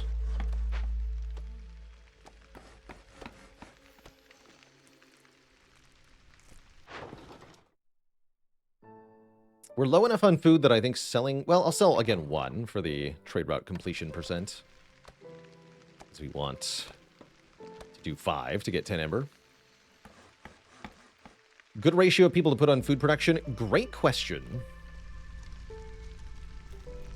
Does depend on your difficulty. I know you need at least 2 per 10 or so population.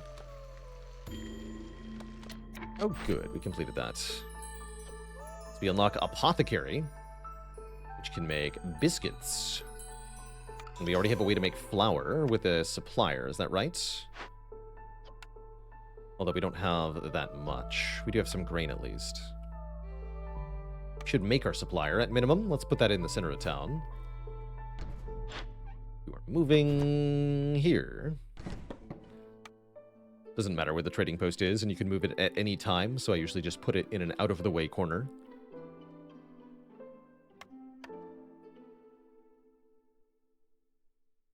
Can also make porridge out of that grain. Let's make our distillery. Also here.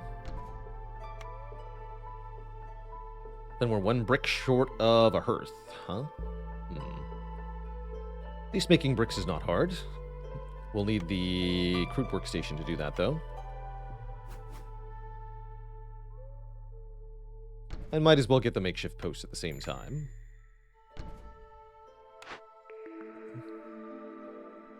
Clothier can make coats at 3 stars. That seems very powerful. Since we already have a good way to make fabric. 1 fabric makes 10 coats. Coats keep humans and harpies happy. They even like working here. I guess we'll also build this near the warehouse. Stamping mill was a little tempting with all the clay. We could have made pottery out of it. We've already got flour, though. So I didn't see much benefit to taking the flour. For biscuits, we need... Oh yeah, we don't have biscuits. That's not going to happen yet. Not until we get a better source of food, at least.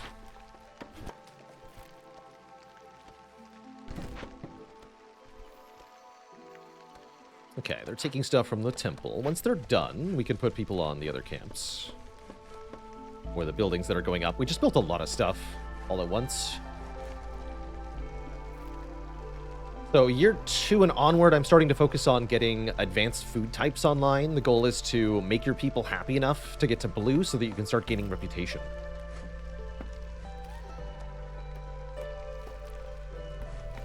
Easier said than done, though. Definitely.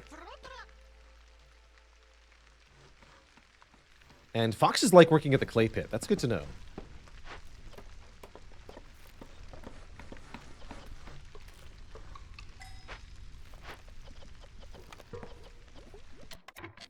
Okay.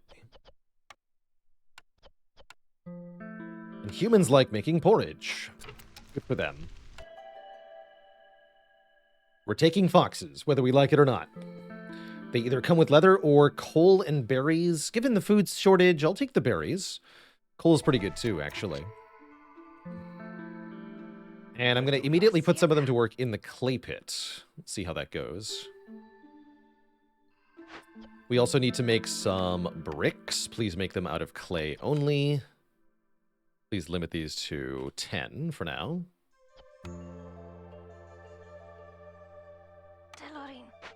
This biome does have free leather? I couldn't remember, and I forgot to check. Foolish.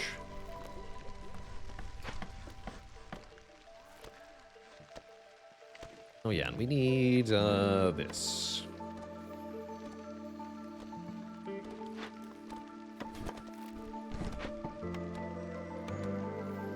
Hearth. And some more buildings.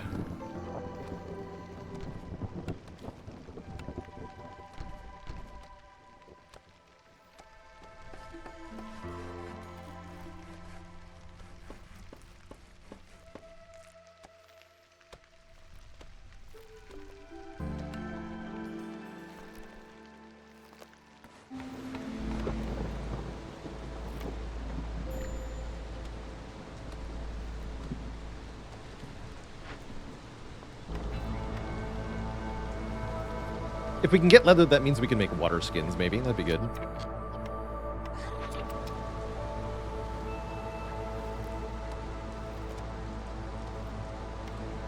Help you out here. You must brick faster.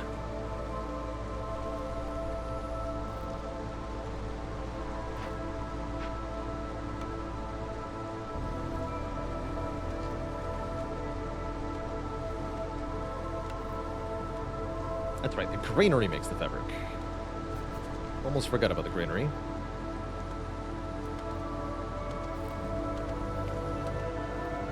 Almost.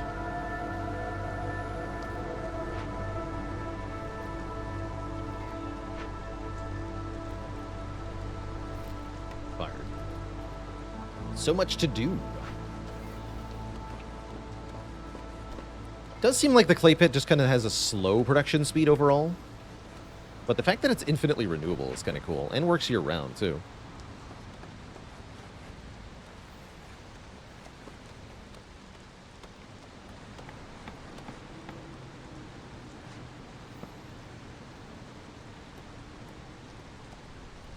Normally this is where I would break into another glade-ish, timing-wise. I don't want to do that now, though. Creeping Shadows. We want to do that at the start of the next season. But let's try to remember to break into a new glade. Let's get into this one.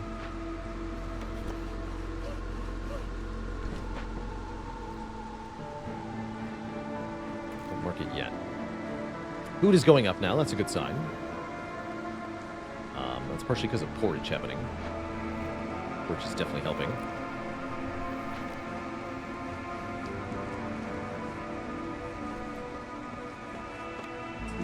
For everybody.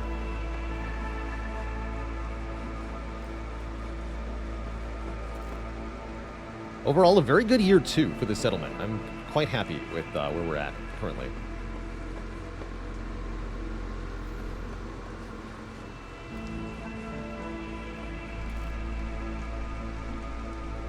The harpies will cheer right up once the second Earth's online, too. Good people there. I'm going to want probably one more harpy thing. Probably. So let's make fabric out of reeds, since we have renewable reeds. I guess this is fine too, right? Limit these to 50. And we want... Yeah, we get +1 fabric from here. Questionable. Definitely questionable. 5 planks for 1 money. Sad. Probably worth it, though.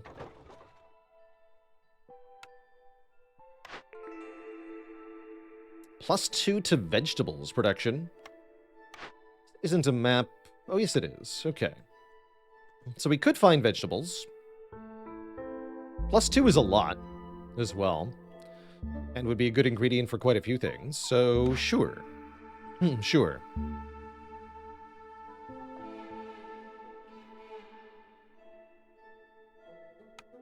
I mean, the other options decline, right? So, whatever. Seems fine. Let's cut into that.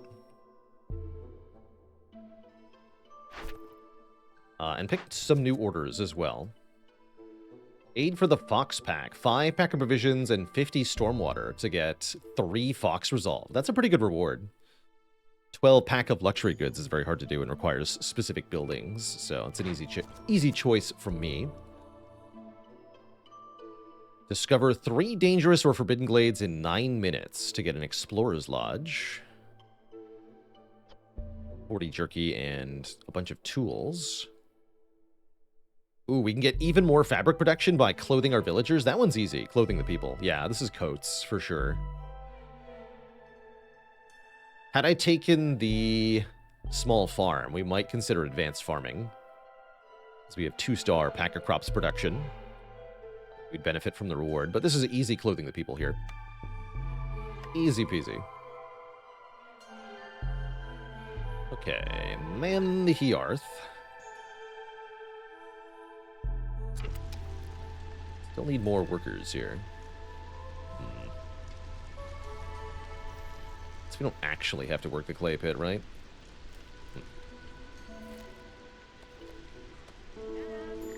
Here's our trader. She has more planks and more bricks. That will help me. And more fabric, which I might buy. 17 amber gets us +1 resolve to all villagers with a house, which is probably worth it here. +2 coats production would be cute, but I don't think we need that. Let's see what's in the glade first.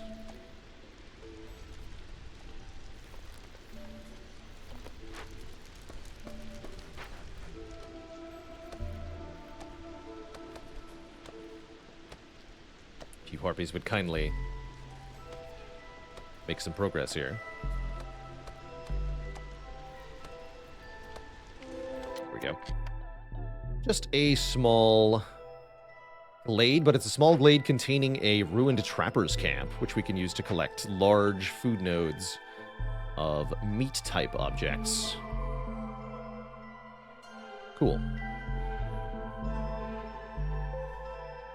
I don't open all timed orders at once, no, because some of the orders can be timed, and waiting gives you more time for those orders.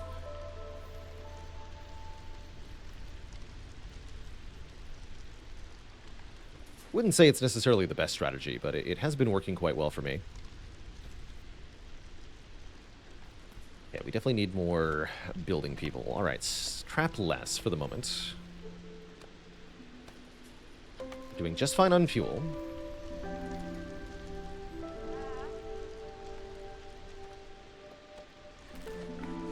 Granary online. Newcomers will be here any minute. That'll help too. Humans are the granary workers. You got it. Please just make fabric. The granary. Did I not trade with Sahilda? I totally didn't. Shoot. I was supposed to buy stuff. Well, dang. We missed our chance there. It's fine. Not ideal, but it's fine. Cool. Please do the thing here.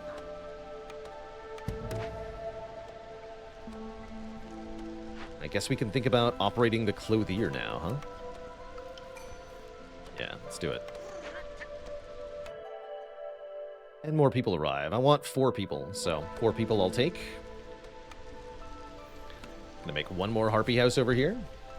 Even though it's facing the wrong way, don't worry about it. Not actually a problem, I assure you. Okay, 3 people that need stuff to do. You guys are done. That's the people I was looking for earlier, actually. Let's see. Help out with the fabric stuff. And that means 2 people can clothe at the clothier. House facing actually matter? I don't believe so. No, I don't think so. Thankfully. We're just gonna make progress over here, I guess.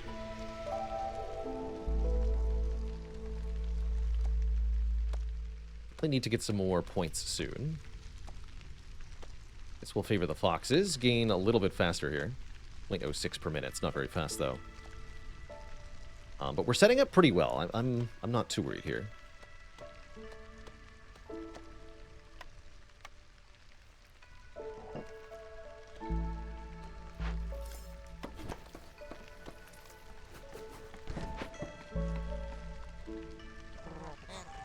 Trapper's camp works a lot faster than a small trapper's camp.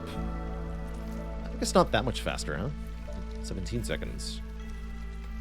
It was faster. Odd. Either way, that earns us 3 more people, which is definitely helpful.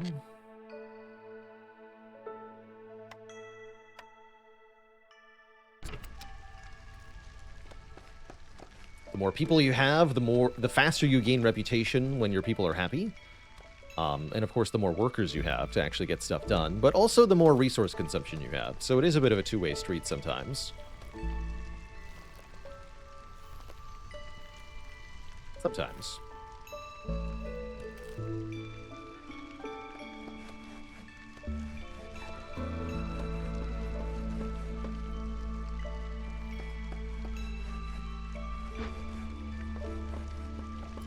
planks we require. Good.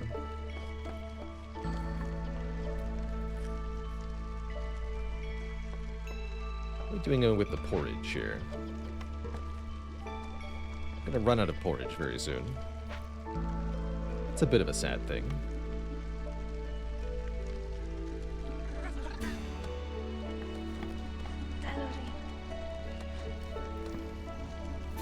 More foxes in the clay pit, because you know what? Why not?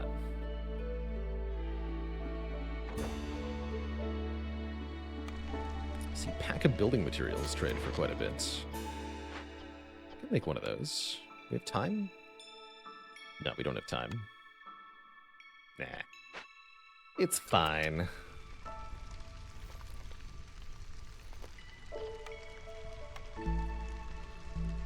Tons of plant fiber, too, yeah.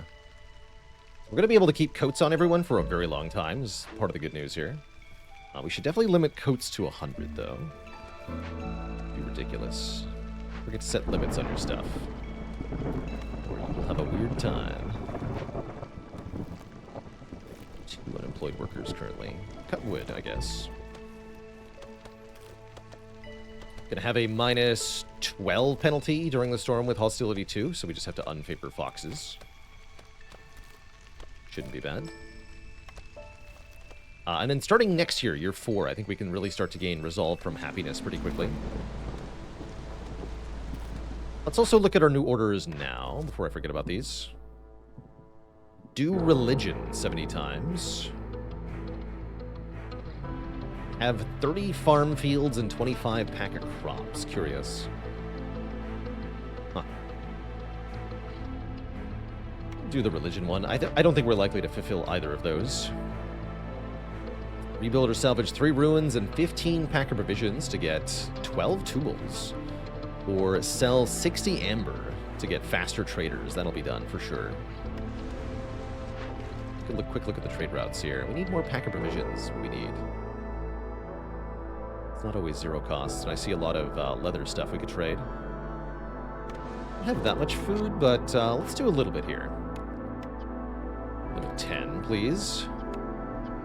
Use the insects. It's the only food we actually have.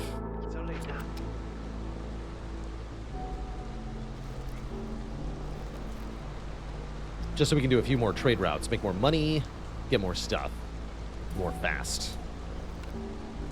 Already sitting on 27 ember. Which is going to be able to do quite a lot during the next trader arrival. Get ready to break into this glade. I want to keep exploring to find new resources, new events, new caches, that stuff.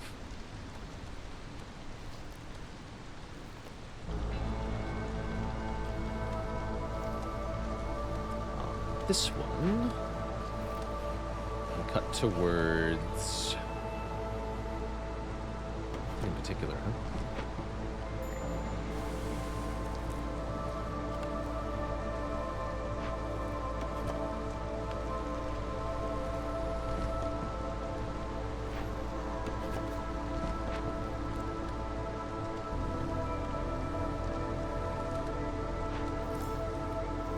Oh yeah, the Trapper's Camp is faster. 17 instead of 25.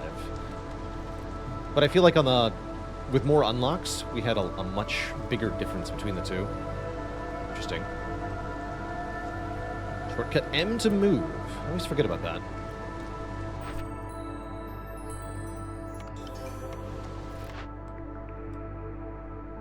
Explorer's Lodge, Tea Doctor, or Market. All service buildings here. Brawling Education, Treatment Brawling, Luxury Treatment are the options. Luxury takes wine, which we can, in theory, make. Tea requires... treatment requires tea, which we can do at the apothecary, and both the foxes and the harpies like being treated. This has a passive effect of increasing global carrying capacity, which is kind of cool. This one gives us global resolve based on complex food. This one gives global resolve based on ruins. I do generally like the Explorer's Lodge effect the most. But I could see Market being good here. And you only need 2 people manned to get the market card effect.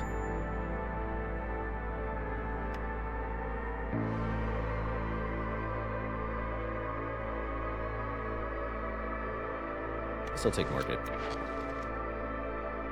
There we go. Now I can sell these. Sell this, sell this. More amber, please.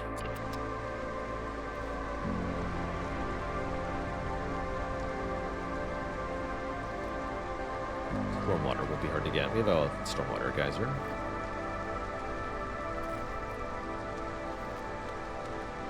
Do we have any clearance water buildings? Clothier is a clearance water building, and so is Supplier.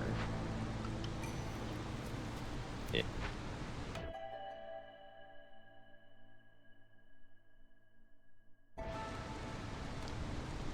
Mushrooms. Is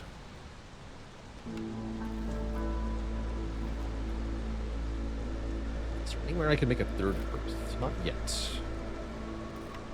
More shelters then.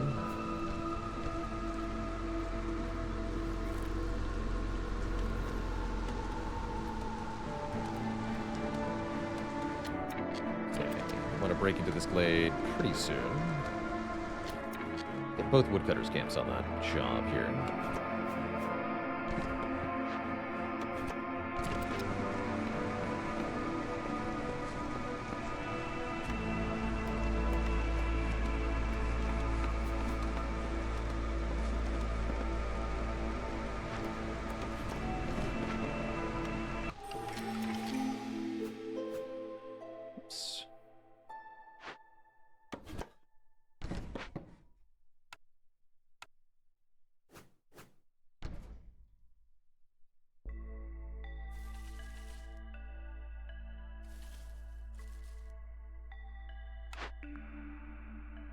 Well, production speed is faster, but traders arrive more slowly. Or cooking steam does nothing.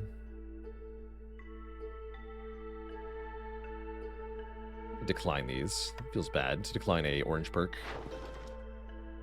But I'm going to do it.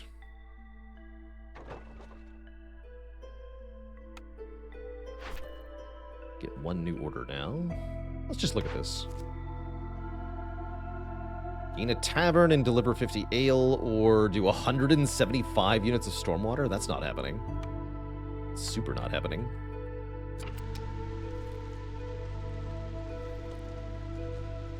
Okay, foxes are back in the blue here. What else can we do? What else can we do? We are cutting into that glade, and the trader's going to be here any minute.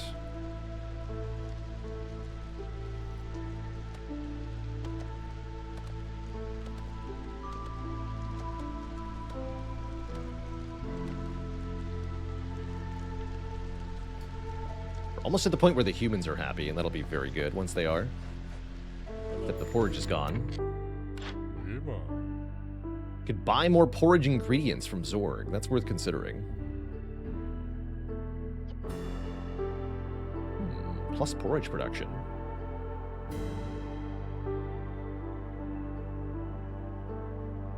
You might have a point, Zorg.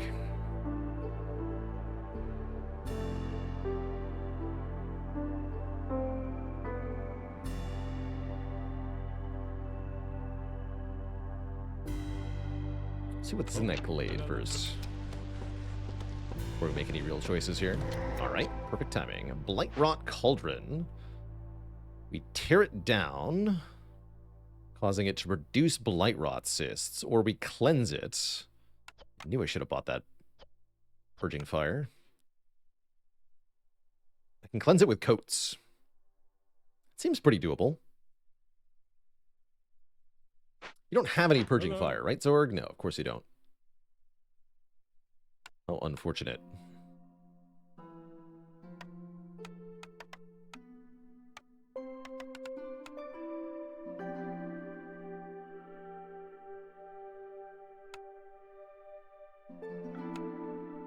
We have lots of clay, which we can trade as well. We might be able to turn that clay into pack of building materials and make it a bit more valuable, though.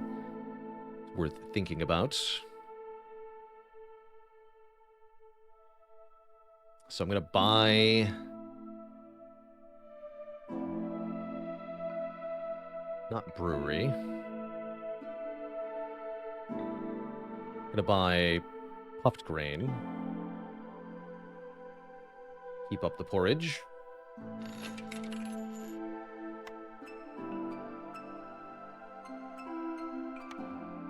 Some herbs.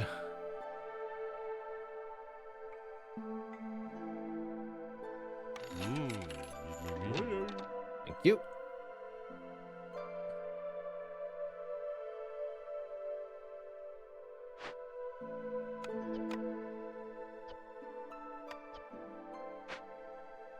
But are we actually making coats fast enough? Takes 2 minutes to make 10 coats? Yikes. So that tells me that we do want to cook up the pipes here. 1 minute. That's more like it. Okay. We're gonna need a light post too.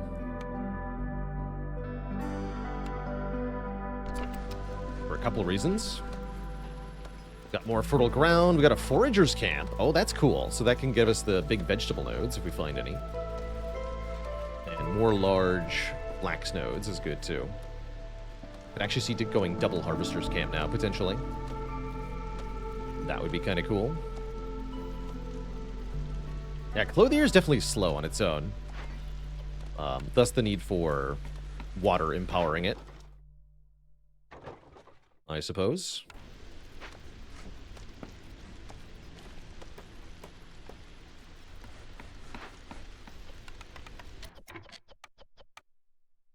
I have no coal left. Makes sense. And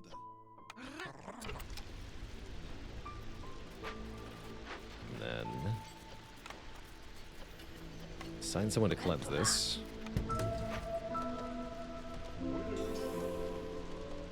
Okay, you have all the pack of provisions we're going to want for now, so you're fired. Let's make another harvester's camp. As a food source, of course.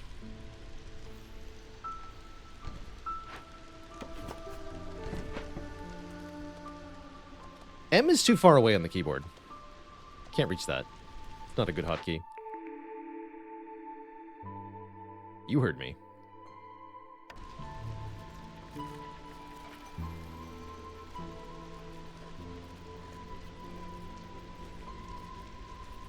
Okay, so we're still not happy enough, though.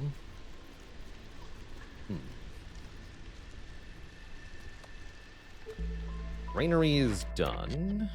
Because we've capped on fabric, that's good. Don't want packet crops. Still have no containers.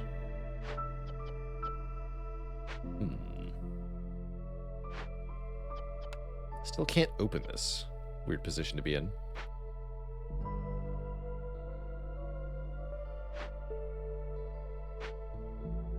No stone on this map. So we'll rebuild this. We can make water skins as containers, except for the part where we can't actually do that, because we have neither oil nor meat, nor any way to make them. And I sold all my leather repeatedly. So, no, I can't. Sadly.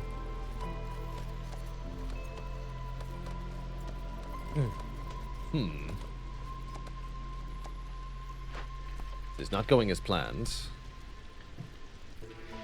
That's right, we can make tea at the apothecary, but it takes metal, which we don't have. Curses. Don't really want to sell bricks.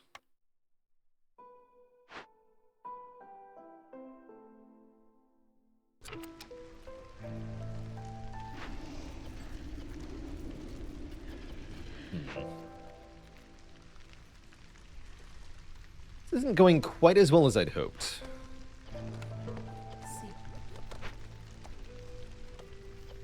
Probably limit porridge to 100. But I expect we'll make more than 100 porridge.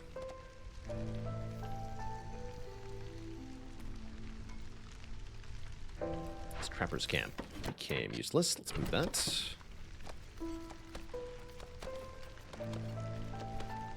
Nobody really available to work in other buildings yet.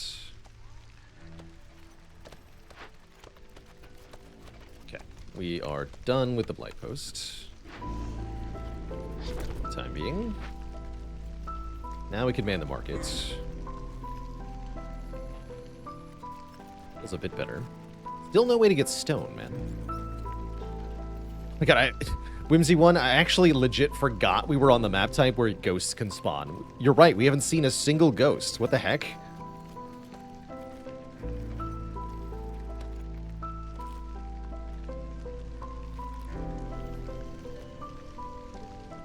But where ghost?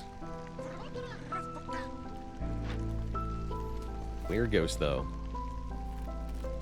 The Harvester's Camp is 5 seconds, but the Trapper's Camp is not. Interesting. Any backseat rules for this game? Nope. You can comment anything you like. I'm not necessarily going to do as suggested. You're more than welcome to suggest stuff. Yeah, we're playing on the Cursed Royal Woodlands, I believe is the map type here.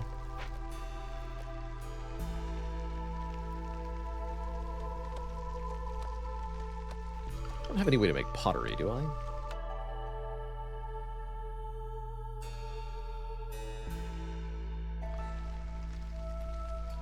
Not entirely convinced I want more people at this point.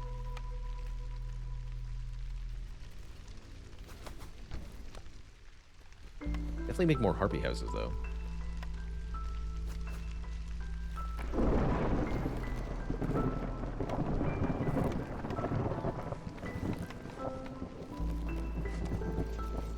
Yeah, I can make this now. It'll help.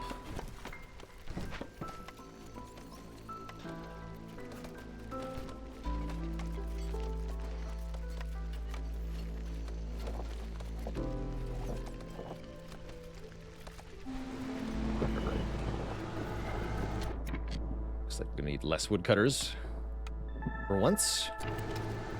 Good, they'll help build stuff.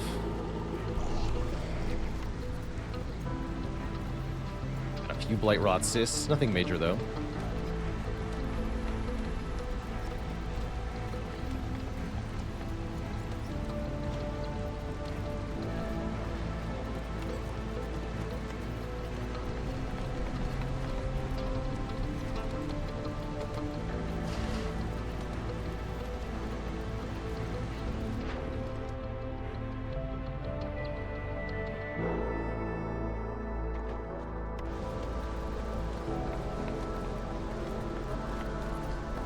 Still doing good on fuel.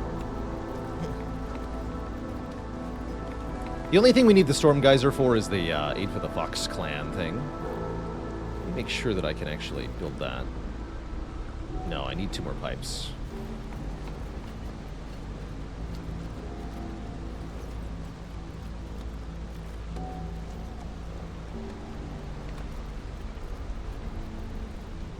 Also, I'm not sure if I have any more wildfire essence, although I don't need it for the next one.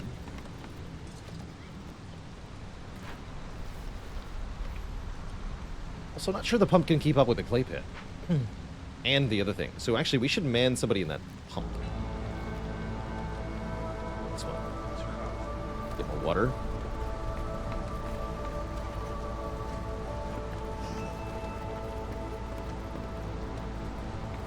Harpies will be thrilled. Good. Everyone will be thrilled.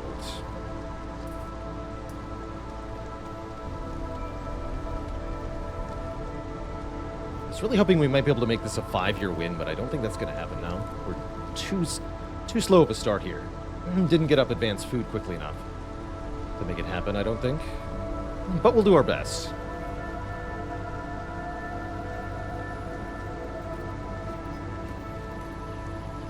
I do have lots of money. I'd like to get more, too. I think we should keep aggressively chopping into new glades, too.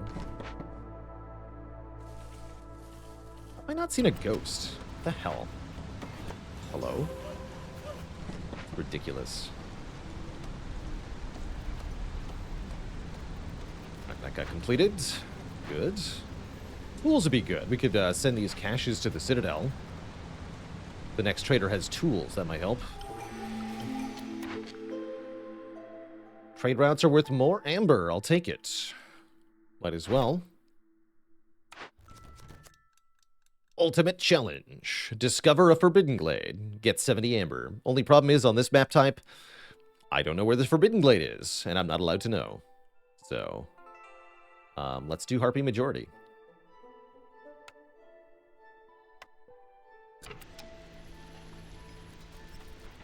Straight up not allowed to know.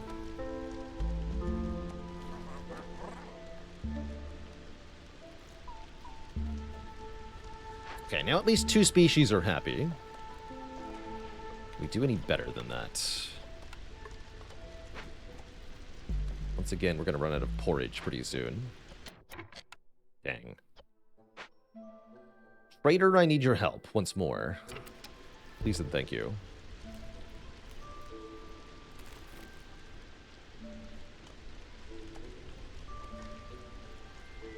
Yeah, we're going to need some help.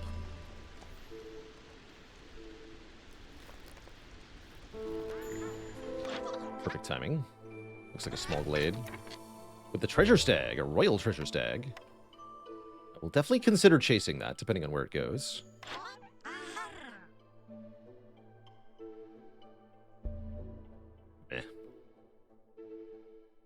We could just directly buy porridge from you. That's probably worth it. And more ingredients for porridge. Also probably worth it. You have no containers. You could buy meat to make water skins, but I don't have any leather.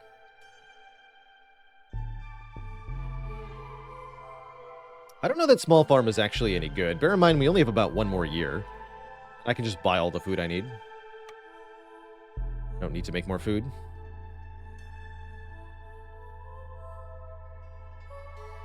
We could buy stone to break into a cache.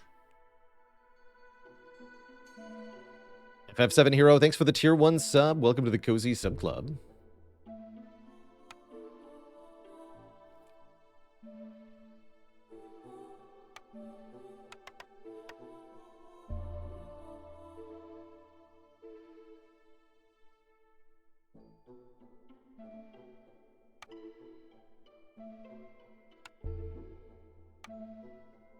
Give you 100 clay.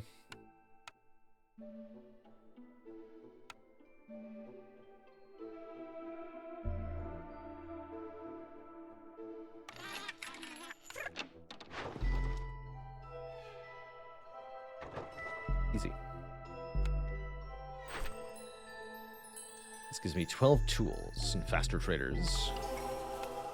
Take that.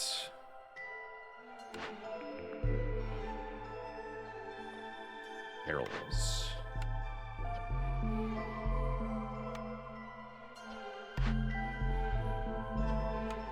Okay, stamping mill makes pottery very easily. Okay, let's do that.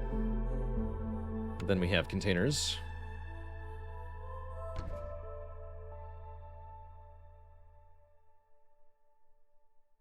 Farms have vegetables? True. It's true.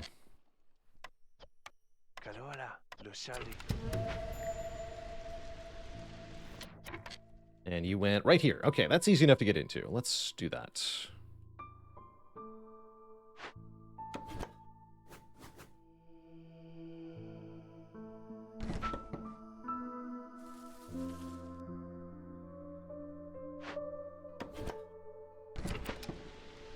Cool. Seems good. Could buy the eggs and turn them into pickles. That's also an option here. I'm gonna dismiss her and summon the next trader, though.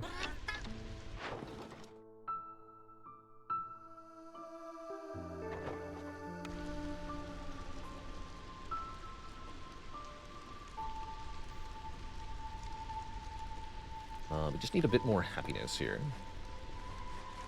Biscuits or pie or religion for humans? Easier said than done.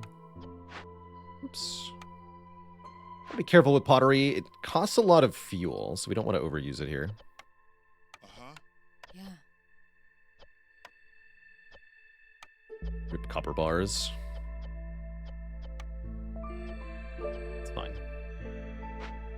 And then granary can make pickled goods.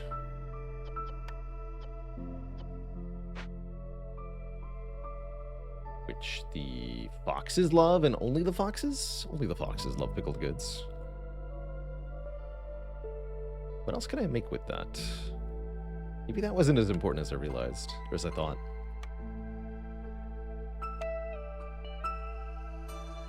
What about biscuits? Biscuits can be made from herbs. Can't make flour, though. Ah. Can also make wine for luxury, also involving ingredients we don't have, and also applying only to the foxes. Not good enough.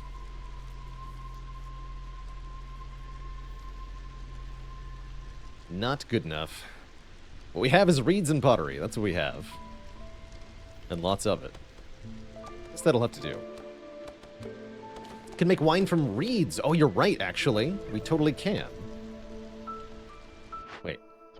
Yes, you can make wine from reeds. Oh, we totally can make wine. Cool. Let's enable that at the distillery. Just wheat rind, thank you. Wine.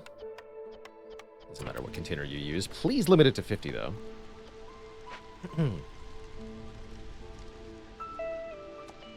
For the love of heck.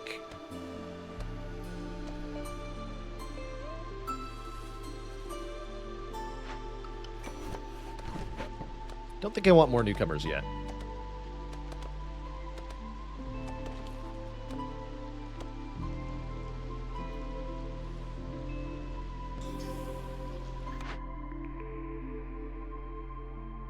Skewers or jerky? Jerky would make the harpies happy. Requires meat. Or no, insects. Insects and fuel we have. We can make jerky.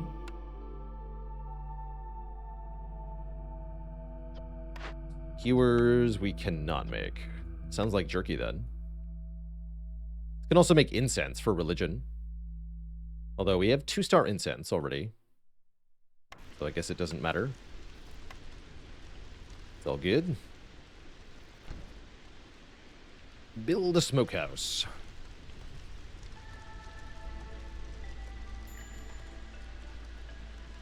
There's a setting that disables all production on new buildings by default. Oh, that's a good setting. Might want to use that. Thank you for the heads up on that.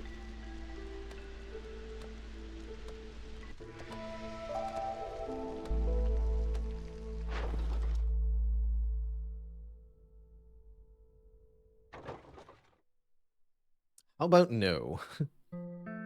There we go. That'll sell. Seems a-okay. You done? You only have 53 seconds. Hurry up. Swear to heck, if you fail this, because I marked the wrong trees, I'll be very slightly annoyed. Good. Hidden Trader Cemetery and our first proper ghost. Do a corruption, they say. Catching is doing a corruption.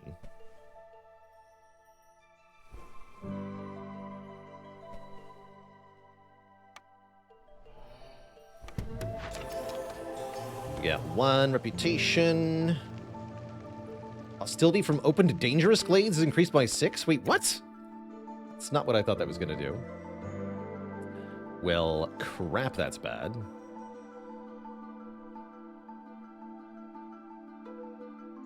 Guess we're doing Foxkeeper now. That was really bad. Super not worth it. But we did fulfill his request, so we can provide the goods. Just clearance water is all we need. We have to stop using the clearance water then. Which we can stop doing at the clothier for a minute. One less person in the clay pit will help too. Then we can get a bunch of stuff. That's nice. Report this for big gains. We'll do that. I just need more provisions. Makeshift post. Seems fine.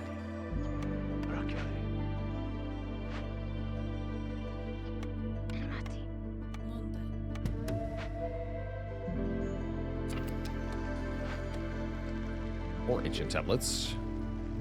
More porridge. More good stuff. This only takes a few things to rebuild, so might as well.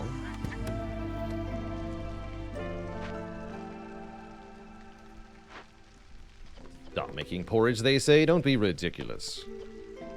No one tells me to stop making porridge.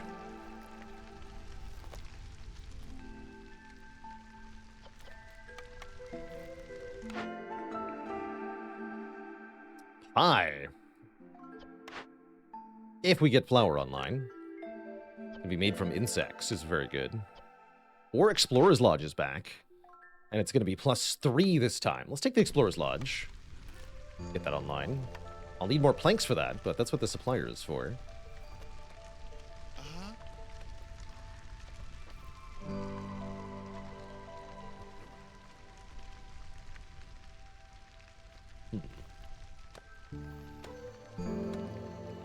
And we got large grain nodes, too, I just realized.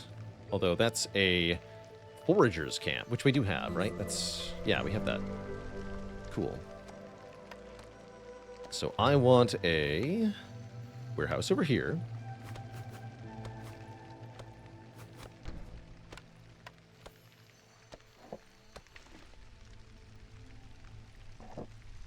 Long way to take a break, but that's fine. Good Glade overall. We're a lot closer to a victory. Again, a year 5 victory seems impossible, but year 6 should be totally doable. I meant to check the trader. I guess we're going to do that next year, huh? It's too late now. It's not quite true, but mostly true. It's fine, it's fine. Let's stop running double harvester camp. That seems overkill.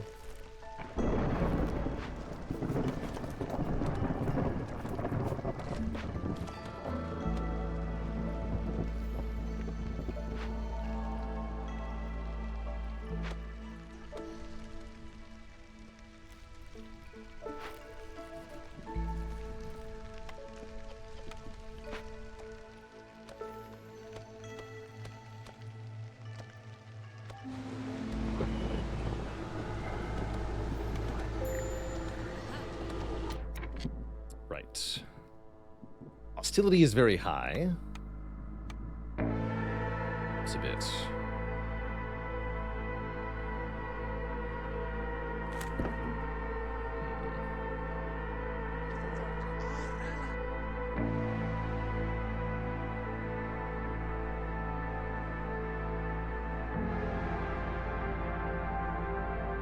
These harpies need jerky immediately.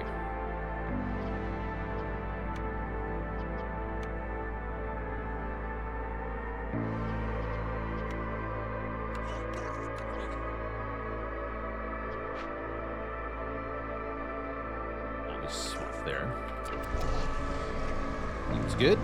Not going to worry about the Blight Rot Cyst. They're still not accumulated enough to actually do anything to us.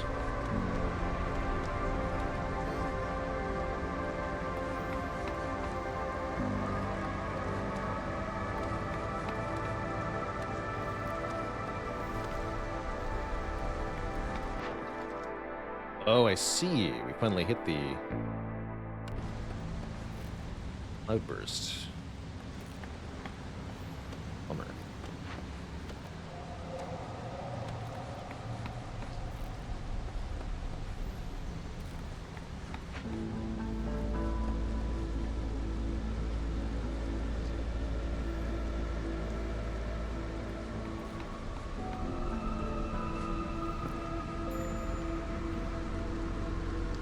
Or coats. We got coats coming.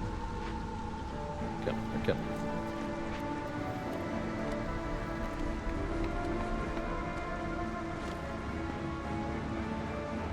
Now, porridge can come too. We can also use the grain to make flour, if I'm correct, right? Yes, we sure can.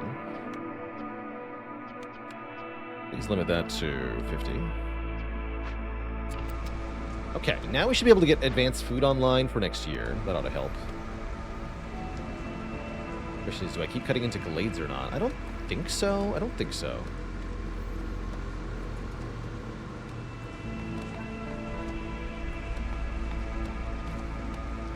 Yeah, I don't think so. Oh yes, we now have enough water for the ghost? That's not true. We're almost at enough water. We need 50. Wait, why is it going down? Must be making porridge.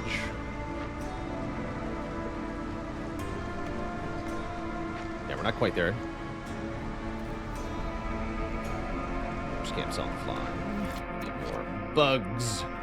There's plenty of bugs over here. I should be able to make pie then. Did I get the pie making house? Did I actually remember to do that, or was I just looking at pie and decided not to? I guess I decided to build the other thing. The Explorer's Lodge.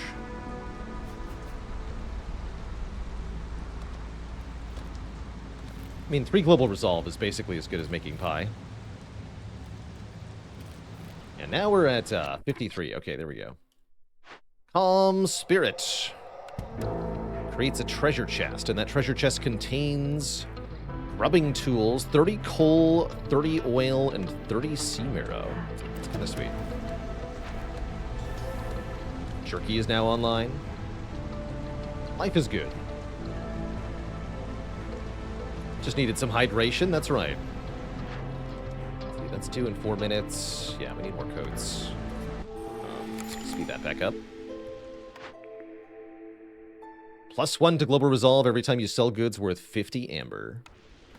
Perfect timing, because I have a lot of amber. And you have a lot of tools. Excellent, Bliss. Excellent. Oh, and you directly sell reputation too. Half a point for 20 amber. Good. Perfect, even. It's time to trade. So, let's see. We have a large abandoned cache for 24 tools. We have another one for 24 tools. So I could use up to 48 tools, actually, or 45 tools. How much does that cost? Oh my god. But why, though?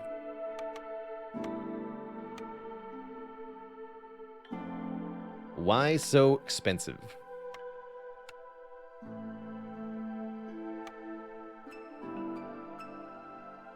Jesus.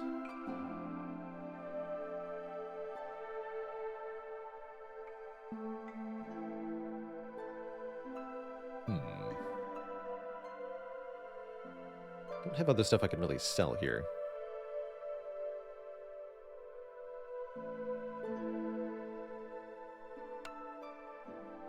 Guess we can lose all the parts.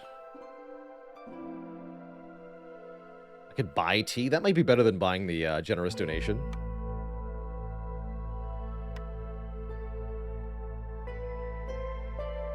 Yeah, we should do that. Still need more harpies, but we can get more harpies.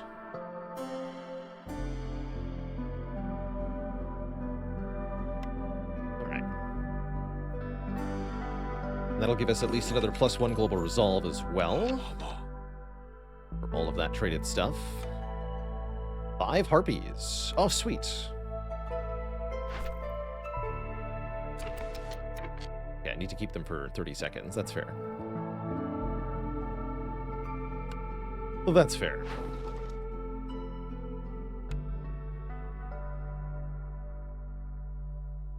Don't need to do any more trade routes for now. That seemed like it went really well, what I'm saying. You two do this. Yeah. You two do this. That's 2 more points. We want to get points from happiness.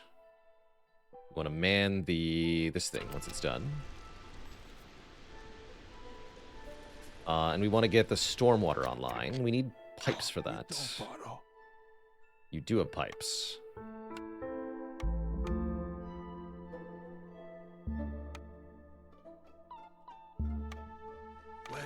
Sweet, thank you. Need planks, but we can make those at the supplier.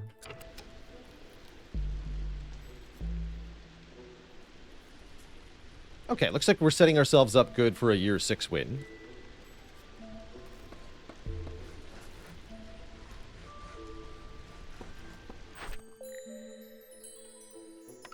Oh, and I get 20 more amber, of course. So I can buy this. Ah. Thank you.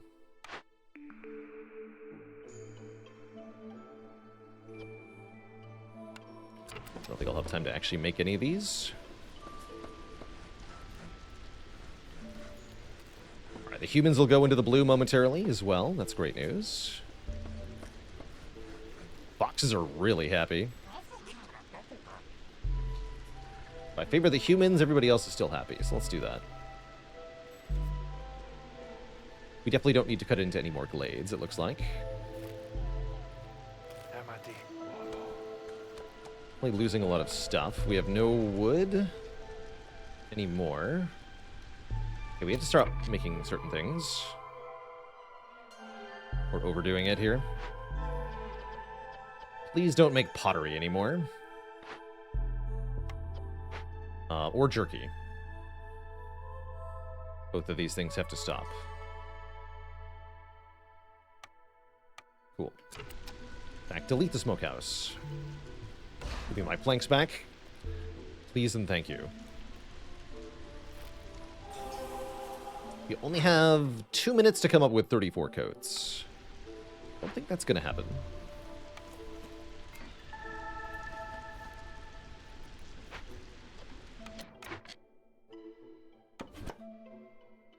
Nothing to mine. Delete it. That stormwater thing online yet? No. Am I going to be able to make that fast enough? No clue.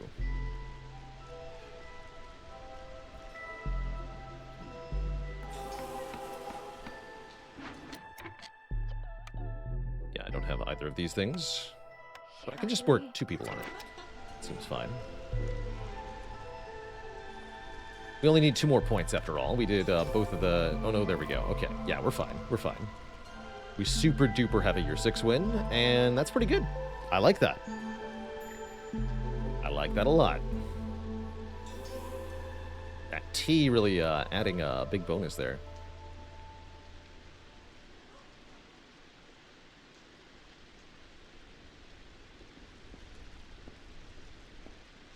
.91 per minute. For blam.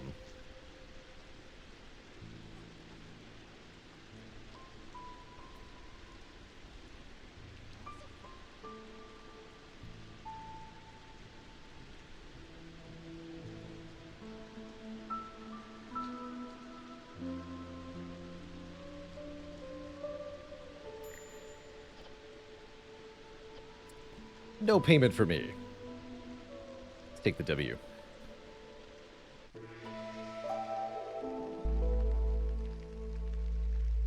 Where'd my stormwater go? Hello? I think I got turned into porridge there. Either way, GG. This is a victorious settlement. We get 5 more seal fragments, 26 artifacts, 70 food, and it only took 6 years, which is, again, a pretty important thing. The total year count matters quite a lot here in the Queen's Hand mode. The faster you can do the settlements, the more of them you can create. Which is kind of a big deal. Shelled mosquito nest. Win with a roaming swarm debuff. No orders. Traders arrive slower. No, that's not a thing. Can't do that. 40 insects per game would be nice, but... Actually, what is the lowest difficulty I'm allowed to play on? Pioneer.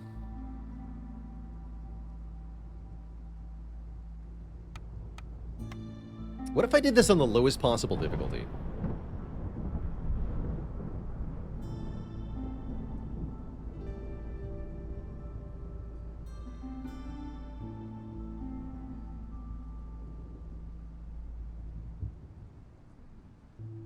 Might be worth it. Try to do it on the lowest difficulty, and then we can... From there, we can settle up here by the marshlands, and this Statue of the Forefathers modifier, and that can reach these. So we'll go here, here, here and here. We could even settle between them, potentially, for a double modifier run.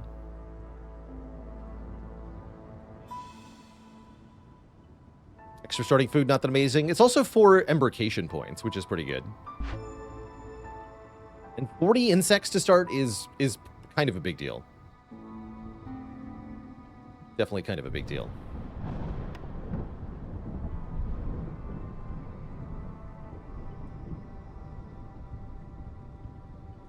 Tony Cheese in chat asks, what determines what gameplay ends up on the Balor Plays account? Surprised not to see it Against the Storm or Roguebook.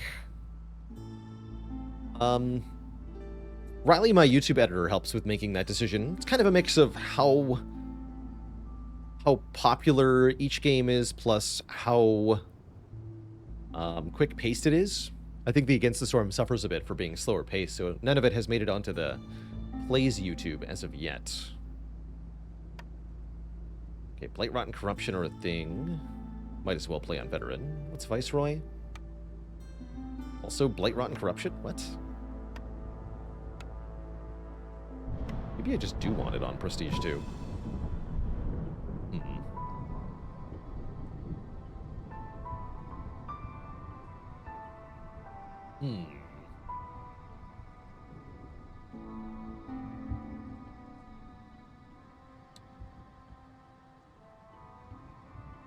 Tricky. That's definitely something that could go long, which is a bit worrying. With no orders, it's hard to get your initial reputation to get blueprints. That's tricky.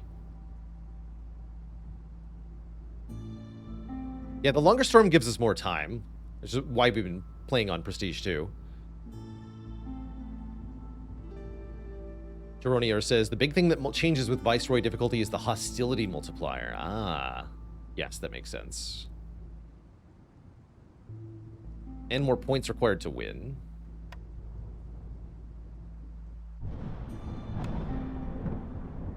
Let's see, what are my caravan options?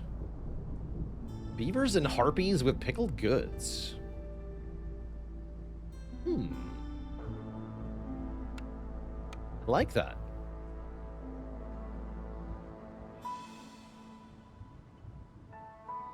And slower traders. 50% slower traders means no trader year 1.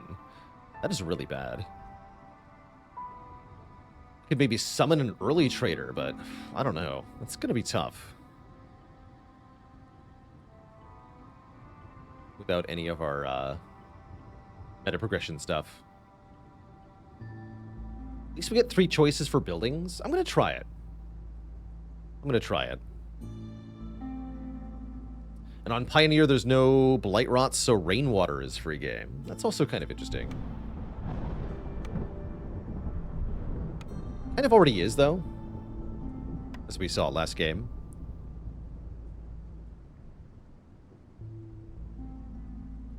I really don't think 18 is that much harder to do than 14. Might take an extra year sometimes. But the 2 extra minutes per year makes up for that easily. So I'm going to do it on Prestige too, like we've been doing. Start with eggs and wood. Harpies and beavers. Let's go. I guess before we jump into this fully, though, I am going to take a quick break here, refill the legs, stretch the water. Be right back, everybody.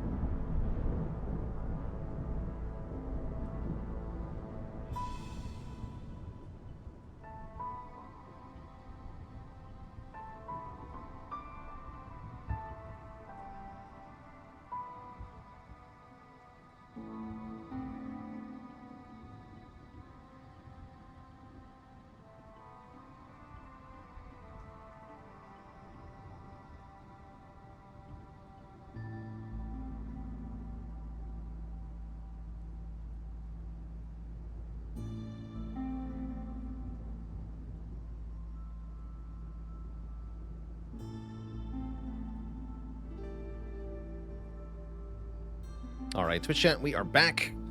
Which has given me the ability to remember... We have resources to spend at the Citadel. We should definitely do those before the next game. Although it all takes machinery, so actually I can't. Concerning. We need to get machinery then. Well, concerning. You're telling me this gives no machinery? Doesn't. That's even more reason not to do that.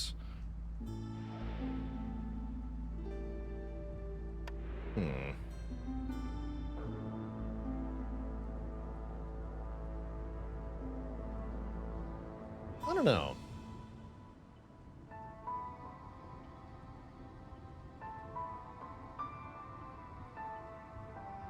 We'll try it. We'll try it. Okay, so I can't spend anything. We didn't take this yet. Give me more seal fragments, I suppose.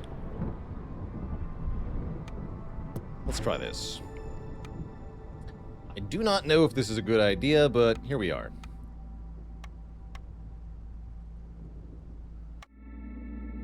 I might regret this.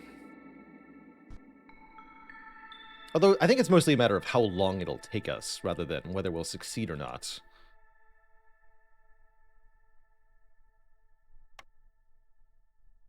Our positive modifier. Higher chance to bring back stuff from Glade events. At least it's Royal Woodlands. It's the easiest biome for me. Move slower without a house. Burning cyst takes longer. Food production is slowed. Okay, not too bad. Not too bad.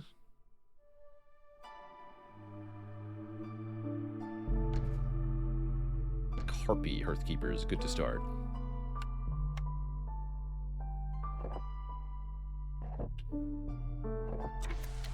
Got lots of eggs in the starting glade. We started with pickled goods, which I'm going to disable for now. We'll eat those later if necessary. So we get no orders and slower traders. That does sound like such a problem. How do we deal with that? We're going to want to be able to make our people happy enough to gain reputation.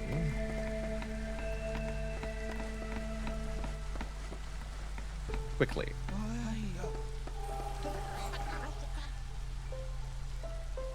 I think that's going to be hard to do. But at least Harpies make the first couple of points pretty easy. Just have to create a utopia. No biggie. No biggie. Might be Trapper's Camp or Small Farm. Depends on what we find in the first glade, I guess.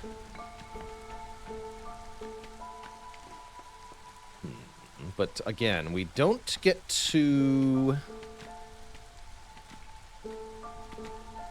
have the trader. I'm wondering if we want to summon the trader. Do something like break into this dangerous glade early. Think about that.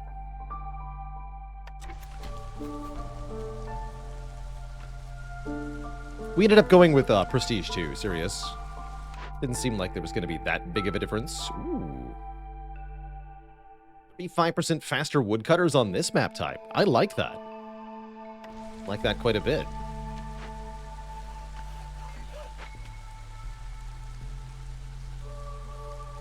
That's a pretty good first cornerstone.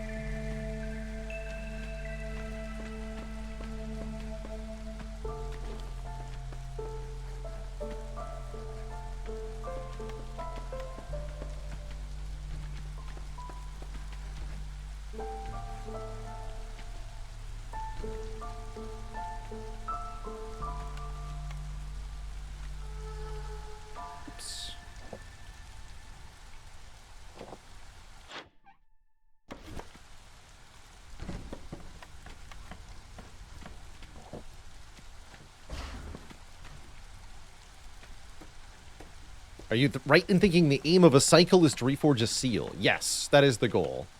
You need to build up enough seal fragments and then also successfully complete the seal mission, the seal settlement.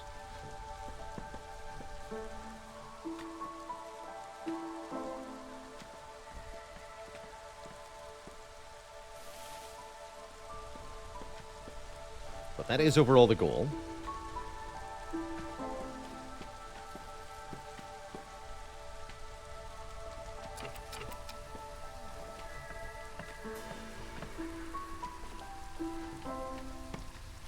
Shelter. 2 more.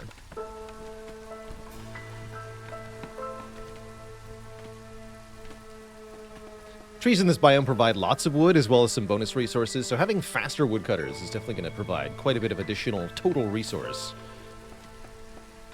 I think will be quite handy.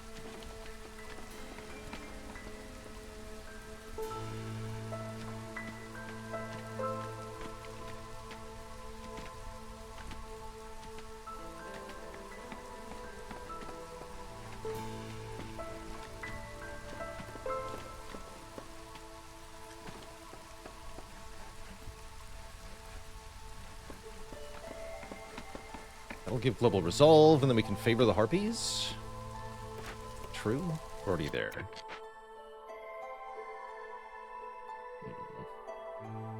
Can't just favor the harpies yet. We do have harpy houses unlocked, so that'll be good reason to get lots of fabric, so we can house them all. And yeah, 16 minutes for the trader to arrive. Wonder if we just cut into this. What benefit do I get by waiting? Not much.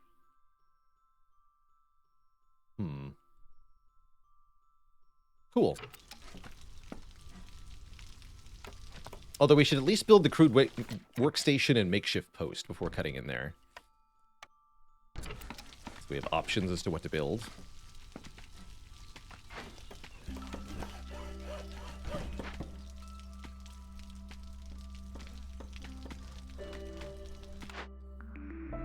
Currently, we've got Trapper's Camp, Small Farm, Carpenter as the blueprint choices. We definitely want to know what kind of terrain we're looking at before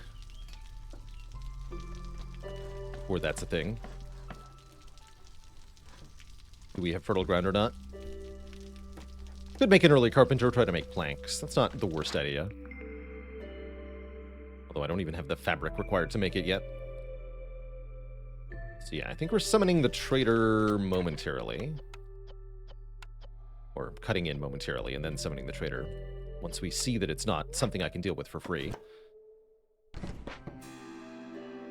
This is kind of awkward timing for glade chopping. Is that going to stop me here? I don't think so.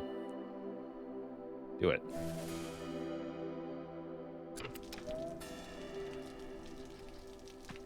Hey there, Tubsass. We did indeed win last run.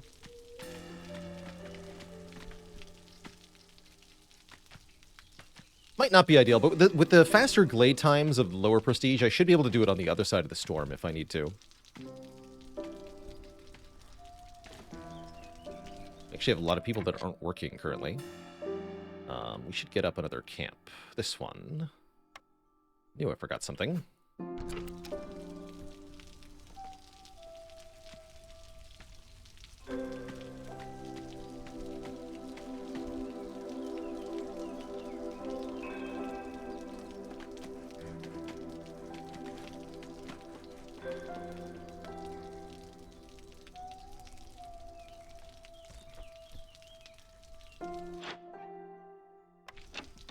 Look first. Okay. Yeah, because it could just be a withered tree, which we can simply cut down. That's awesome. That's a really awesome dangerous glade event to get. Cool. Requires no resources. We're going to get tons of stuff. 60 wood, 30 oil, 35 stone. And a perk making our blight fighters move faster. That's not very helpful. The event will give some cysts. That's true. Yeah, 1 cyst every 120 seconds for every 2 dangerous glades discovered. Except we've discovered 0 glades. I think that rounds down to give 0. So I don't think it actually will. And a large abandoned cache with woodcutter bonus. That's kind of good. 40 pickled goods and +1 to stone production. Oh, they changed it, rounds up. Okay, still won't be an issue, though. Still will not be an issue.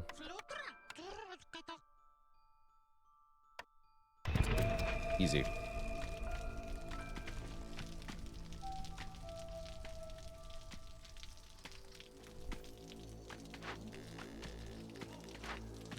Yeah, fabric for harpy houses in here as well.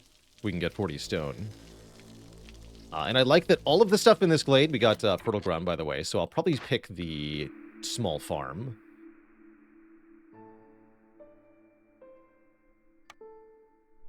If we'd seen large meat nodes, I would take the trapper's camp, but we got fertile ground, so let's go with a small farm, set that up for next year. And now bakery. Ooh, bakery, biscuits and pie. Probably not beaver houses. They're expensive as heck. Grill makes skewers. We need insects, mushrooms, or meat for that. We have none of those things.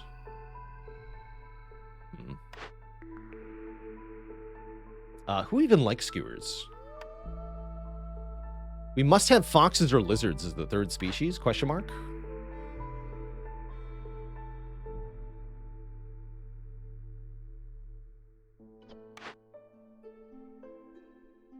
I feel like this means we have lizards.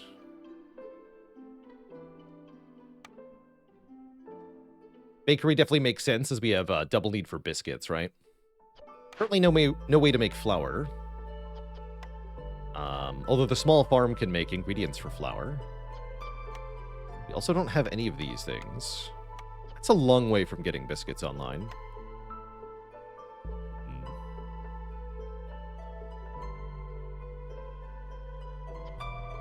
Eggs make pie, which is nice. So we would only need flour to make pie, but biscuits, harder.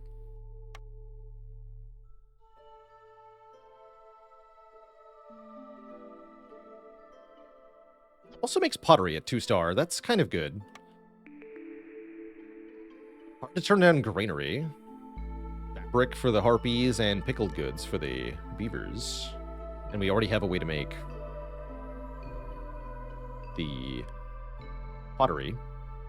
However, lumber mill, when you have beavers, is real strong, allowing you to make planks at 3 stars for mass plank production, which can be very strong.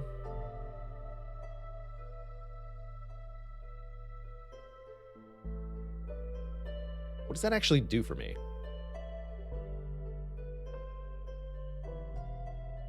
I guess it'll be harder to buy planks with traders arriving slower. Cool. Sure. And we're not even summoning the trader. That's right, because we have a free event. Okay. Seems good.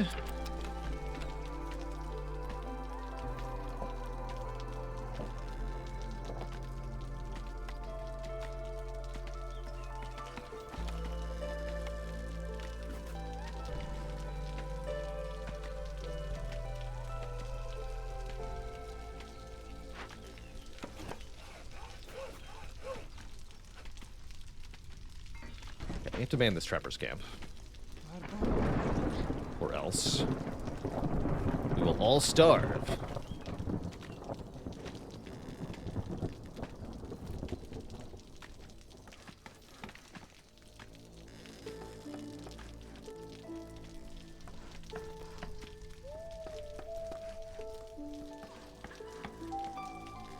Yes, I think granary would have been a pretty good pick. But it is very hard to turn down lumber mill. So difficult.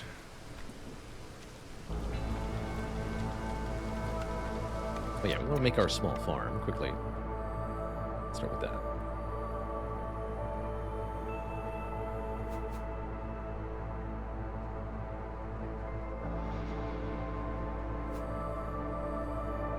Doesn't matter if we overlap one farm field. That's good.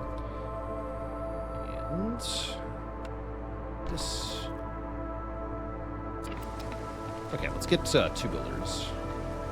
We get 3, so we can have 0 hostility.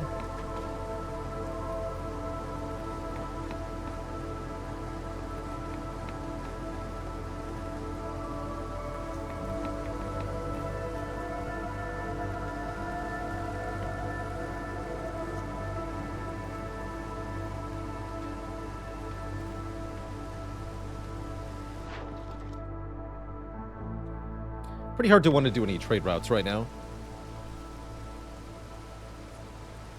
Amber won't be useful for a little while, at least.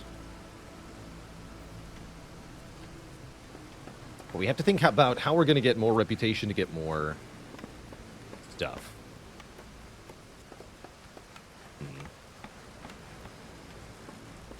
I think it's going to start with harpy houses.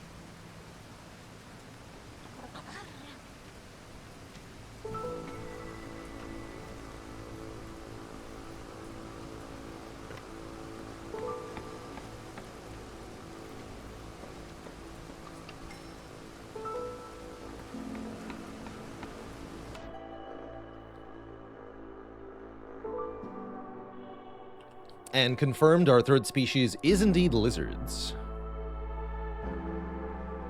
Take 1 tool or 5 grain. Well, actually, I want more beavers, right? Let's take 2 beavers and 1 lizard.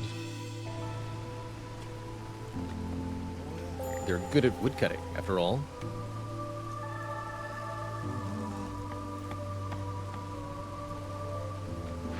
We want to make fabric out of the plant fiber.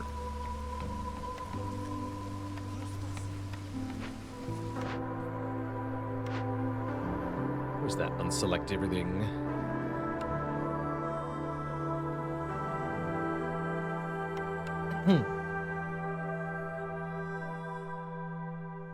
I think I like enable all by default. I'm not sure about that, though.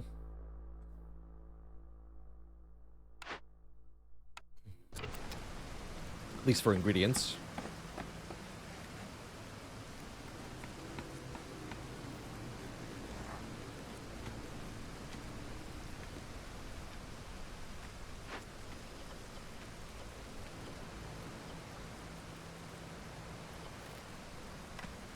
Let me use that to get a lumber mill up.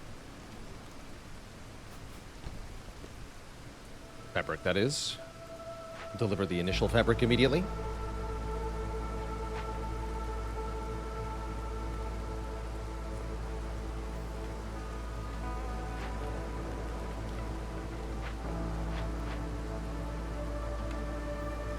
We're 5 stone short by my count. I think this had 35, yeah. Tricky. Alright, our 1 lizard is very happy. Maybe we can make the harpies happy instead. That would be better. Oh, here we go. Rebellious Spirit. The first sign of things going well. +1 global resolve for every 2 impatience points. Additionally, every time a villager leaves or dies, we get more impatience, which could be a good thing. That is going to help keep our people happy. That's going to help us get blueprints. That's very strong. Definitely what we want to see here.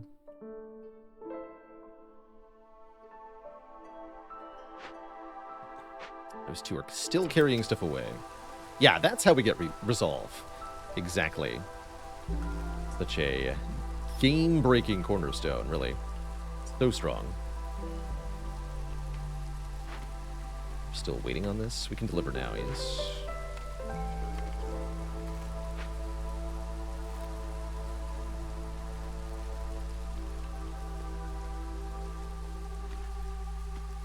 Can only get the harpy to 14 happiness. For now. By the way, we did not get any blight rot cysts from the withered tree.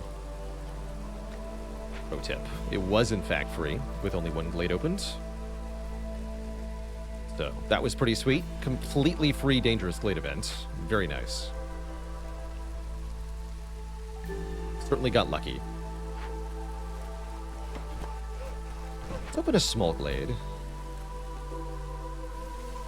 Don't have a lot of reason to do this, but I'm going to do it anyway.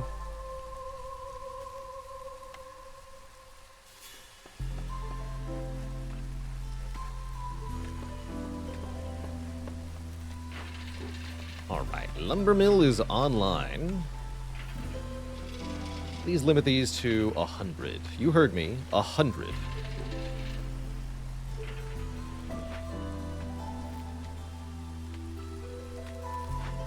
And you might be done.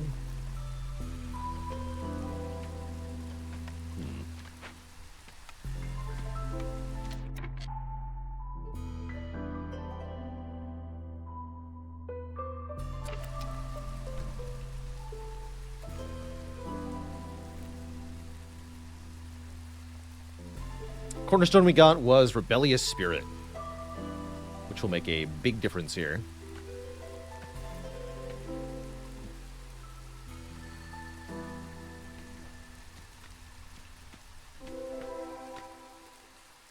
All right, that contained a water geyser. That's potentially worth it. Could allow us to get... Wait, that's the kind of water geyser that connects to the lumber mill, specifically.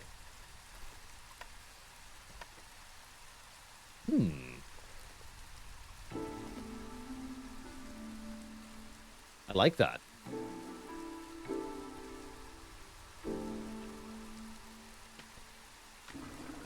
Does it matter where you put houses? Not really. I try to put them as far away from the warehouse as possible, while still being within the radius of the hearth. That's my usual approach.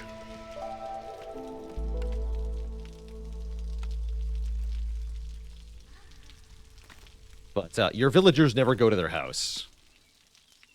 Breaks are not allowed.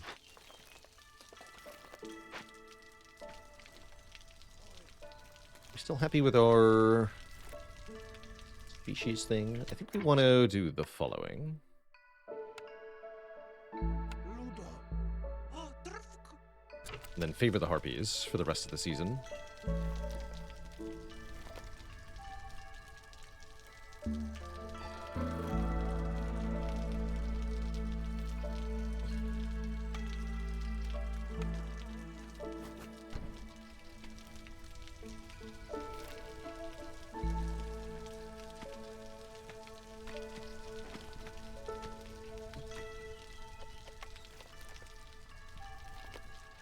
So much wood. It's amazing.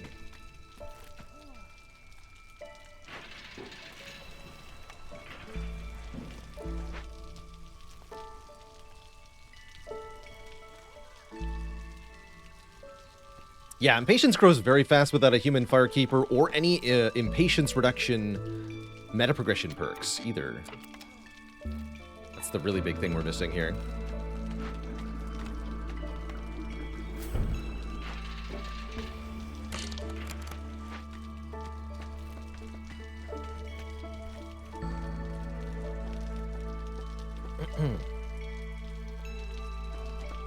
But, thanks to Rebellious Spirit, that impatience is going to work for us by giving us Global Resolve.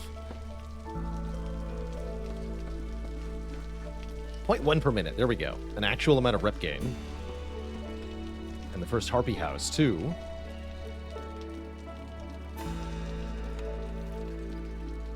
Didn't come up with an easy way to make more fabric, did I? Did not.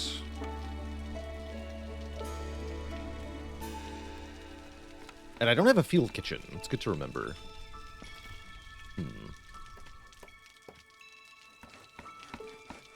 Slightly tricky, then.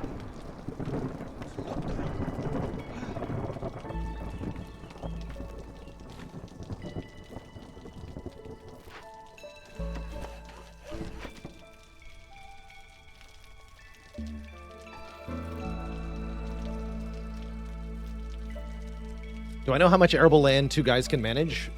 No, I don't know a lot of the detailed math for farms. You can see that these ones did not finish harvesting in time. So there could have been some benefit to a second small farm, definitely.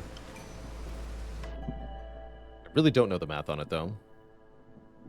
It seems really annoying, which is part of the reason I have a strong dislike of the farming mechanics in general. Or harpies. Believe it or not.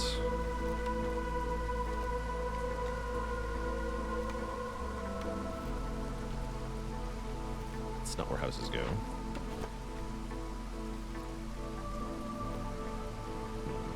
Where do they go? I need to cut more space around the glade. Around the warehouse. That's what I see. I see a problem. Move this.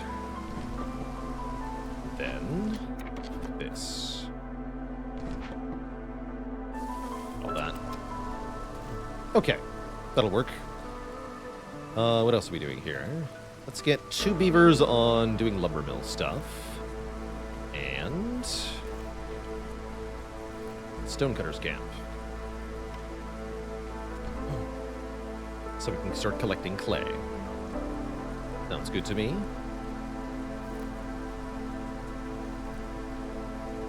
First trader will be here after the storm. I guess we should think about our second dangerous glade, which should be this one. Probably a good idea. I mean, we're not going to get another easy chance. So actually, you all cut into here instead of what you were doing before. Please and thank you.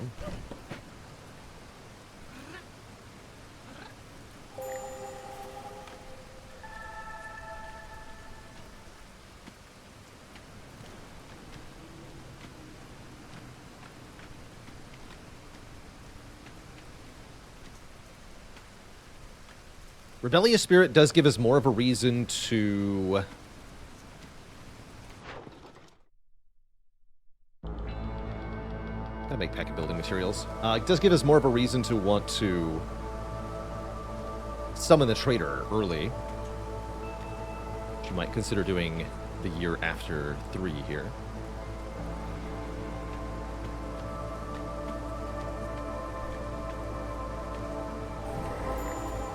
Blood flower. Uh-oh. But also lots of food in this glade. Not all of which I can get yet.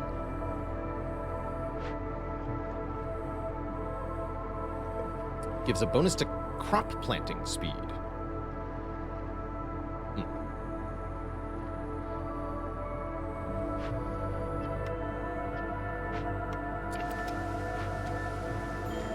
We can ignore that for a little bit.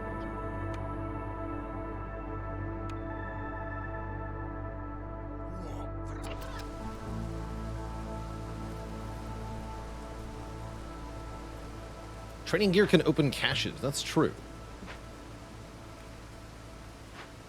Like this one. That'd be really good to open. It is enough to get that open. We have enough stone to open this one, although I don't think I want the contents of this one. Probably ship that off to the old Citadel. Lizard is happy during the storm. Good for Lizard Man. Good for you. You have already made enough fabric, which means we need to build another harpy house. Hereabouts-ish.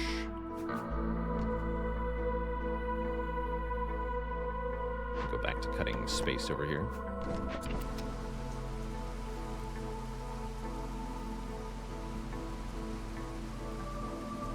Alright, good news is we don't need the trader.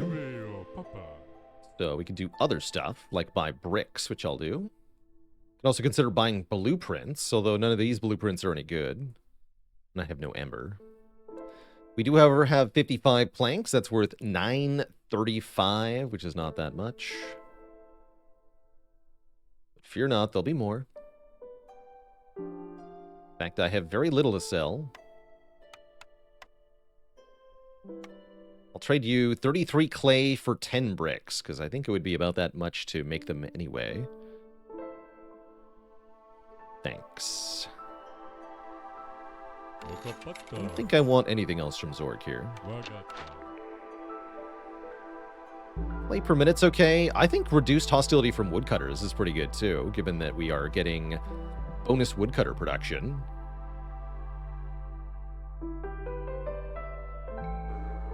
Take flame amulets. It's gonna make it easier to run more cutters for sure, for sure.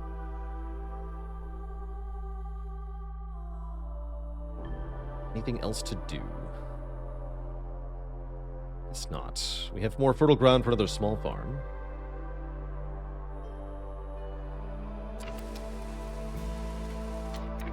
Let's get that up right now.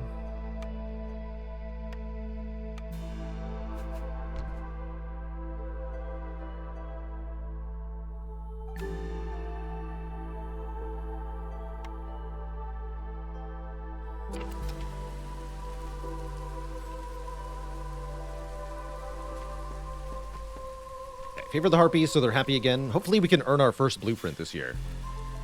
So we're gaining 0.13 per minute. That ought to be enough to actually do stuff.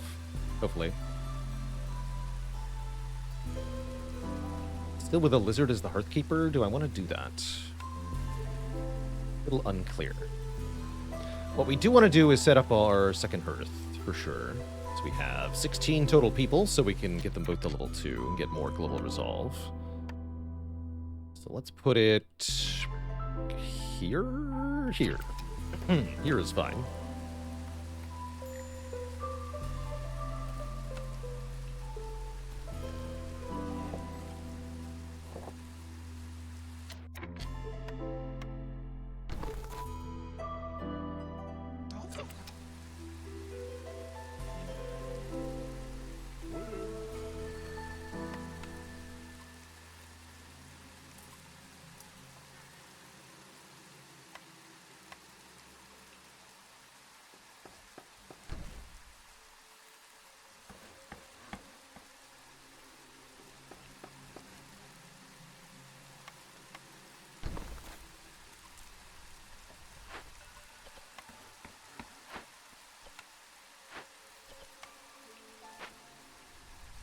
Hopefully something will get planted there at least.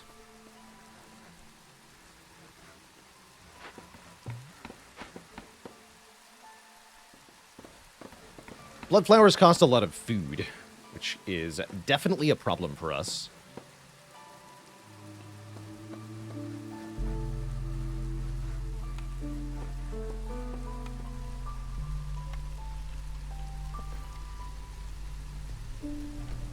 But more of a problem for future us, you know?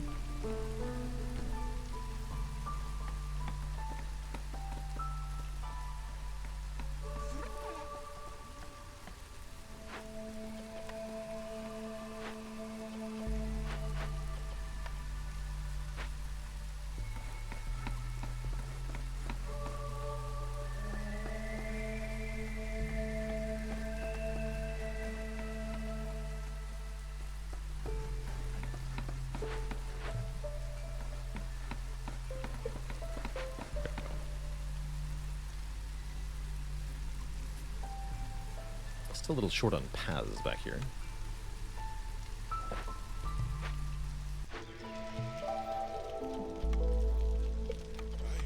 So this will take 3 minutes and 30 seconds to deal with, and it will take 2 food every, I think, 6 seconds. That's definitely going to sting. It's not good. A lot of our food is in the form of grain, too. I can't actually use yet. Double concerning.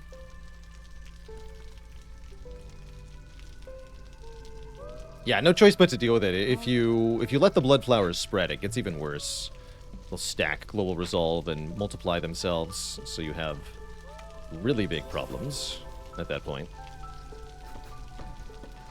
We do get our first blueprint. Here we go. Plantation, meh. Herbalist camp, maybe. Large herb, berry, and mushroom nodes. Don't actually have those yet. Or workshop. Make stuff I don't need.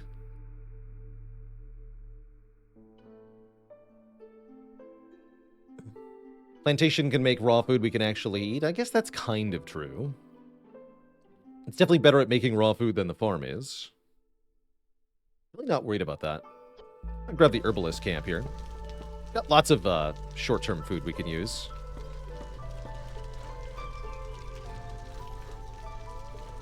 That's true, though. Berries for biscuits. That's true. I have a hard time convincing myself I would ever want to...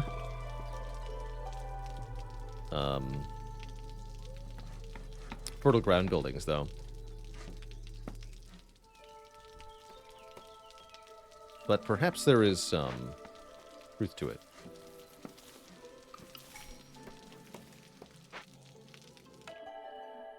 Alright, newcomers when we're desperate for food seems iffy, although if they bring food, they're allowed. 25 insects. We'll take that if we hit 0 food. For the moment, I'm just going to hang tight, because I'm not sure about all of this stuff.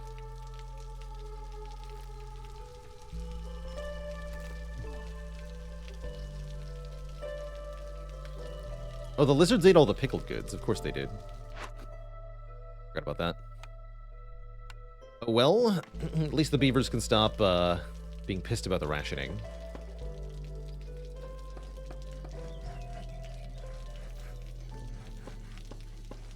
It's really funny. The lizards were exempt because they didn't exist when I banned everyone from eating pickled goods. So they just got to have it all. Good for them. Good for them, really. Yes, looks like we're going to hit critical food here in a moment. Thank you for the alert that tells me what I just told everyone.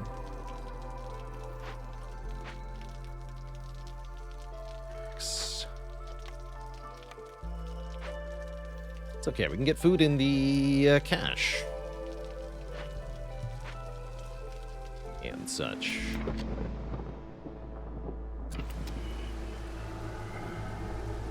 We are actually out of food. Okay, take the newcomers, please. Blood flower's done, so we won't lose any of that food. Please put a lizard in this hearth. And then, I don't know, move some people out of here. We have too many people, right? We have 21 people living here, which means I have too many houses. And I don't even need this house. Delete it. No, not that one. Oh, I see. Well, don't delete it, I guess. Just move it. It's fine.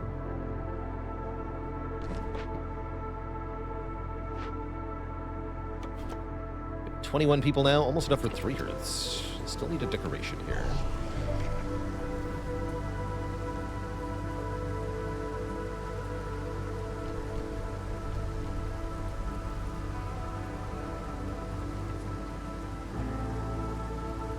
Lots of unemployed people still. Let's get that Forger's camp online. To work at the stonecutter camp. There we go. Okay, foragers online. And let's grab this. I'll take 30 fabric, 40 pickled goods, bonus stone production, and more woodcutter capacity. Please and thank you. Sounds grand.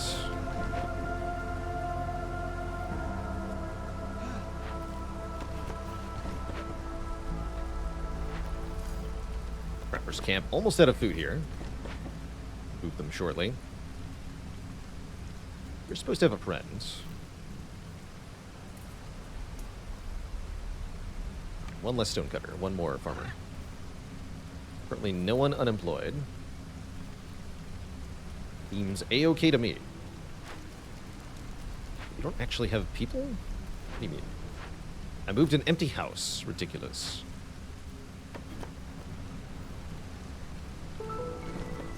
There we go. That's another +2 global resolve. On top of the now +3 we're getting from Rebellious Spirit. About to be +4 as that impatience surges.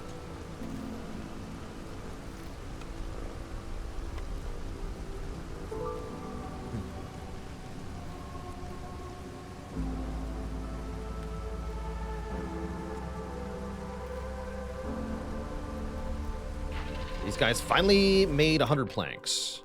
And I still have 300 wood. Good for them. Time to make packs of building materials. Out of planks. So 10 planks, that's 1.7 worth, becomes 2 worth. Pack of building materials. Questionable, actually. Do I even want to bother with that? Not really.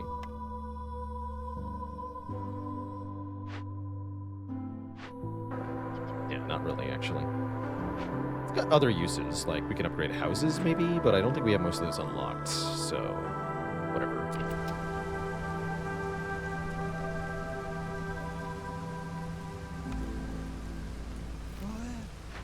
Yeah. We could consider big shelters for our housing, although mostly I'm going to be making a ton of harpy houses, I believe. Is the way of things.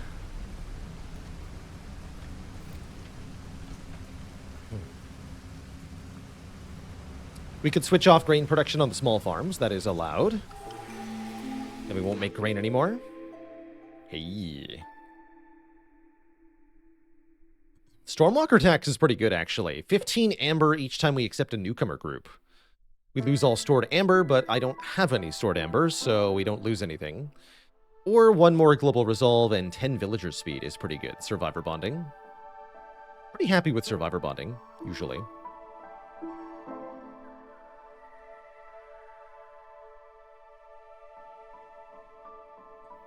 Let's do it.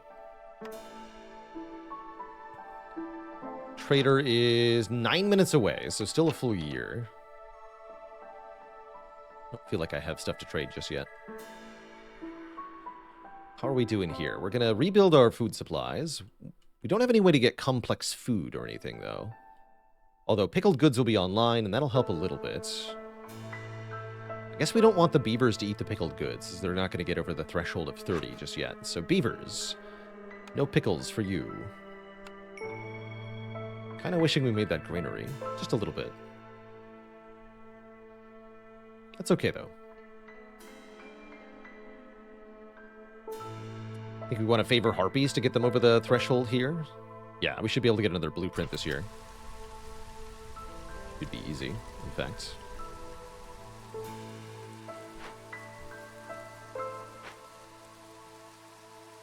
And I think with the pickled goods, the lizards will also go to happiness level. Yeah, they will. Is field kitchen unlocked? No. No, it's not. Feels bad.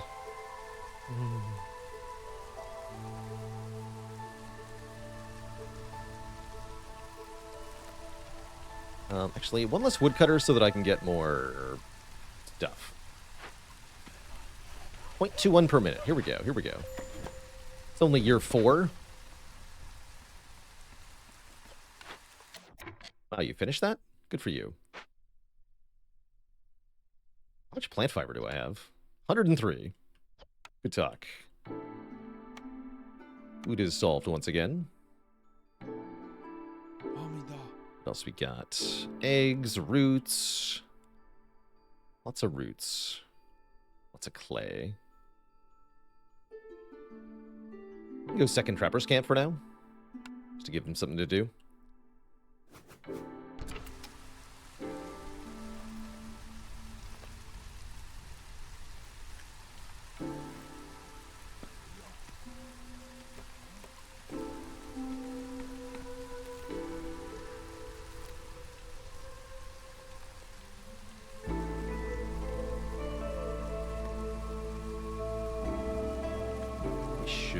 Progress towards our next dangerous glade. Where's that going to be? Here? Here? This one's good. I like that one.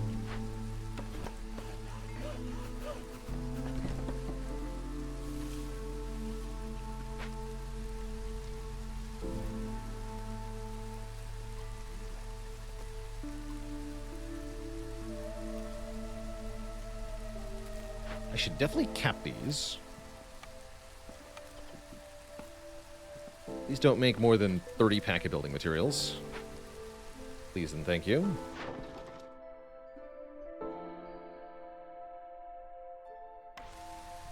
We could make packer provisions as well? Question mark. Not really. Food is still an issue.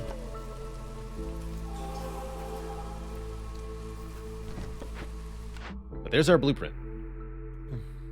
Skewers and jerky at the butcher. Jerky is beloved by both harpies and lizards. Takes insects. They don't really have. Meat. Can also make oil.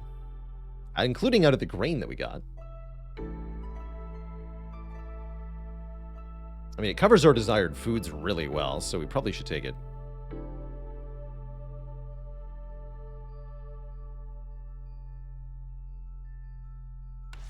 No large insect supply or anything. Are there bugs in the clay? No, there's roots in the clay.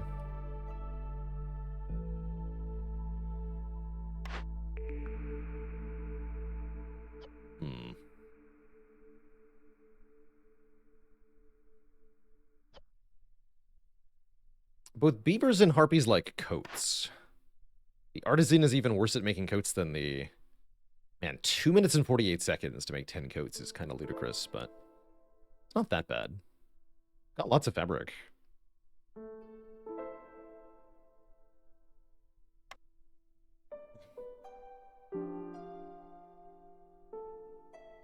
Do we have a way to make trade packs? I don't think we do, right? Oh, we do. Oh, for lumber mill. I see. Yes, we could oil into trade packs, and that's pretty efficient selling of the grain. Yeah, we even have the oil, the water hooked up to that, so that's better than it looks. Okay, I'm reasonably convinced by that. Let's do it.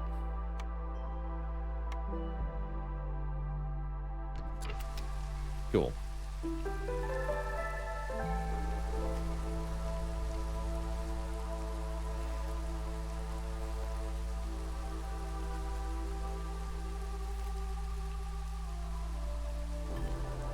And at this rate, we'll get another point before this storm begins, too. It's quite nice.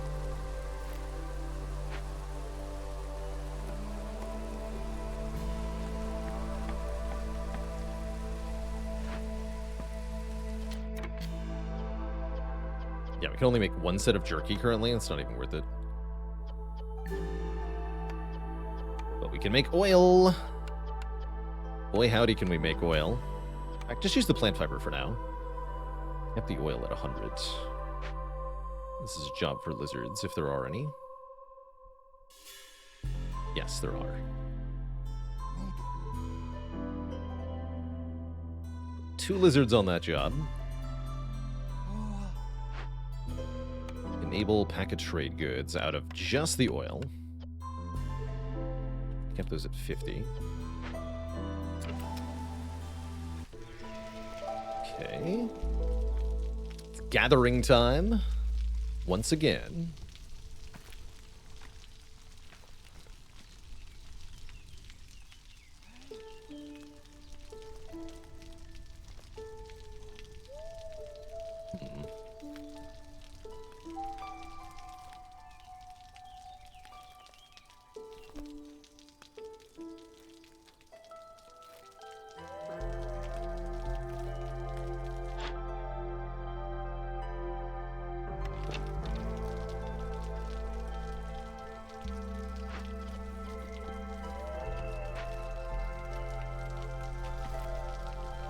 Still no way to do trade routes. I guess I'm okay with that for the moment.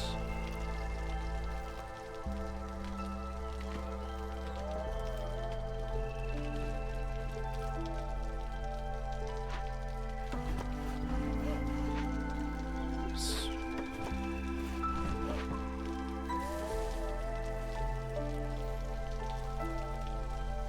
Is oil ever good for sacrificing? Yes, we've used it for that purpose a couple of times, especially when we can make oil really effectively or cheaply.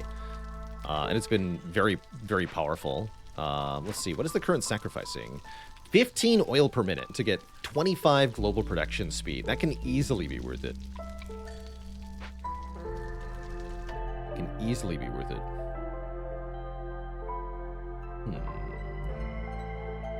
21 people currently. We will gain stuff faster. More people. And we'll also eat food faster with more people. Oh well. Let's take this group, I guess. Keep focusing on harpies for now.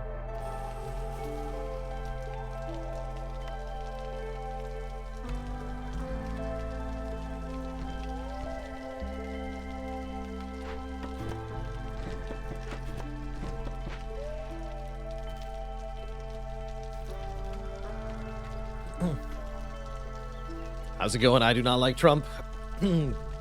This is sort of a roguelike settlement builder. So the idea is that you're managing a settlement with 3 different species in it, trying to fulfill different needs of each of those species and keep them all happy. That's the number beneath each species circle.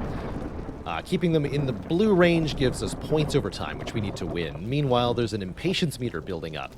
And if this impatience meter fills up all the way, we lose the game. Lose the run, so to speak. As a roguelite, it's intended to be short form and highly replayable. So you play for 2 to 3 hours for one settlement, and then at the end, the next time you play, you'll have a different map, different random bonuses and penalties, different modifiers that will all change how it kind of plays out. Don't need to have that.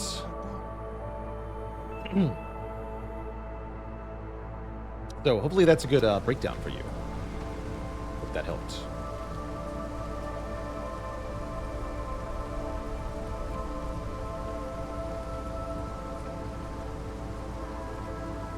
Currently, we're playing on a map with no orders. Usually you get quests that give you points, but we have to deal without those, which makes it a bit more challenging.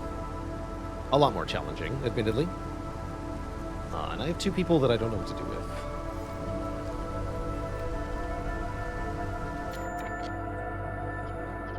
Help them out here, I guess.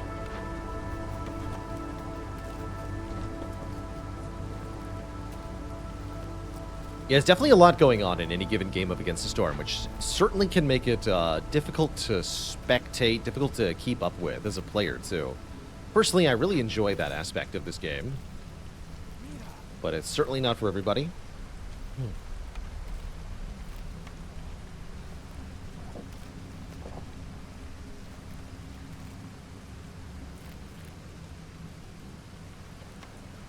Can't believe we still have 360 wood. Is that possible?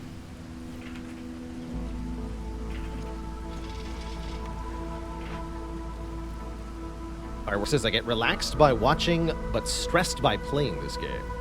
That also makes sense to me.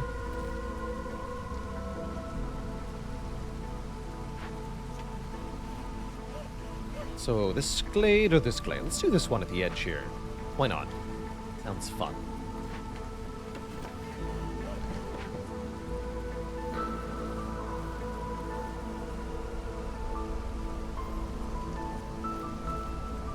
Kind of interesting that there's still small glades this far from the main place.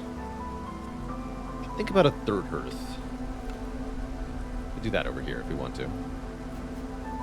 For more global resolve.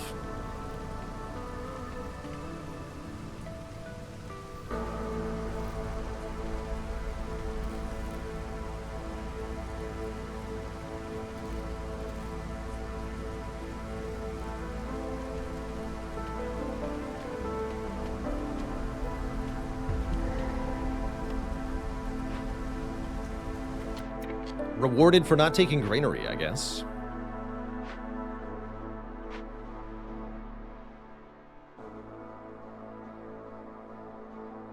Oh, good. We can get these mushrooms.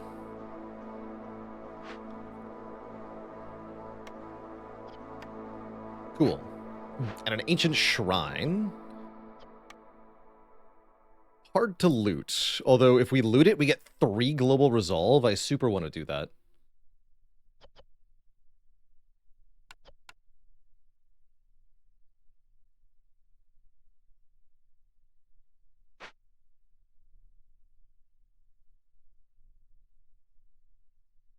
Super want to do that.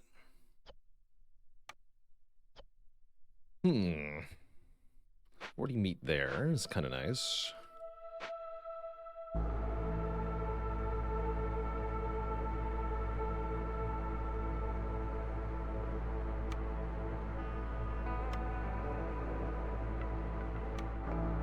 We're all fired.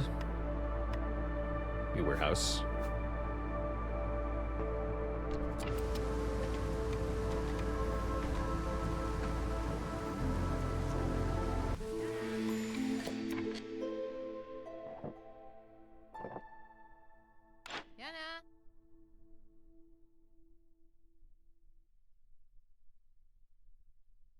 Yes.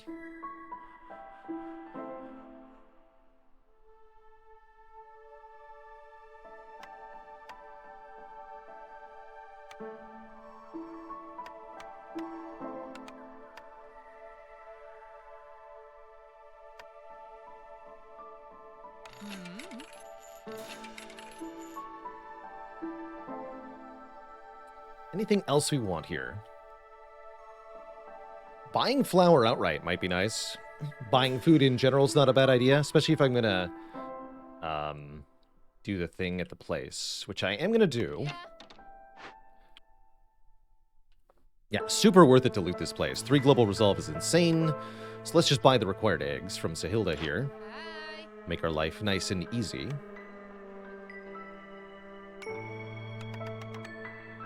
think 40. And then give me your flour, too.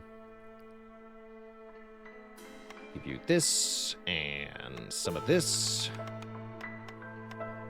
And some of this. Seems good. Yes. Thank you. Yeah. Beaver Resolve, huh? This might be a decline for 10 Ember. I should have done that before trading, of course, but still.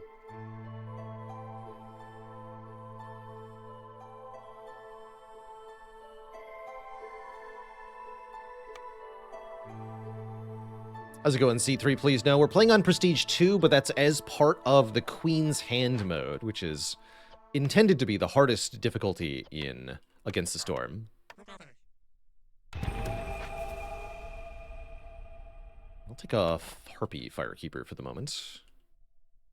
We also want to rebuild the granary. I can do that. Do you have bricks? Yeah. No. Yeah. Me neither, Sahilda. Me neither.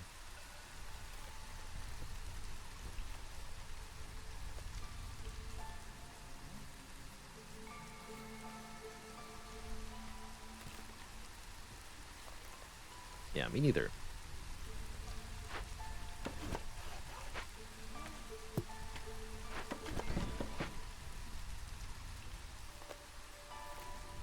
Been done a single trade route all game. Kind of feels bad, but here we are.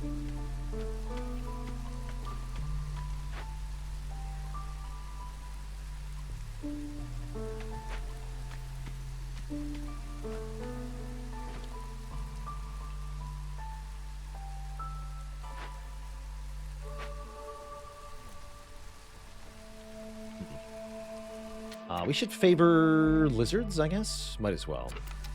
At least we can earn something while this is being worked on.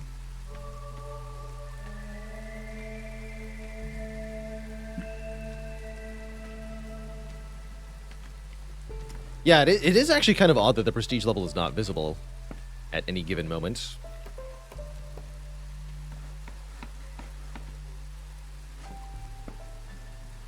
Very strange.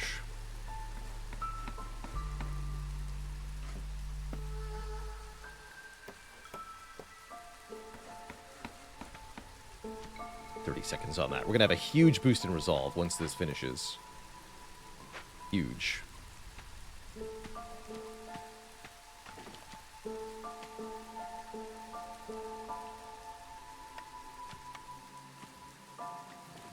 Let's get the woodcutters out here as well. Clear up this internal space. Yeah, there we go. Big boost, as you can see. Now the lizards are at 28. Earning us 0.11 per minute just on their own. Good for them.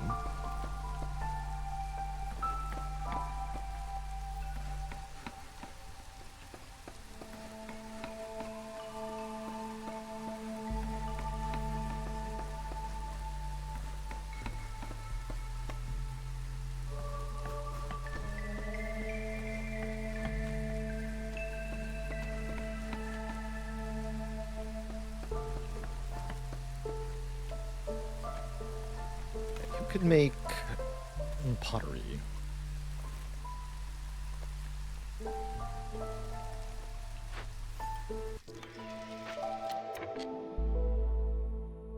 Who does make pottery? The bakery, that's right. The bakery makes pottery. Of course. Make a bake. Please and thank you. Alright, more food. Food's happening all the time, everywhere. Always more food. Not sure we want more people now. More people beyond a certain point just makes it more difficult to feed them all and keep them all happy. Not always desirable.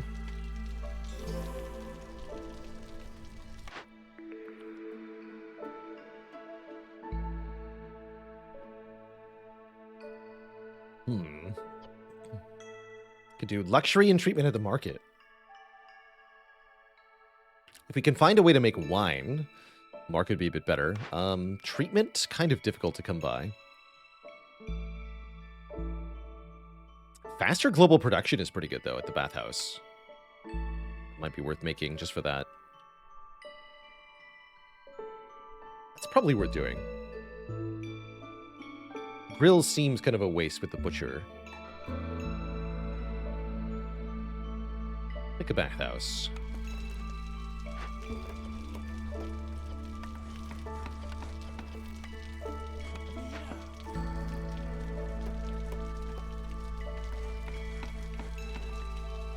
So you know what? I do want newcomers, actually.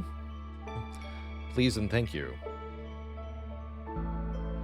Or lizards, since they're so happy.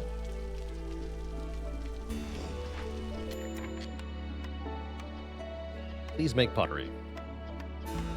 Thanks. Just use the sea marrow, actually. Sounds good. Limit that to 30. Stonecutter's camp just finished.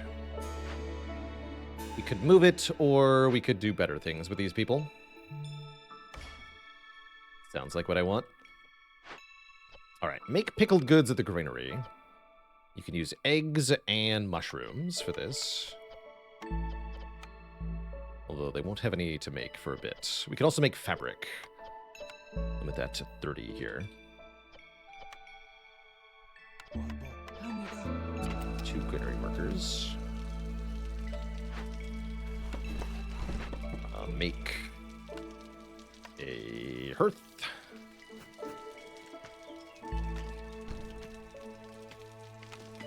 And some more houses.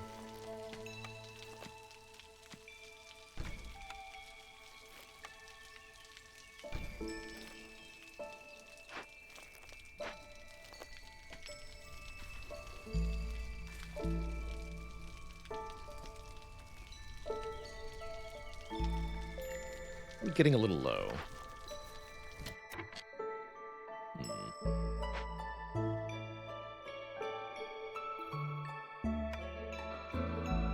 Concerning. Let's make another herbalist camp. This won't last long, though, if I double herb camp it. Problem for future me.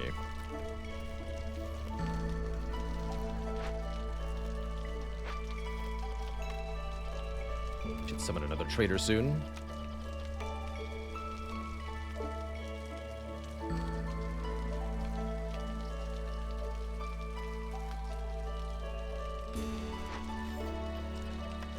Can't make jerky or anything.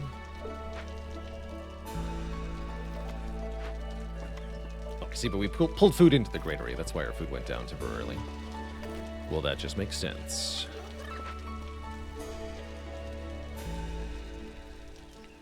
We definitely need 2 bakers making pottery here. Don't be ridiculous.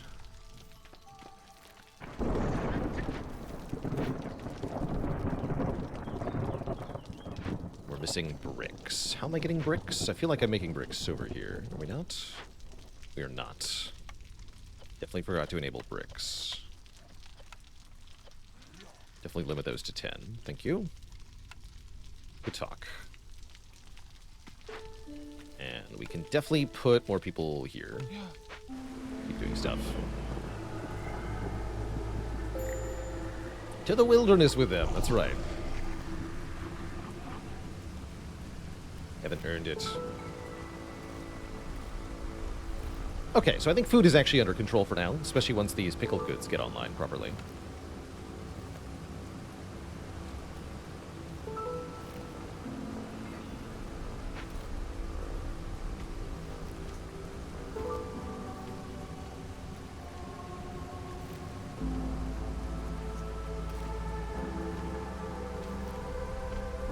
About to be going into year 6 already. We're nowhere near winning, so we can expect this to be a at least 7-year game, probably more like 8 to get this bonus. Will that have been worth it? I don't know. Do not know. I do know that 40 meat is looking increasingly tempting. That's what I do know.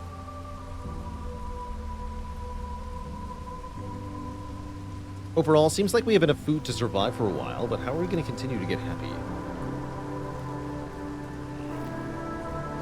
Yeah, we knew it would be longer without orders. That was kind of a given. Oh, I see we got rot from the sky happening. We should definitely lose one woodcutter then. Right. Wait. There we go. My bad. There are no orders because we're playing with the modifier Roaming Swarm. No messenger dares to cross the angry swarm that roams the forest. No orders will reach you. Traders arrive 50% slower. This came from an event.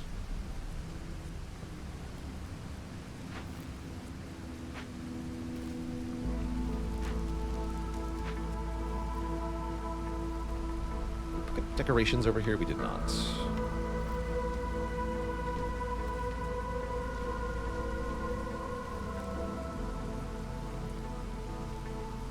Storm's almost done. One of the hardest modifiers, says Heretic's Mind. I believe it. Yeah, it's definitely brutal. No orders and less traders is a mean combination. And if it weren't for Rebellious Spirit, I think we'd be completely screwed here. This has been tougher than I expected, for sure.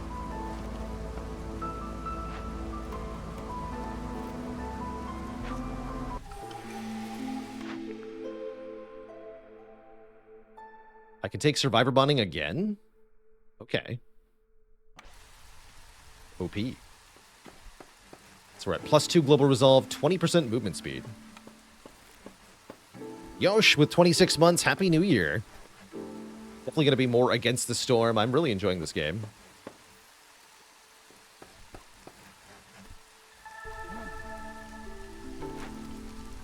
Only one person actually lives here. Good talk, good talk.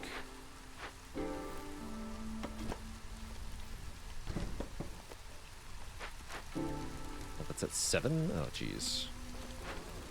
There we go. Okay, now it's at 8. You have too many, though. 18. We should move some of these.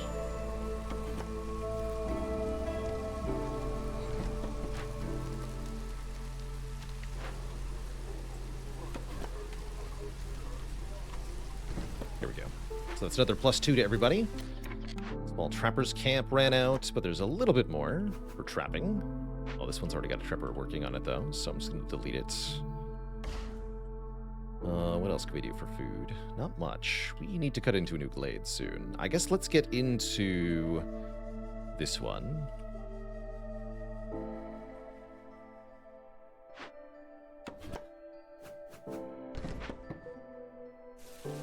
See what we find there.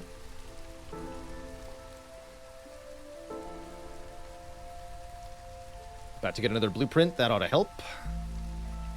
And once we can... Yeah, I think we're going to be in better shape momentarily.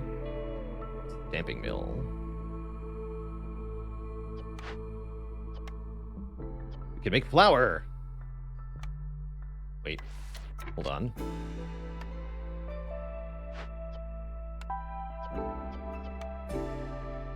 Where these herbs came from, but I like it.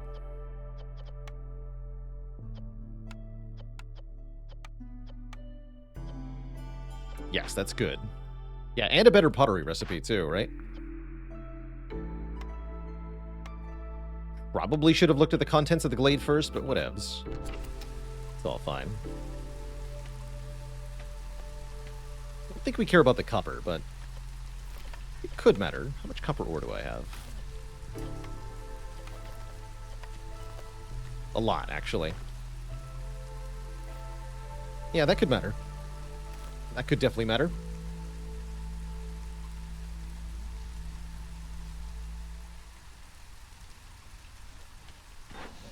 So beavers prefer this task. Do we have any beavers that are not already working at a task they like? Yes, we do.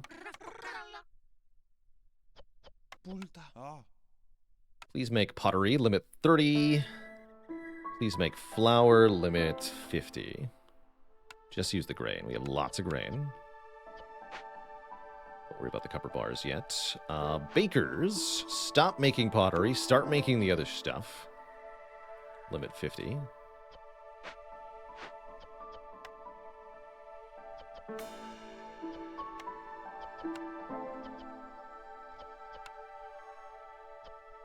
You can make oil out of grain now.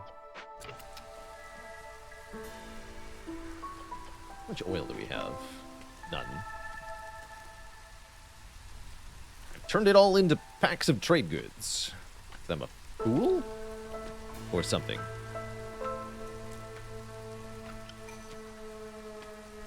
I did what I did.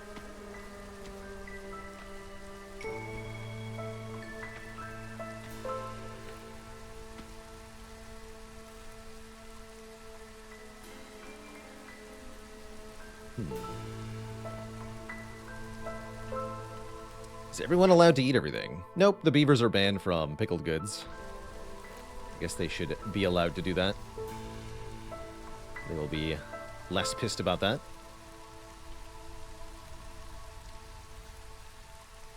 Good call. Could stop growing vegetables. That is an option.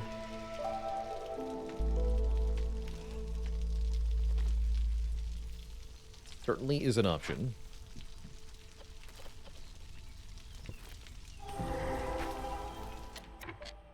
Hidden Trader Cemetery. And a cool inscribed monolith. Can I delete that? Yeah, 2 planks, 2 fabric, 2 bricks. Cool. Lots of large stone nodes. 30 jerky. And if I want to report this, I'll need 30 amber and 15 pack of provisions. That is not gonna happen, is it? Well, then burn it down. Although not yet, because of storm things. Let's see, we have 13 minutes, so if I wait 8 minutes...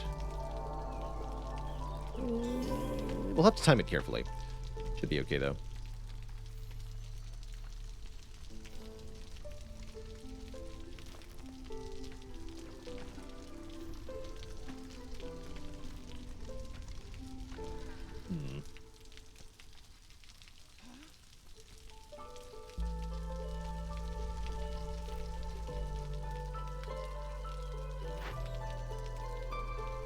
I don't see any way to get the required money in time, unless we summon a trader right now, maybe. And even then, I wouldn't be able to get the pack of provisions down. Point is kind of important, though.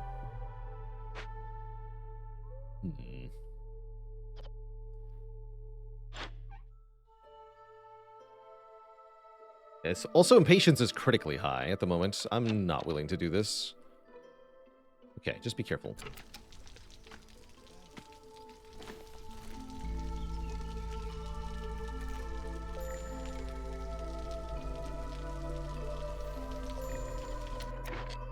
That ran out. That's not good.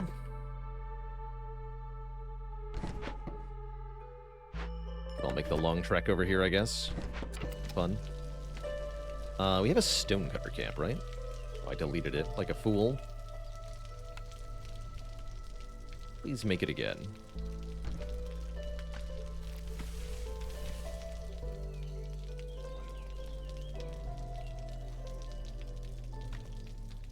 Could make provisions out of herbs. I don't even understand where the herbs came from, to be honest. Were they mixed in with the mushrooms? We're going to use the herbs for biscuits anyway. Oh yeah, biscuits are coming online. Oh boy, oh boy. Everybody's going to be happy now. Good.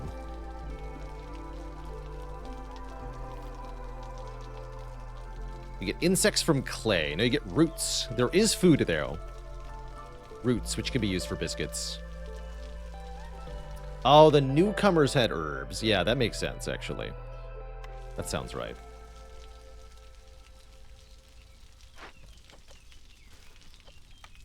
Glad you're done. Also, apparently we have no clay. What the heck happened?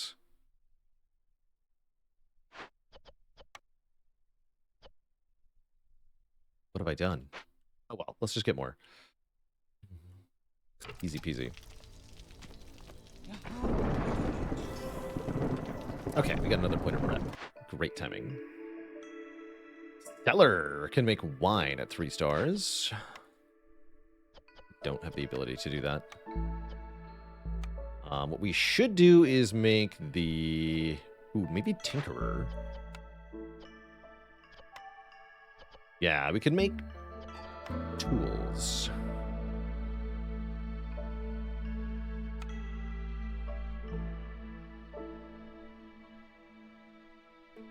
Two-star pack of building materials is also an improvement, actually.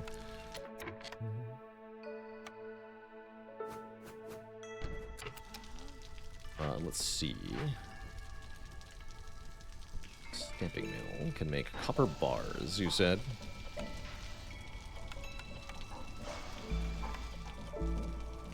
Cool.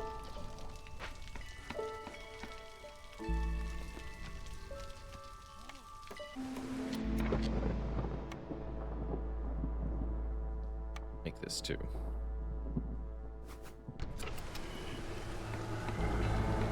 I need a blight post next storm. That's fine.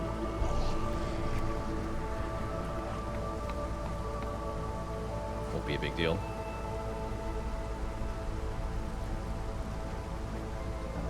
Looks like we are going to want more people, though. I'm cool with that. I think I'm cool with that.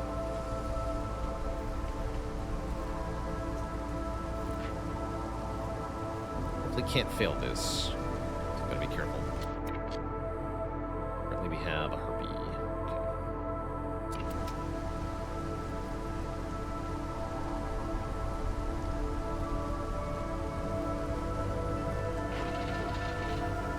Wow, I actually am about to cap out on the pack of trade goods. That's nuts. Cannot wait to see what the trader has. Probably going to immediately summon another trader, too. Yeah, should pre-man the trader cemetery? I think you're right. Know how much that helps, but it feels important.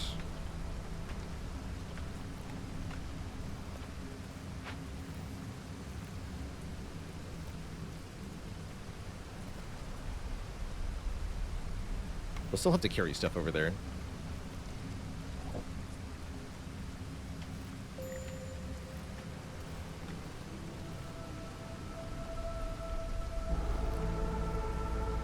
Give them a good... Let's see, it's how much? 60 every 60 seconds. So we're actually fine for 2 full minutes. So we can start right now. Okay, let's start right now. Good.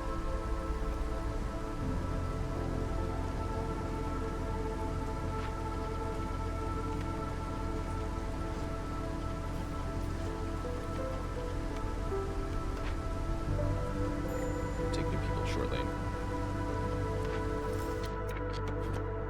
Yeah, food's running out though.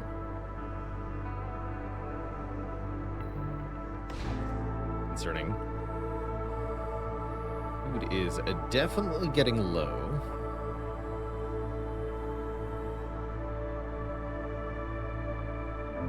Although we have a lot, so I'm not that worried, actually. Especially since we're getting kind of food multiplication off the bakery and such. I almost think we need 2 bakeries, I'm going to be honest here. Sure looks like we do, so let's make another bakery. Yet double-baked. Why be half-baked when you can be double-baked? We definitely need more people. Bring them now. You guys.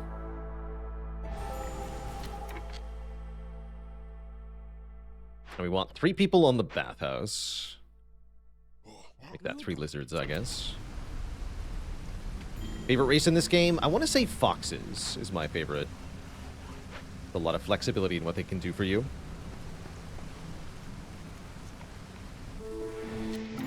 Hello! Guild House. The bonus will be added retroactively. Did you know I have 78 amber worth of stuff? I see you have tools. Tempting. Definitely going to take Guild House here. This will allow us to use traded goods to turn into Global Resolve, which is definitely a big deal. 96 worth of stuff that I can trade you. So yeah, give me 10 Ember. And a bunch of tools. A bunch of tools. Wow, I can buy all of them. That's pretty cool. Oh yeah, this will also speed up traders, right? That's the bonus. 50% quicker. So this will completely negate the penalty. And we'll have normal traders, basically. Plus speed of pies is also definitely a little tempting. Although for the same price, I could buy 60 pies. So it would take a long time to just equal the same thing, right? Probably not worth it. I can definitely trade some parts as well. 42 pie, please. Thanks.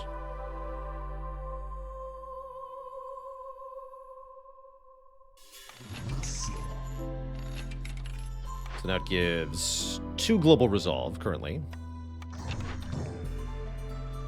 Ooh, grain bags. Probably not actually that good, given how late we are in here, but that's fine. Don't worry about it.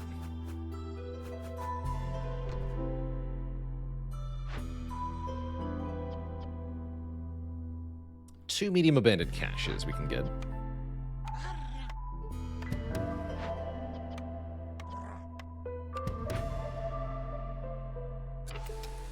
Double yields under biscuits missed. It's only for farmers, though. So double yield for farmers, or way more than double yield with the grain thing. I guess not, maybe way more. Yeah. I don't see it being that good. Poisonally. Let's see here. Yeah, we need more biscuits. I can tell you that already.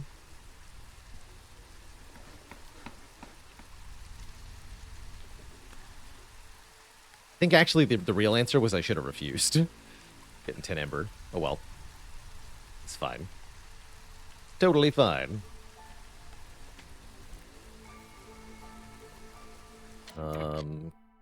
We unfavor harpies. We can favor beavers. That we should do that.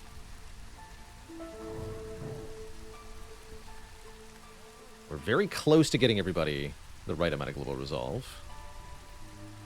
I think we have a bit of work to do, though. Second bakery is online.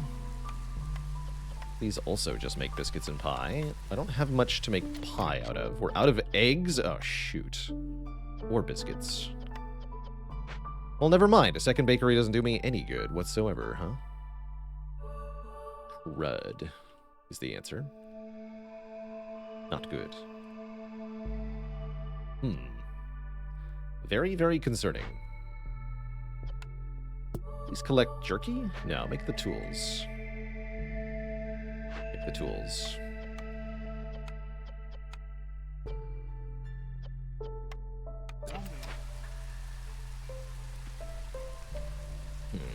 Now I'm definitely worried. We're very close to dying here because of impatience. We're not getting that much per minute.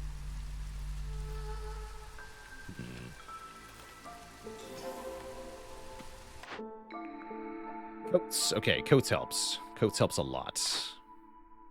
We have lots of fabric.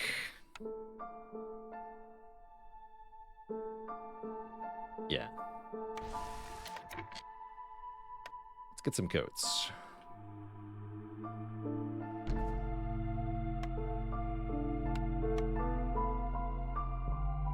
So where is our cloth being made from? So we only make it, we have granary. That's right, we have granary. Granary makes it. Except, no, it freaking doesn't. What on earth happened here? Apparently I have no fibrous materials at all. How? Well, that's bad. But at least I can turn all of the current stuff into goats.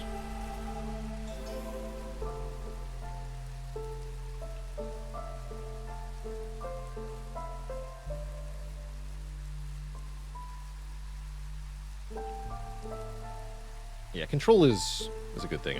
I don't press control much. I'm always pressing alt. I'm an alt monkey.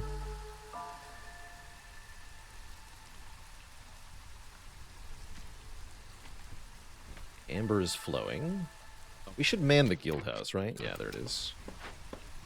Definitely need at least one person here. We might as well make it 3. With the additional 2 global resolve, as you can see, that makes a big difference.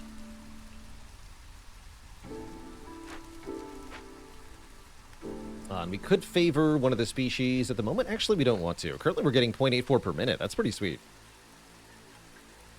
We still have a whole season this year. Good. Alright, food is doing well. Acres are out of stuff to bake. But we can get more roots at least. As aforementioned. Oh, these are done. Okay, deconstruct one of these.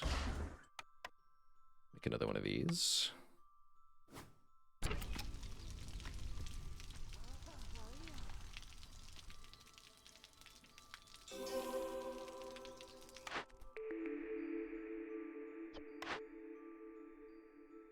One.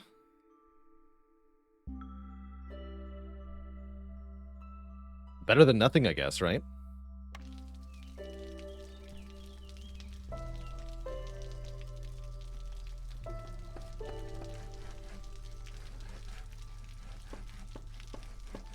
Has to be.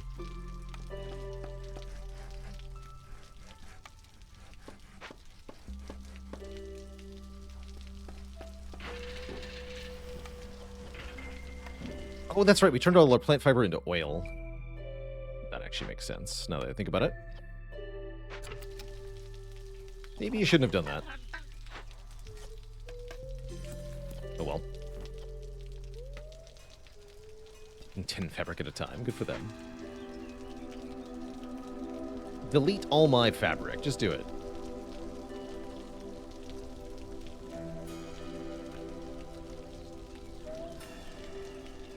Good news is we bought ourselves a couple of years, I think, worth of impatience gain here.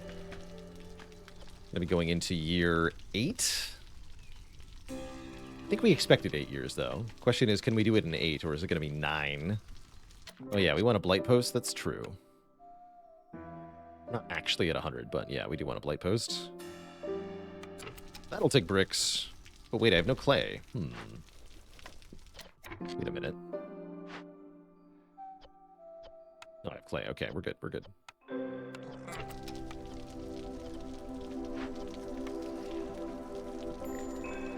Somebody should probably deliver these. Oh, yeah, there we go. What did this take? No.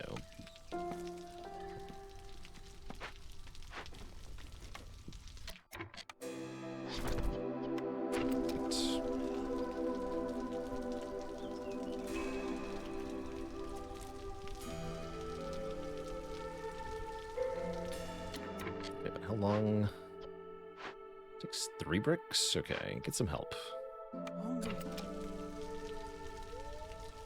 Oh, there's plant fiber. Ah.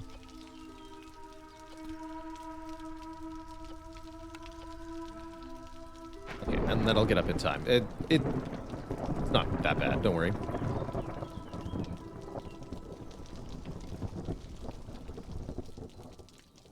It's all good.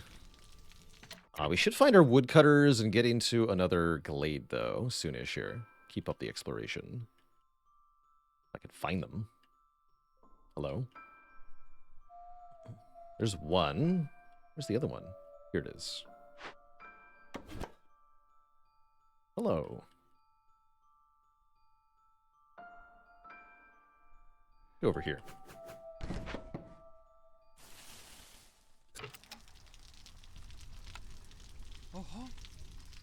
Okay.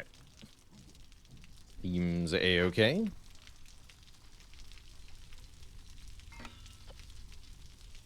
You guys have nothing to do, that's good.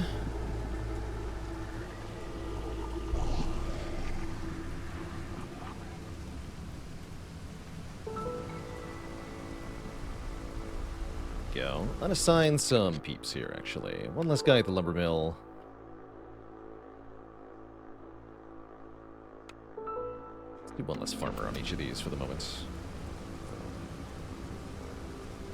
Need you all to not fail me. Here we go.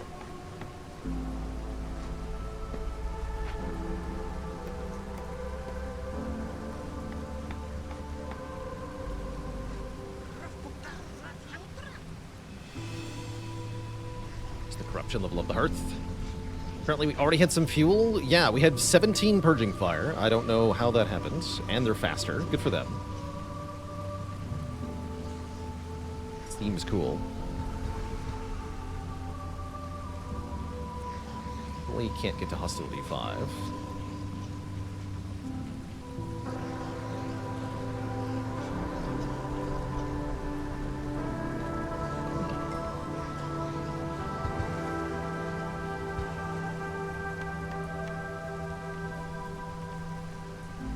One more.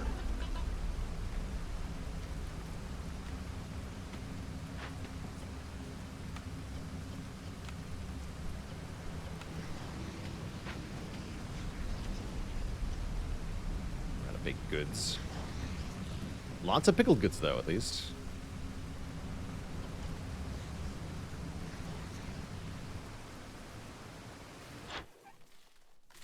Okay, trader will arrive pretty quickly. That's good.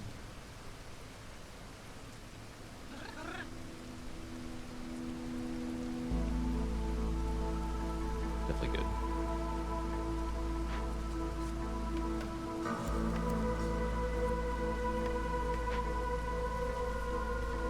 Lots of coats, lots of pickled goods.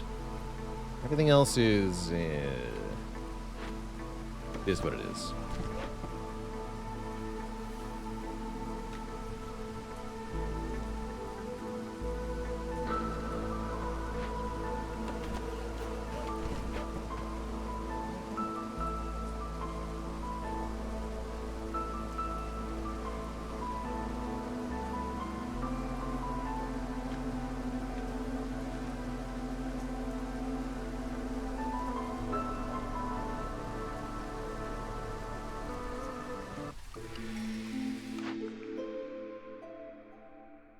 Three clay per minute or 10 amber. I'm going to take the amber here.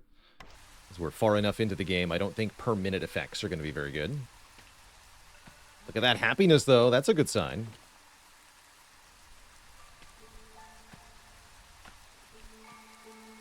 Definitely a good sign. Trader will be here in 47 seconds. We might call the next trader after that. We'll see. 32 pack of trade goods once again. Still dutifully making oil. Good for them. Lots of grain left. Lots of vegetables, too.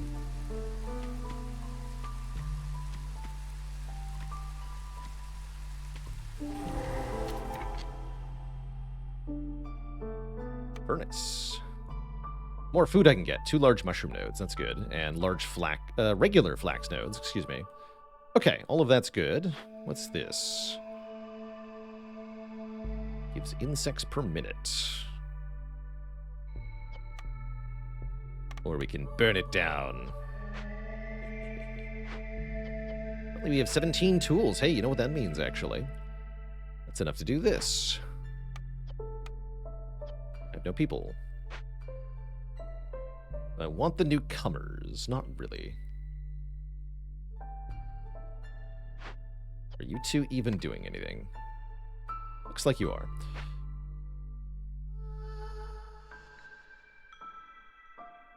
There's one granary worker.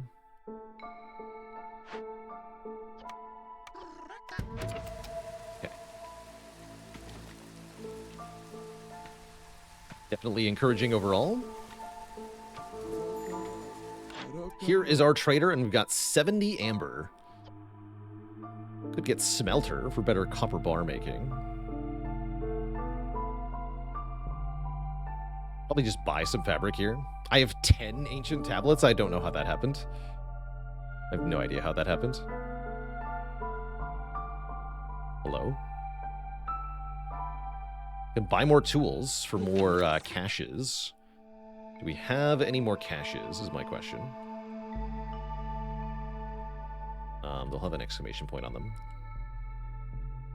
No.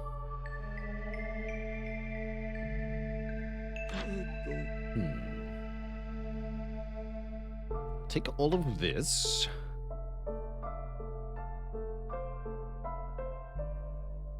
I have 42 pipes? What?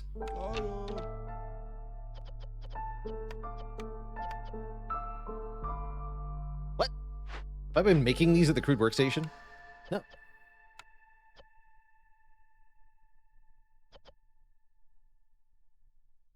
I've never had that many pipes. I'm just really baffled. Good talk. Yeah, so again, just like with buying the plus pi here, we can buy the smelter to make more efficient copper bars, to make more tools. Or we can just buy the tools with that money. Why would I bother? Buy the tools, save the money. We also don't have a use for the tools, so probably won't even do that.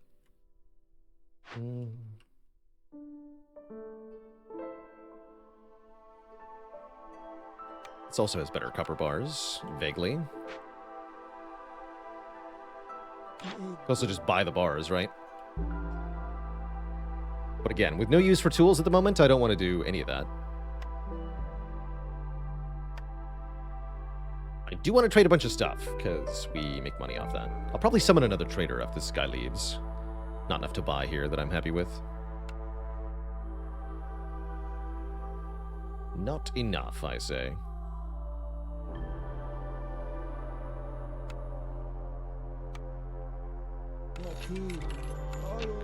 I guess.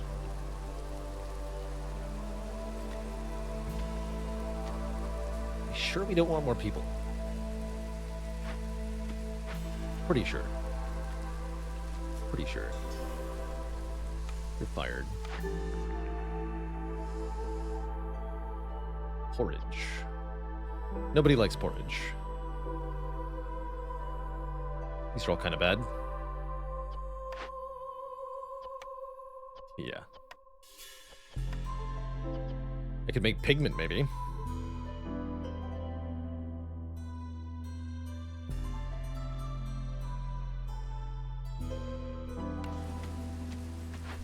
And yeah, we can tame this with tools, but I could also do it with 30 pipes, right? So I should probably do that. Would me not having as much happiness. Make education. Oh, we totally could. Oh my, hold on. Oh, I hadn't put that together. It's actually kind of a thing.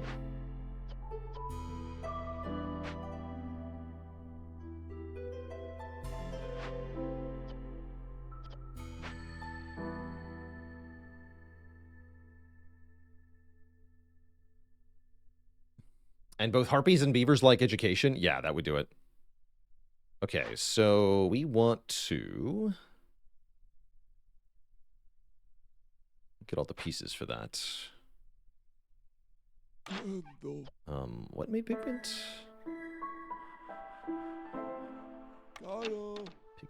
Pigment. Leatherworker. Yes, that made pigment. We can do it out of coal as well.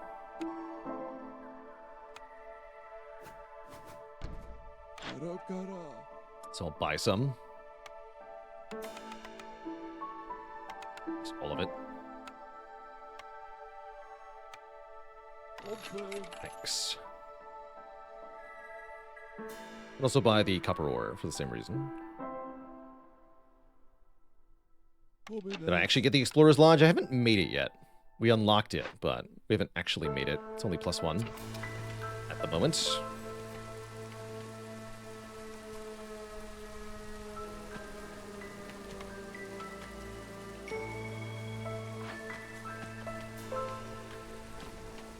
Just gonna burn this down.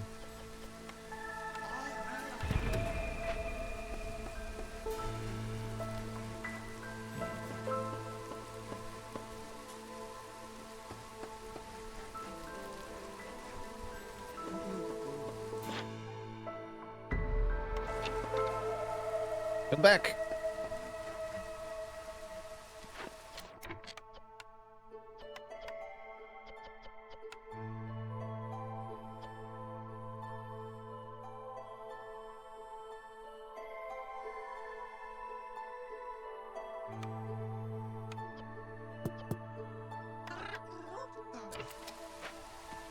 And then use that to make scrolls. Stop making pack and trade goods, thank you.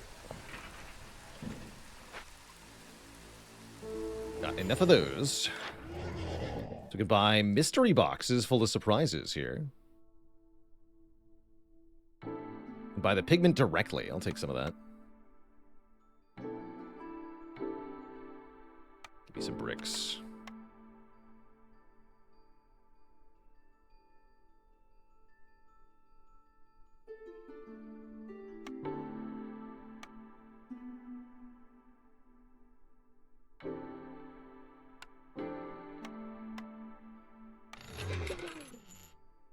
Cool. 30 coal, faster woodcutters. Let's buy this one as well. 30 more coal, lots of containers. Plant fiber and vegetable production. Could buy more reed for cloth. Or leather. Buy them both. Cool. I can do trade routes now, not that I plan on doing any. Okay, how much is the field house at now? 3, and I need to spend 1.5 more to get another global resolve. That's what we check. That's why you check.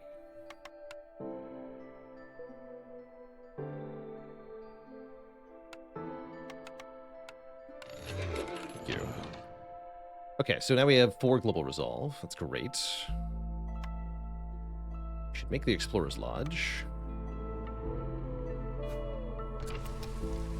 Guess we're going to take more people now. 10 parts. How about here? Rebuild this.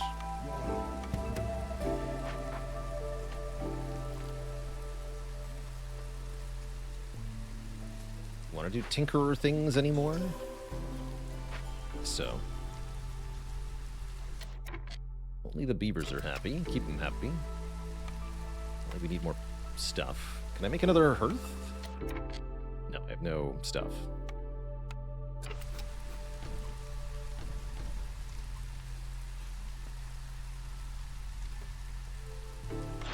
Could sell everything if we wanted to. Be another lots. Don't expect we're winning this year, are we? I don't think so. Go to year 9. That's fine. Well... yeah, I think we have to go to year 9. Seems quite likely.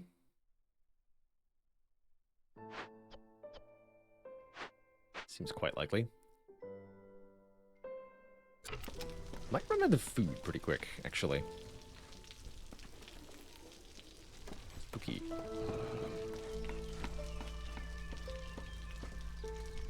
Definitely spooky.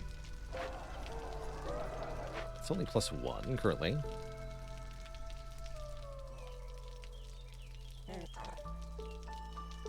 Still gathering stuff from here. Oh yeah, we have this stuff. This stuff.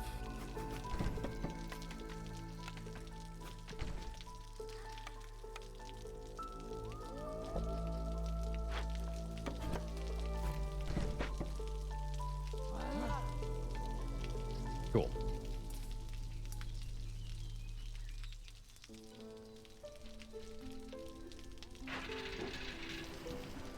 Scrolls are being made. Let's get 2 people making scrolls here.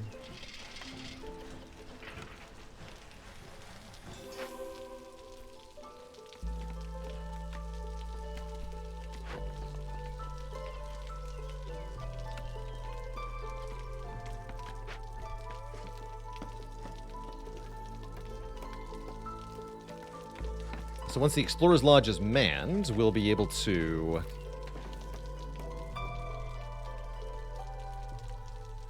do education stuff.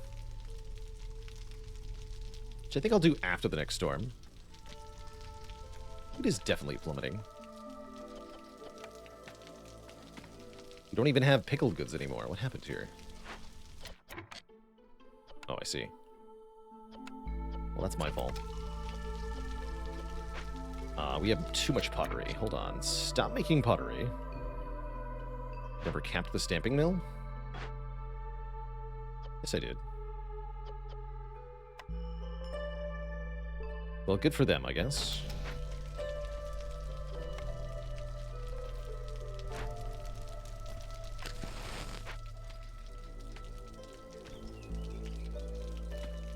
We'll have to do. Wait, where's it all going, though?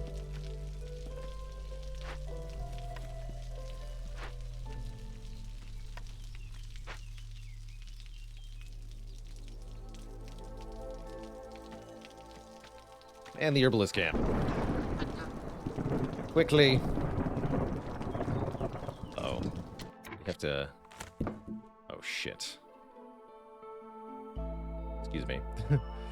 We're about to have a big problem. Everyone is going to die. Wait, we can sack to reduce hostility. Okay, that'll work. That'll work. We have lots of wood. It's only going to be 40 per minute. Okay, that'll work. That'll work. Spooky.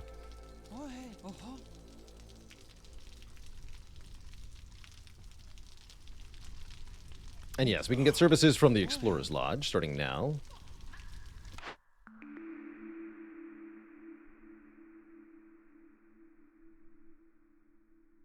Will solve my food problem, for real. I think we're at +4 to vegetables production. Something like that.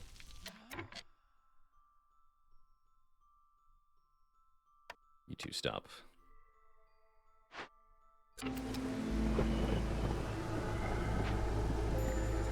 -7. Yeah, people will die randomly if we do not sacrifice wood. To deactivate that eerie song.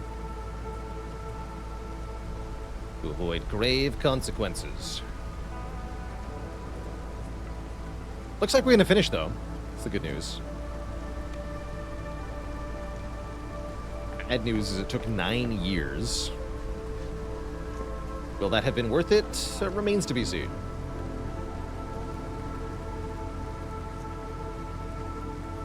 Remains to be seen.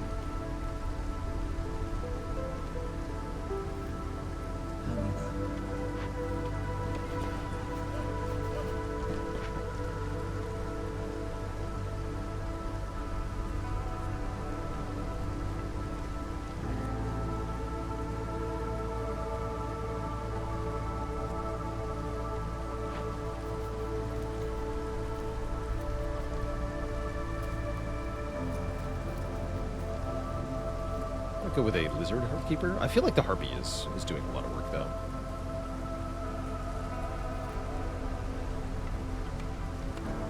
Rich again, somehow. Don't ask me how.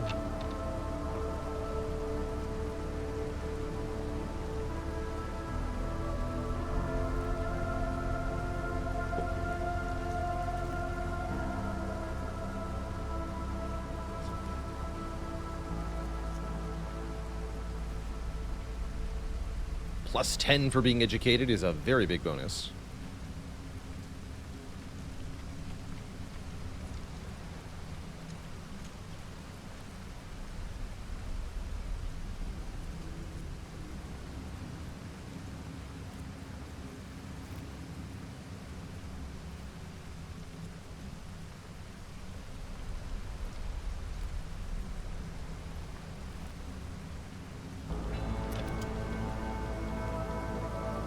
Speed this up a wee bit.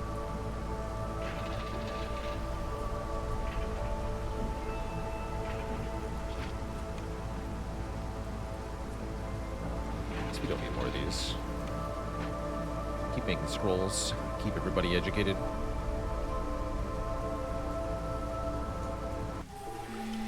There we are. Decline, I guess. Neither of those help. So both our educated species are very happy. We're now getting 0.69 resolve per minute. Nice. We're also gobbling up vegetables 4 at a time here, I believe. So we should be able to win reasonably fast from this position. At least one hopes. We might as well cut into some more glades. There will not be another storm. And if I can find caches, that would actually speed things up. So let's do that.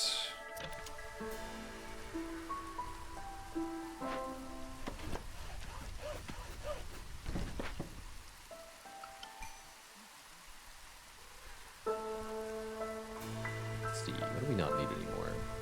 Farmers. Fired.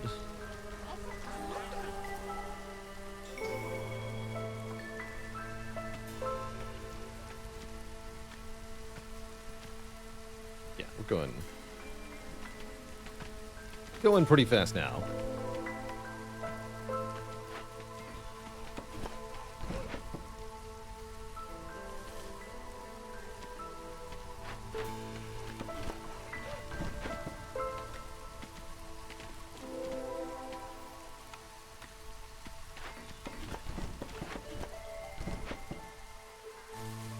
Don't think it's gonna matter.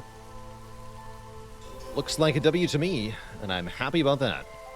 Even if it is a 9-year one. I was hoping for 7 or 8, but 9 will have to do. We get 4 reserve embarkation points. We get 40 insects on every settlement after this one.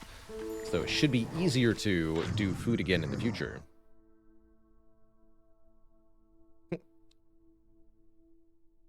2 trade contracts is kind of cool. Would you like stuff, sir? Sir?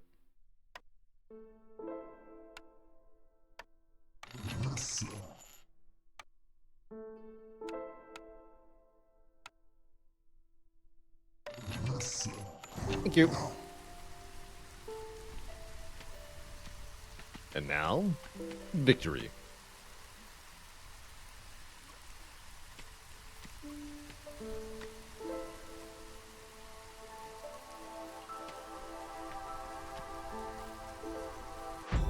It is GG.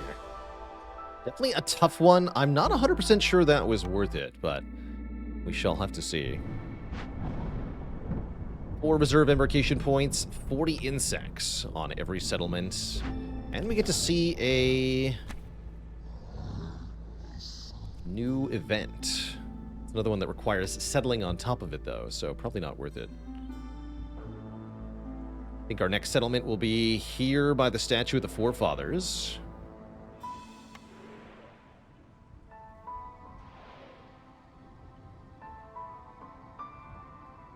Mere 2 embarkation points is pretty sad. Still can't unlock anything here because we don't have the required machinery. We'll be getting that soon. The machinery. Cornerstone pool increase. 1 additional option. Okay. Both the same thing. Both of these are identical. Interesting. Odd that they can spawn together like that.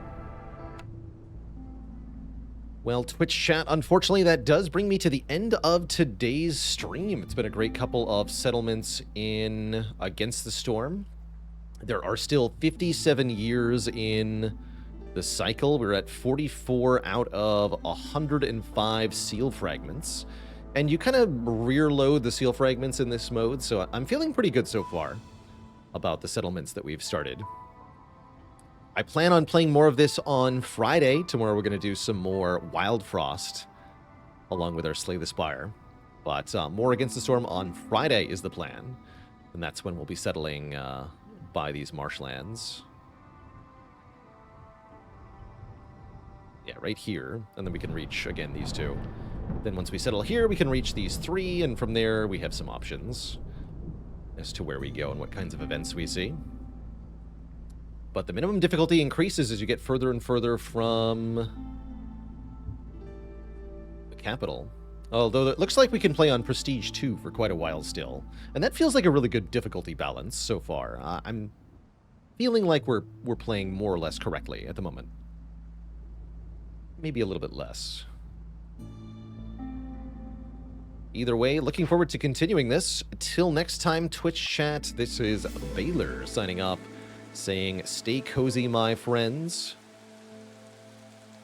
Have a good one, and be good to one another. Until next I see you.